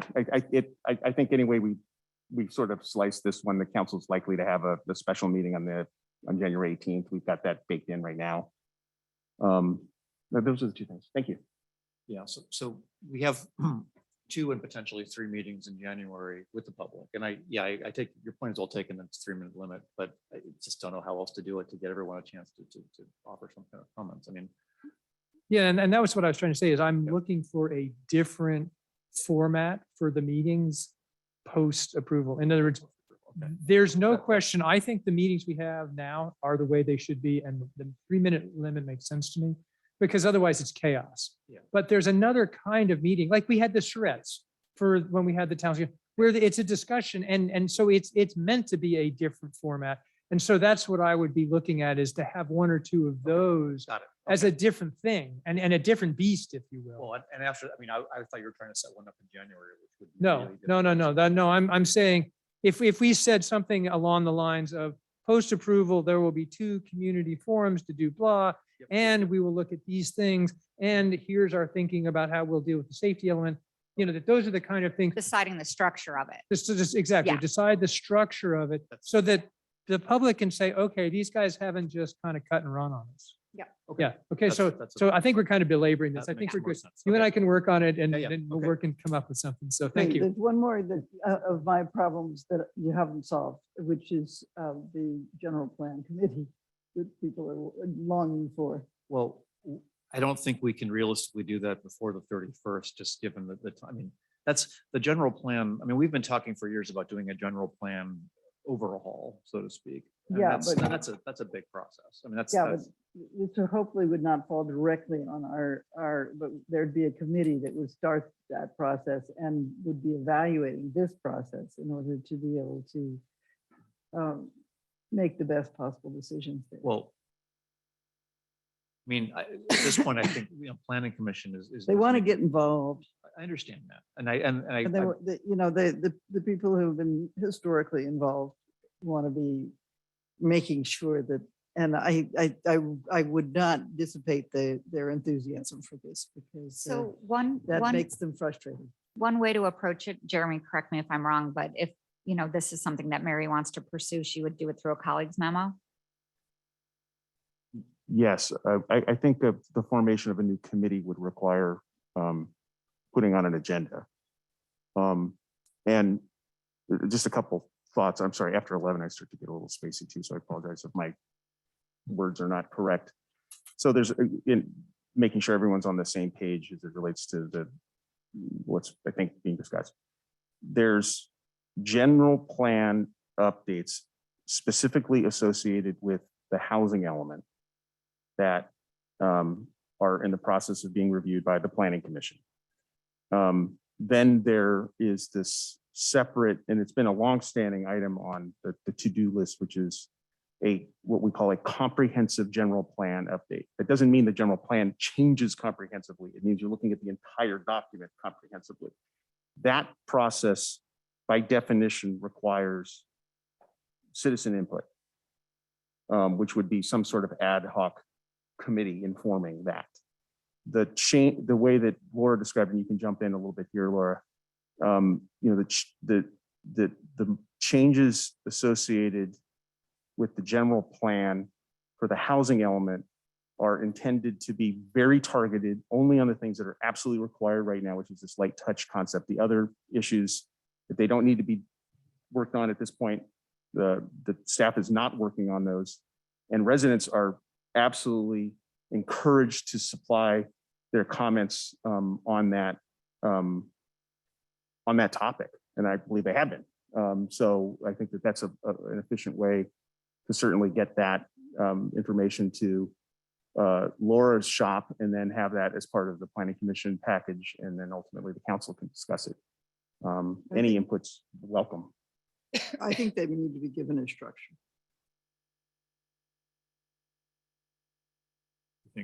I mean, the Planning Commission, with all due respect for the Planning Commission, it's just as frustrating as going to town council meetings. I mean, people they're not actually discussing and creating and being part of the solution. They're just, and I don't think that the Planning Commission is the level to do the general plan vetting. Right, but there are two pieces. There's a comprehensive piece, which, Jeremy, do you have a sense for when we might think about looking at that? Just in very broad terms? I mean, is that sometime in the next year? Down that way.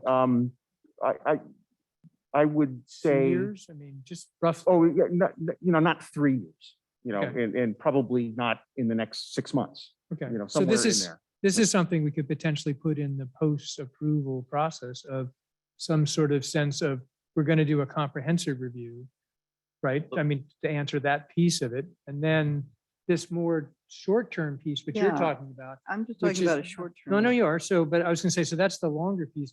On the shorter piece, Sarah's suggestion was maybe a colleagues memo. That would be where you could meet with residents. You could have fulsome discussion. So I and could then start you- it this and Wednesday. You could start it this Wednesday, but you could write it up and bring it back to us as a colleagues memo to bring all that input in.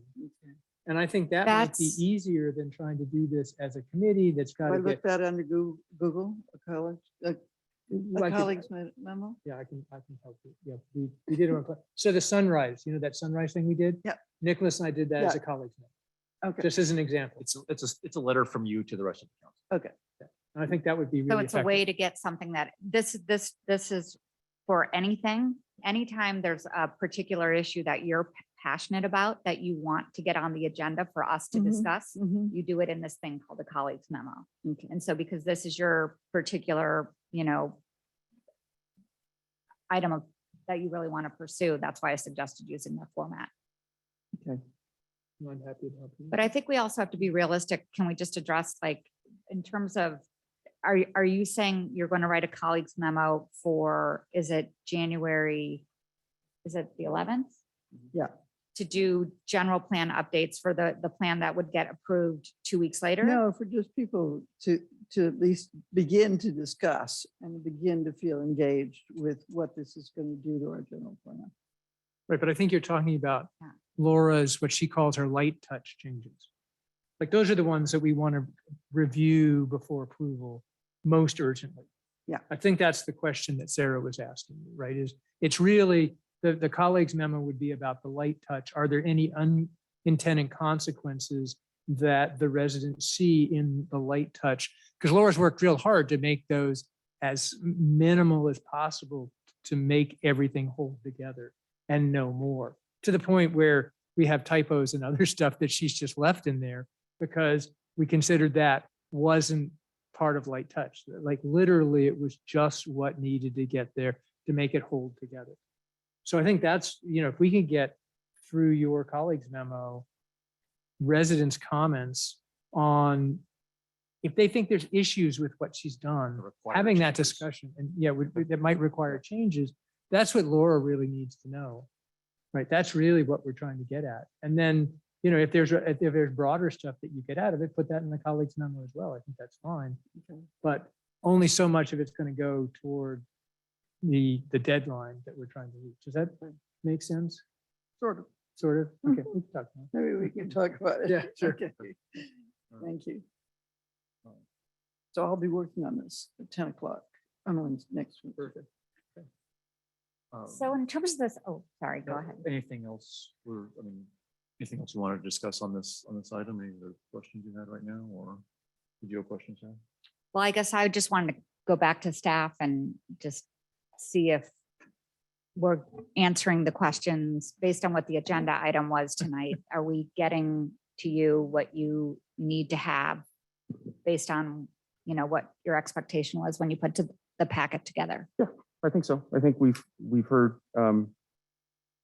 what we need to continue to move forward. I mean, you know, Sarah, I really appreciate your comments related to the staff's ability to, you know, continue at a particular pace or add anything. And that's certainly, you know, foremost on my mind is that we want to be able to provide the council with everything they need, but be realistic about that with the tiny staff that we have.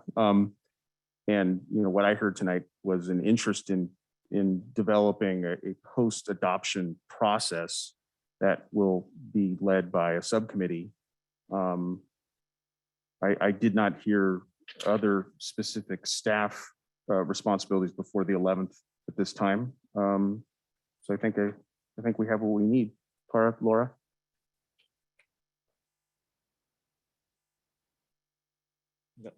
Laura? She muted. Sorry, trouble. Okay. Hopefully my internet holds up. So staff is going to continue on the path that we were on and the schedule that we described in the presentation. And then it sounds like it would be beneficial if we will share with you, Mary, the package of general plan amendments that we have prepared so that you can start to share those with that group of residents and receive their feedback. So that's the things that I heard as potential action items or follow-up for us. Oh, that's good. Okay. Could Judith and I work together on these, on my my memo thing? No, she's recused. She's recused from Oh, this right but I now. mean, as far as the general plan, how many things are we gonna make her recuse herself from? Well, we're not, just. Well, we're to- not making you do anything. I'd like to answer, I'd like to be very clear about this and Cara can follow up. Judith made the decision herself to recuse herself. That is not a decision made by staff. Yeah, I know. You could ask too. That's for whether she's comfortable or not. It's That's up- the it's up- question. it's Can up to I her. ask Well, whether if- she's comfortable? No. No? No. Right, so she can certainly work on the, This is the Com- general plan. we're talking. yes, the comprehensive general plan amendment. No, you were So talking that's what- She wants yes. she wants to work with Judith specifically on the housing element amend- amendments, the light which touch, right. I is see. touching the Well- housing element enough that Judith might not yet be comfortable working on it. That was my Correct. concern. Correct. know And that we, yet. we She's still waiting are, for guidance from we are FPPC. asking now, the because on it- FPPC that specific question about whether she can work on Yeah. general okay. plan amendments, but we haven't heard back yet. Yeah, I don't think you're gonna put her in that position. Not yet. Yeah, I mean, that's what she's waiting for FPC, Yeah. FPPC. yeah. Good. Okay, if we're done with that, then we'll move on to item 7. Council liaison and regional agency reports. I'm going to assume that none of our new people. Wait, they are. What? Um, and I said I mean, we've got them. We'll get back to you with those at some point. We were trying to limit this discussion tonight to what the new members in particular, what we were trying to address with this discussion. So, sorry, we can't answer them all tonight. We'll move on to item 7. Which is liaison and regional reports. I assume that the new members don't have anything to report. Sarah, did you have any? Let's see, I can give an update. We had a good meeting with the PBSD, the group that we get together with the school district. We got updates about their construction process. The Ormondale is going to be moving into location right after the holiday break. So that's awesome news. And Corte Madera will probably be about a month behind in terms of that. I'm trying to think of also the other discussion items we had. They're dealing with some issues related to dog park that they're still trying to work through, but they have good lines of communication there. Jeremy, help me remember what else we covered that day. There's some interest in having conversations related to parking related issues Right. at Corte Madera and the like. So nothing specific at this time. Yeah, but those were kind of the highlights on that, and that was the only committee that I'm on that has met. The only other topic, which everybody's already aware of, is we now have the ADU team has been doing an amazing job getting together every week, being super thorough about their process, working with the planning department. And so the survey, I think, is expected to launch right after the holidays. And they are also working on a guidebook, which is a whole bunch of information for the residents to refer to as they're completing the survey and beyond. So they've been doing a great job. So I'm glad that we were able to pass that survey so they can continue their good work there. Yeah. So, Mr. Mayor, since I missed the break when I had to sign stuff with Melissa, can we take like a 3-minute bio break? Sure. I'll be right Absolutely. back, I promise. Yeah, no problem. We'll take 5 minutes. We'll come back at 11:38. We're almost done.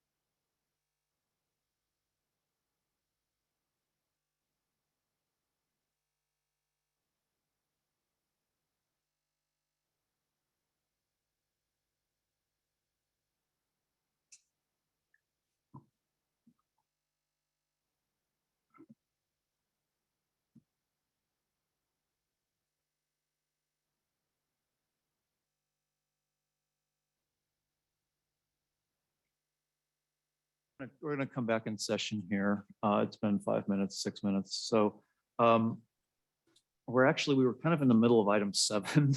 The liaison reports. Sarah made her report. Our new members do not have reports, I assume.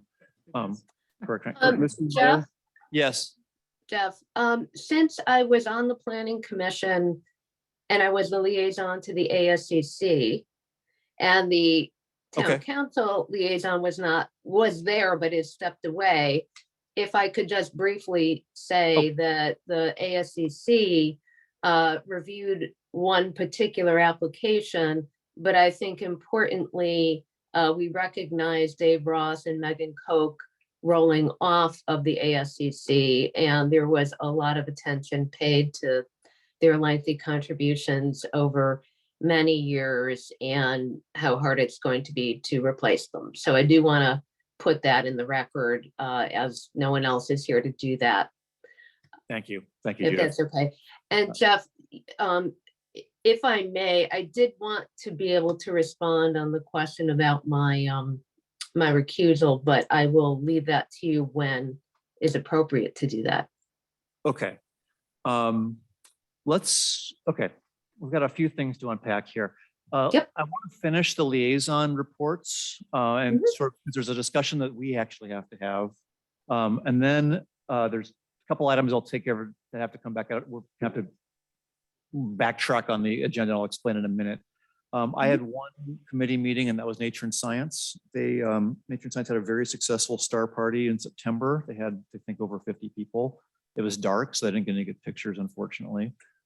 They are coming back with Compost Day in March 12th. That's their next big exciting thing. And they will be coming to us with a slightly larger budget because they actually had lots of participants and they bought lots of star viewers for their star party. So they would, I encourage them to do so because I think it's actually really good. They reached a lot of people with that. So that was my one report. But the discussion item I have onto this is that I will be reassigning liaisons to all of us. So apportioning committee liaisons, especially since we have 3 new people, which is pretty unusual. Committees and because Mary Ann is no longer attending so many of our regional meetings, we will need to start taking on some of those ourselves. And I think we all need to pitch in and attend some meetings. And I will assemble a tentative list of new assignments for January, but I'm hoping that you will all please contact me directly with anything, and I'll contact you directly to talk about assignments that I might have for you. If you've got something you want to cover in town or in the region, let me know. Or I will come back and ask you for things that you prefer to cover. So just keep that in mind, something to think about over the next couple of weeks in the holidays. So that's the one, that's our big item is that we have to How actually. many? How many committees do you sign up? We try to divide them fairly evenly. So there's Is it the like 2 to 3? rough 4 to 5. 4 to 5. We have, yeah. And that's just the It was committee. also raised by somebody that there should be committees that wouldn't have to have a liaison person. Like the general plan committee wanted to just do their own thing. Is that possible? Not sure it's advisable, but we'll see. There isn't such a thing, so it's either we don't even have to deal with it. No, we don't. No. Well, absolutely not. But, yeah, I mean, but it is true that if you go to 5 meetings. we're going to have to, I mean, we have in the past have talked about relaxing, I mean, not requiring the liaison to be at every single meeting. Yeah. For a while, we tried to do that. And then we started going back to being at everything because a lot was happening. It's something, I think we should have a liaison for every committee, but we might be able to talk about whether you have to be at every single meeting or not. That's definitely a valid, that's a good discussion to have. So there's, I mean, the commissions get divided, we each cover a quarter of each commission. And then the regional bodies, I'm probably try to portion them evenly, so 1 or 2 per person. So, and figure out if there's something you're interested in. I guess that's all I have for that. The next item, Mr. Mayor, I think it's a good opportunity for Judith to share her thoughts under this item. please, yeah, go ahead, Judith. Yeah, thank you. I've said some of this before the planning commission, but this is a new body and it's important for me, for the public to understand that it's very important for me to be able to participate in the housing element discussions. In mid-November, it was brought to my attention by town staff that there may be a conflict of interest that we need to manage. I have since been working with the town attorney and my own attorney to address that. One of the complicating factors is that all of this is happening very quickly all at once. And they're all interrelated issues, the general plan, the housing elements, the MND and the like. Because it's a non-straightforward analysis, we've taken the approach of going to FPPC for an advice letter, which we very much hope will provide the clarity and allow me to participate going forward. But the public really does need to understand, I would very much like to participate, but because I want to follow the rules correctly and not place any decisions made by the town council in any jeopardy. We all need to understand the rules, and that's what we're trying to clarify. Thank you. That's all I needed to say. Thank you, Judith. And through the chair, I would just add that Judith's being conservative because she's liable if FPPC decides that she's basically done something she shouldn't.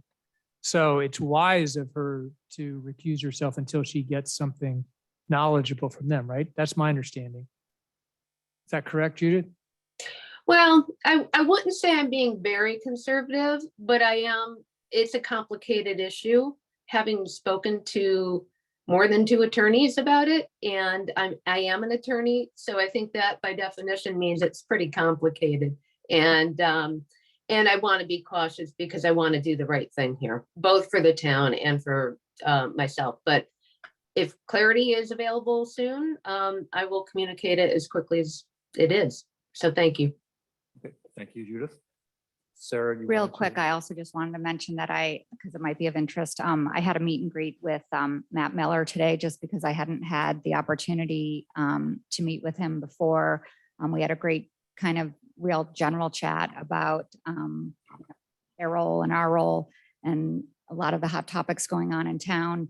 And he did share throughout that process, that he knew, that we were moving steadfastly towards this goal of trying to meet the deadline. And the Woodside Fire, from his point of view, thought that was the right approach. And he, mentioned specifically with respect to that, the correspondence between our planning department and Don Bullard about the 5 sites, and just said, that the fire department backs up that dialogue. And so just another data point on that I wanted to share from that conversation. Just for clarification to the chair, Matt Miller serves on the Woodside Fire Protection District Board of Directors. Sorry, forgot to add that. And Mr. Mayor, you need to take public comment on this item. Yes. Rita has her hand up. Rita, go ahead. Thank you for taking my comment. In light of Judith Haskell being recused and having to contact FPPC to figure out the status, I have a concern.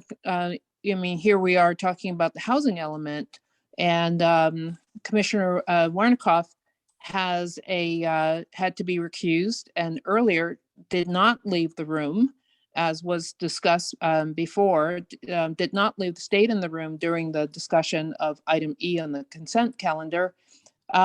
Is there also a letter being sent to FPPC to get clarification on her position concerning the housing element? Since she is recused, one person is being recused because of how close their house is to a location, a possible location, but then here's another person that has, I can't remember if it was just financial or friendship or what the connections were, but enough to be recused to move away from the table and sit at another chair. Can that, there are many residents that have that question, and I started off in oral statements with that question, and it's not being answered. And I really hope that the questions that the public had during the question time It's nice that the new members have an opportunity to ask the questions they had, but the residents participated so that they can get answers to their questions. And I hope those questions are being written down and somehow answered in a very public way. But I would really like to know the answer as a follow-up on, how is one person, conservatively being recused, stepping away to be recused, but another one who's recused sometimes is not being recused concerning the housing element. Thank you. So, yeah, I'm more than happy to address that. So firstly, when on the fact that I didn't leave the room, I guess Judith is virtually doing the same thing. She wasn't on the panel, but she was observing as a attendee, is my understanding. And so my sitting aside was kind of the equivalent for that.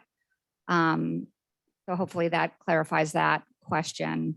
As far as my relationship with Willow Commons, it is not financial whatsoever.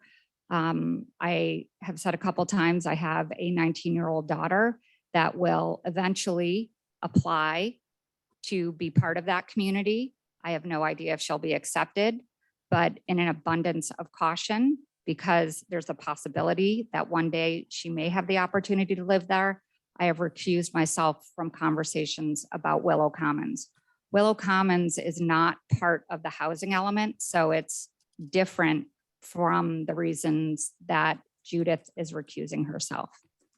And Cara, let me know if you think I should clarify that any further. Also, I guess I would say that my understanding, it's my choice about how the extent, to which I want to recuse myself related to the housing element. And I don't feel personally, given what I just described with Willow Commons, that is, it's not related to the housing element. So, right. And Rita, this really, your question highlights the complexity involved in these conflict of interest issues. As Judith mentioned, there have been several attorneys that have looked at these issues, and there still is not a clear, bright line answer. And that's why we're seeking an FPPC opinion. But I think that the difference, what you're really asking about, is the difference between the Wernicke's, Vice Mayor Wernicke's interest in the housing element as opposed to Council Member Hasko's interest. And I think you also had asked earlier about planning commissioner's interest with respect to the Stanford project. And the way we analyze this issue, and we have taken a look at it, is that the Stanford project and the Willow Commons project are included in the housing element as pipeline projects, but that's a requirement. So it's really a ministerial requirement to incorporate those projects into the housing element. The council is not making a decision on whether to include them or not in the housing element. State law requires that pipeline projects be included in the housing element. And so there is no discretion involved or no decision with respect to those two projects. So that's why we see the Stanford conflict and the Willow Commons conflict differently than from the other conflict. I hope that answers your question, and I'm happy to talk to you offline if you want further information. And I'm going to suggest that you follow up offline if you have more questions, Rita. Thank you. Okay. You can, no, we're still on public comment for this item.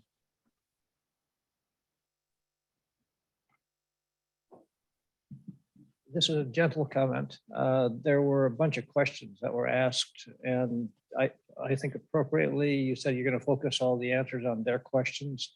I think the question is, when do the rest of the questions get answered and when did the public get to see those answers? And that's something, as I say, this is a gentle question because I understand there were a lot of questions that were put out there, but I think that there needs to be some logic on how does the public understand what the answer is to those questions. Okay, thank you. We did collect those questions, yes. And many of them, I think, go into the FAQ. And I also, we've been putting together a FAQ on the housing element. And FAQ, yes, yes. Okay. We've been trying to do that online. And I mean, we get the same questions over and over and gotten a lot of them. And it's just, we track them and we do try to put them on the website on our FAQ under housing. And people are welcome to email us and ask us the questions directly privately. It's a lot easier to get a good answer there. So. Yes, thank you. Understood. Okay. Okay, I see two more hands up. Mary and Rob Jack. Oh, good evening. Hi. I just want to clarify. So Judith, did you hear all of the conversation when you were in recusal? Is that correct? You heard the conversation, or were you listening all the time that you were away? I was a member of the public. I was not able to participate and people couldn't see me participating because that's part of what recusal is. I see, because that was not clear to me previously. So, all right, thank you. So I felt that if you had missed out on that conversation, that was huge. Your neighborhood wasn't mentioned once. And I thought that seemed really unreasonable. So I'm very glad. I was listening. I'm very glad to hear that. Thank you very much. Thanks all. Thank you. Thank you. Christy Corley.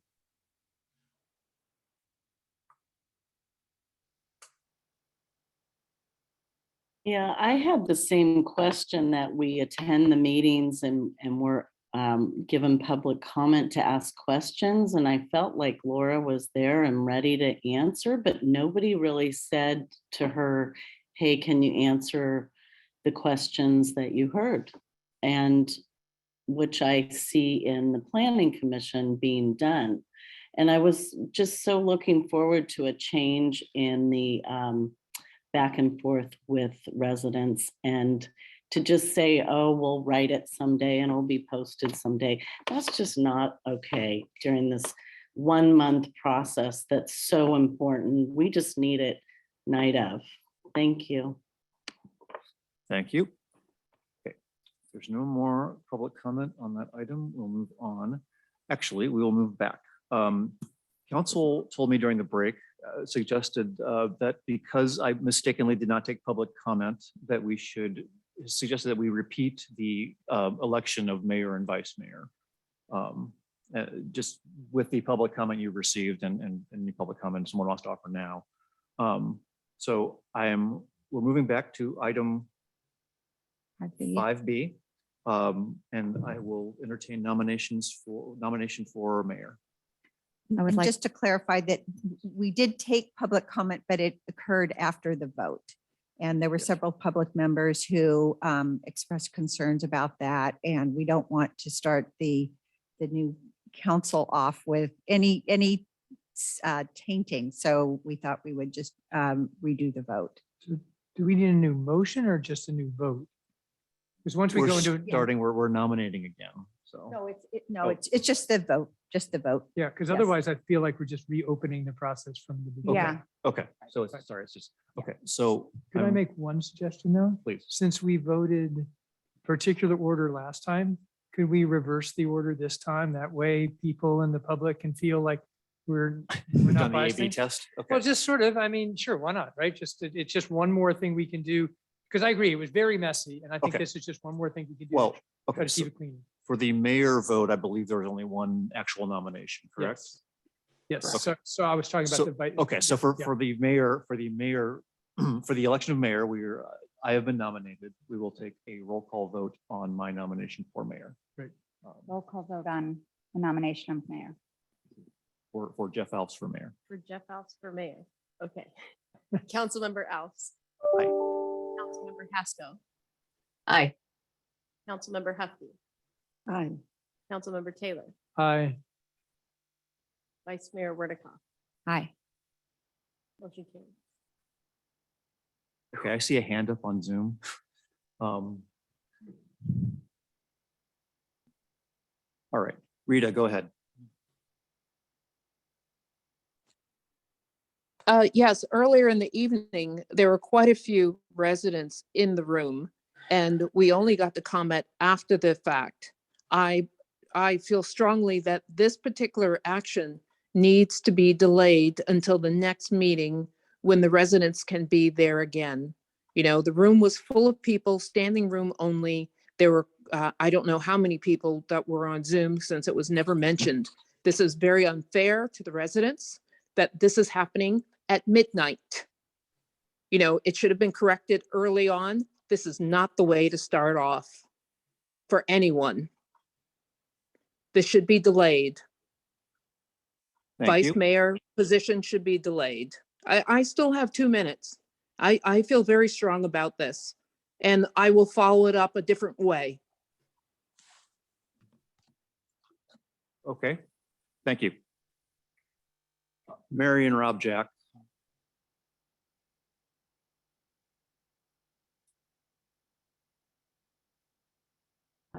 Since there's time for a comment, yeah, the whole thing was so awkward. It's really unfortunate because I think the town, the people who voted, we all showed great support for a great team for our town council. And to have just Judith not be able to, I don't know, the whole thing just seems awkward, and I'm really sorry that it got off to a bad start. I really hope, Mr. Alves, that you will just take the biggest breath and join all of us with that, your smile, your calm, your kindness, no matter what the time of day. I felt such, I agree. I think that it's too bad that this is coming up at this late time. And I don't know if just a fresh start, everyone figure out what the rules are and get it in a nice order and make it something our town can be proud of instead of what feels very haphazard and disappointing. And I'm really sorry for the situation with the vice mayor, people not knowing ahead of time, because I think, Sarah, people were really looking forward to your being mayor, and I understand very much that you're unable to, and I support you wholeheartedly, but it is a disappointment for all of us. And we'll all make the best of it, but let's try to get it together, guys. We can, as everyone has said tonight, our town can do better. Thank you. Thank you. So through the chair, Yes. could we put off the vice mayor? I mean, could we do that? Because I mean, we obviously need a mayor to run the meeting, but could we put the vice mayor off to the next meeting? I don't think it's going to change the outcome, but it would give everybody a chance. And it was messy. I mean, I think we all acknowledge that it was unintended, but it was messy. Fair enough. I mean,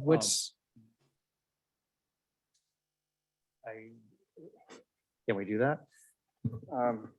Well, we can take a couple minutes to look at our town code to see if we need a vice mayor. Can we take a 5-minute break? Yeah. Well, I cannot recommend that we delay the vote on the vice mayor without looking at the town's code. I'm unable to do that.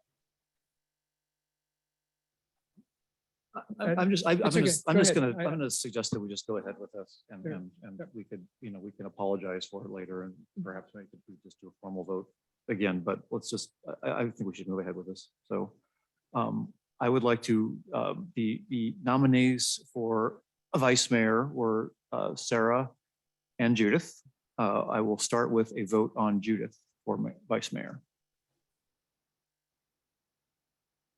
You do roll call, Melissa. This is for Judith Haskell for the position of vice mayor. Councilmember Alves. No. Councilmember Haskell. Aye. Councilmember Hufty. Aye. Councilmember Taylor. no, Councilmember Wernicott. No. Motion fails 3-2. Okay, motion fails. I will now we'll take a vote on the nomination of Sarah Wernicott for vice mayor. Call vote, please. Councilmember Alves. Aye. Councilmember Haskell. No. Councilmember Hufty. No. Councilmember Taylor. aye, Councilmember Wernicott. Aye. Motion carries. Thank you. Again, apologies. It was my mistake not taking public comment. We can try to address this again later. We're now on to item 8, the town manager report. Jeremy. Thank you, Mayor Alves, members of the council. I have 4 items that I wanted to discuss. Wanted to give an update on the FY 1920 audit. It is complete. We are waiting for our auditor to finalize 2 non-financial reports. That's been in her shop for approximately 3 weeks. We reminded her again earlier this week that we would like that information in order to release that to the public. You may have seen that CAL FIRE today released draft state responsibility area fire severity zone maps. Let me explain that a little bit. CAL FIRE has 2 types of maps that they release on a semi-regular basis. It's been about 15 years since the last production of these maps. One is for the SRA, state responsibility area. Those are the areas that are unincorporated that are managed by CAL FIRE. Then the LRA, which is the local responsibility area, those are the areas that are managed by other fire departments, special districts and the like. So these maps are just for the state responsibility areas. We are to our north, west, and south have state responsibility area fire severity zones. My first glance at those draft maps did show changes to areas around us. The Jasper Ridge was lowered from high to moderate risk. Some of the areas to the west of us were lowered from very high to high. And the Los Trancos Vista Verde area was raised from high to very high. The process will be 2 months per the staff report for public comment. My suspicion it will take longer than that. And then following the adoption of those maps, the local responsibility area maps will then be produced in draft form. According to their timetable, it's a couple months. You're talking March, but I think it's more like May or June. So they're certainly a little farther along than we hoped. I have been working with a grant writer on a case-by-case basis over the last little bit of time. I met her through some grant work that I was assisting on with the Woodside Fire Protection District, for grant that's outstanding that we're hoping to hear back from early next year. She is doing a review of potential grant opportunities for the town and will provide me with a report a little later this year. And if there's some opportunities to pursue, we will pursue those. And then just on a lighter note, the 2 wireless mics in this facility are slated for retirement. We have been working with our IT consultants, and we purchased today 2 new wireless mics that will be much better than the ones that we have here now. The next round will be on these mics. These mics are a little touchy. We do have to get pretty close to them to talk into, and we'll let you know if there's a replacement for those. Thank you. And public comment, please. Are there questions for council for Jeremy on his report? Okay. Public comment. Rita, go ahead.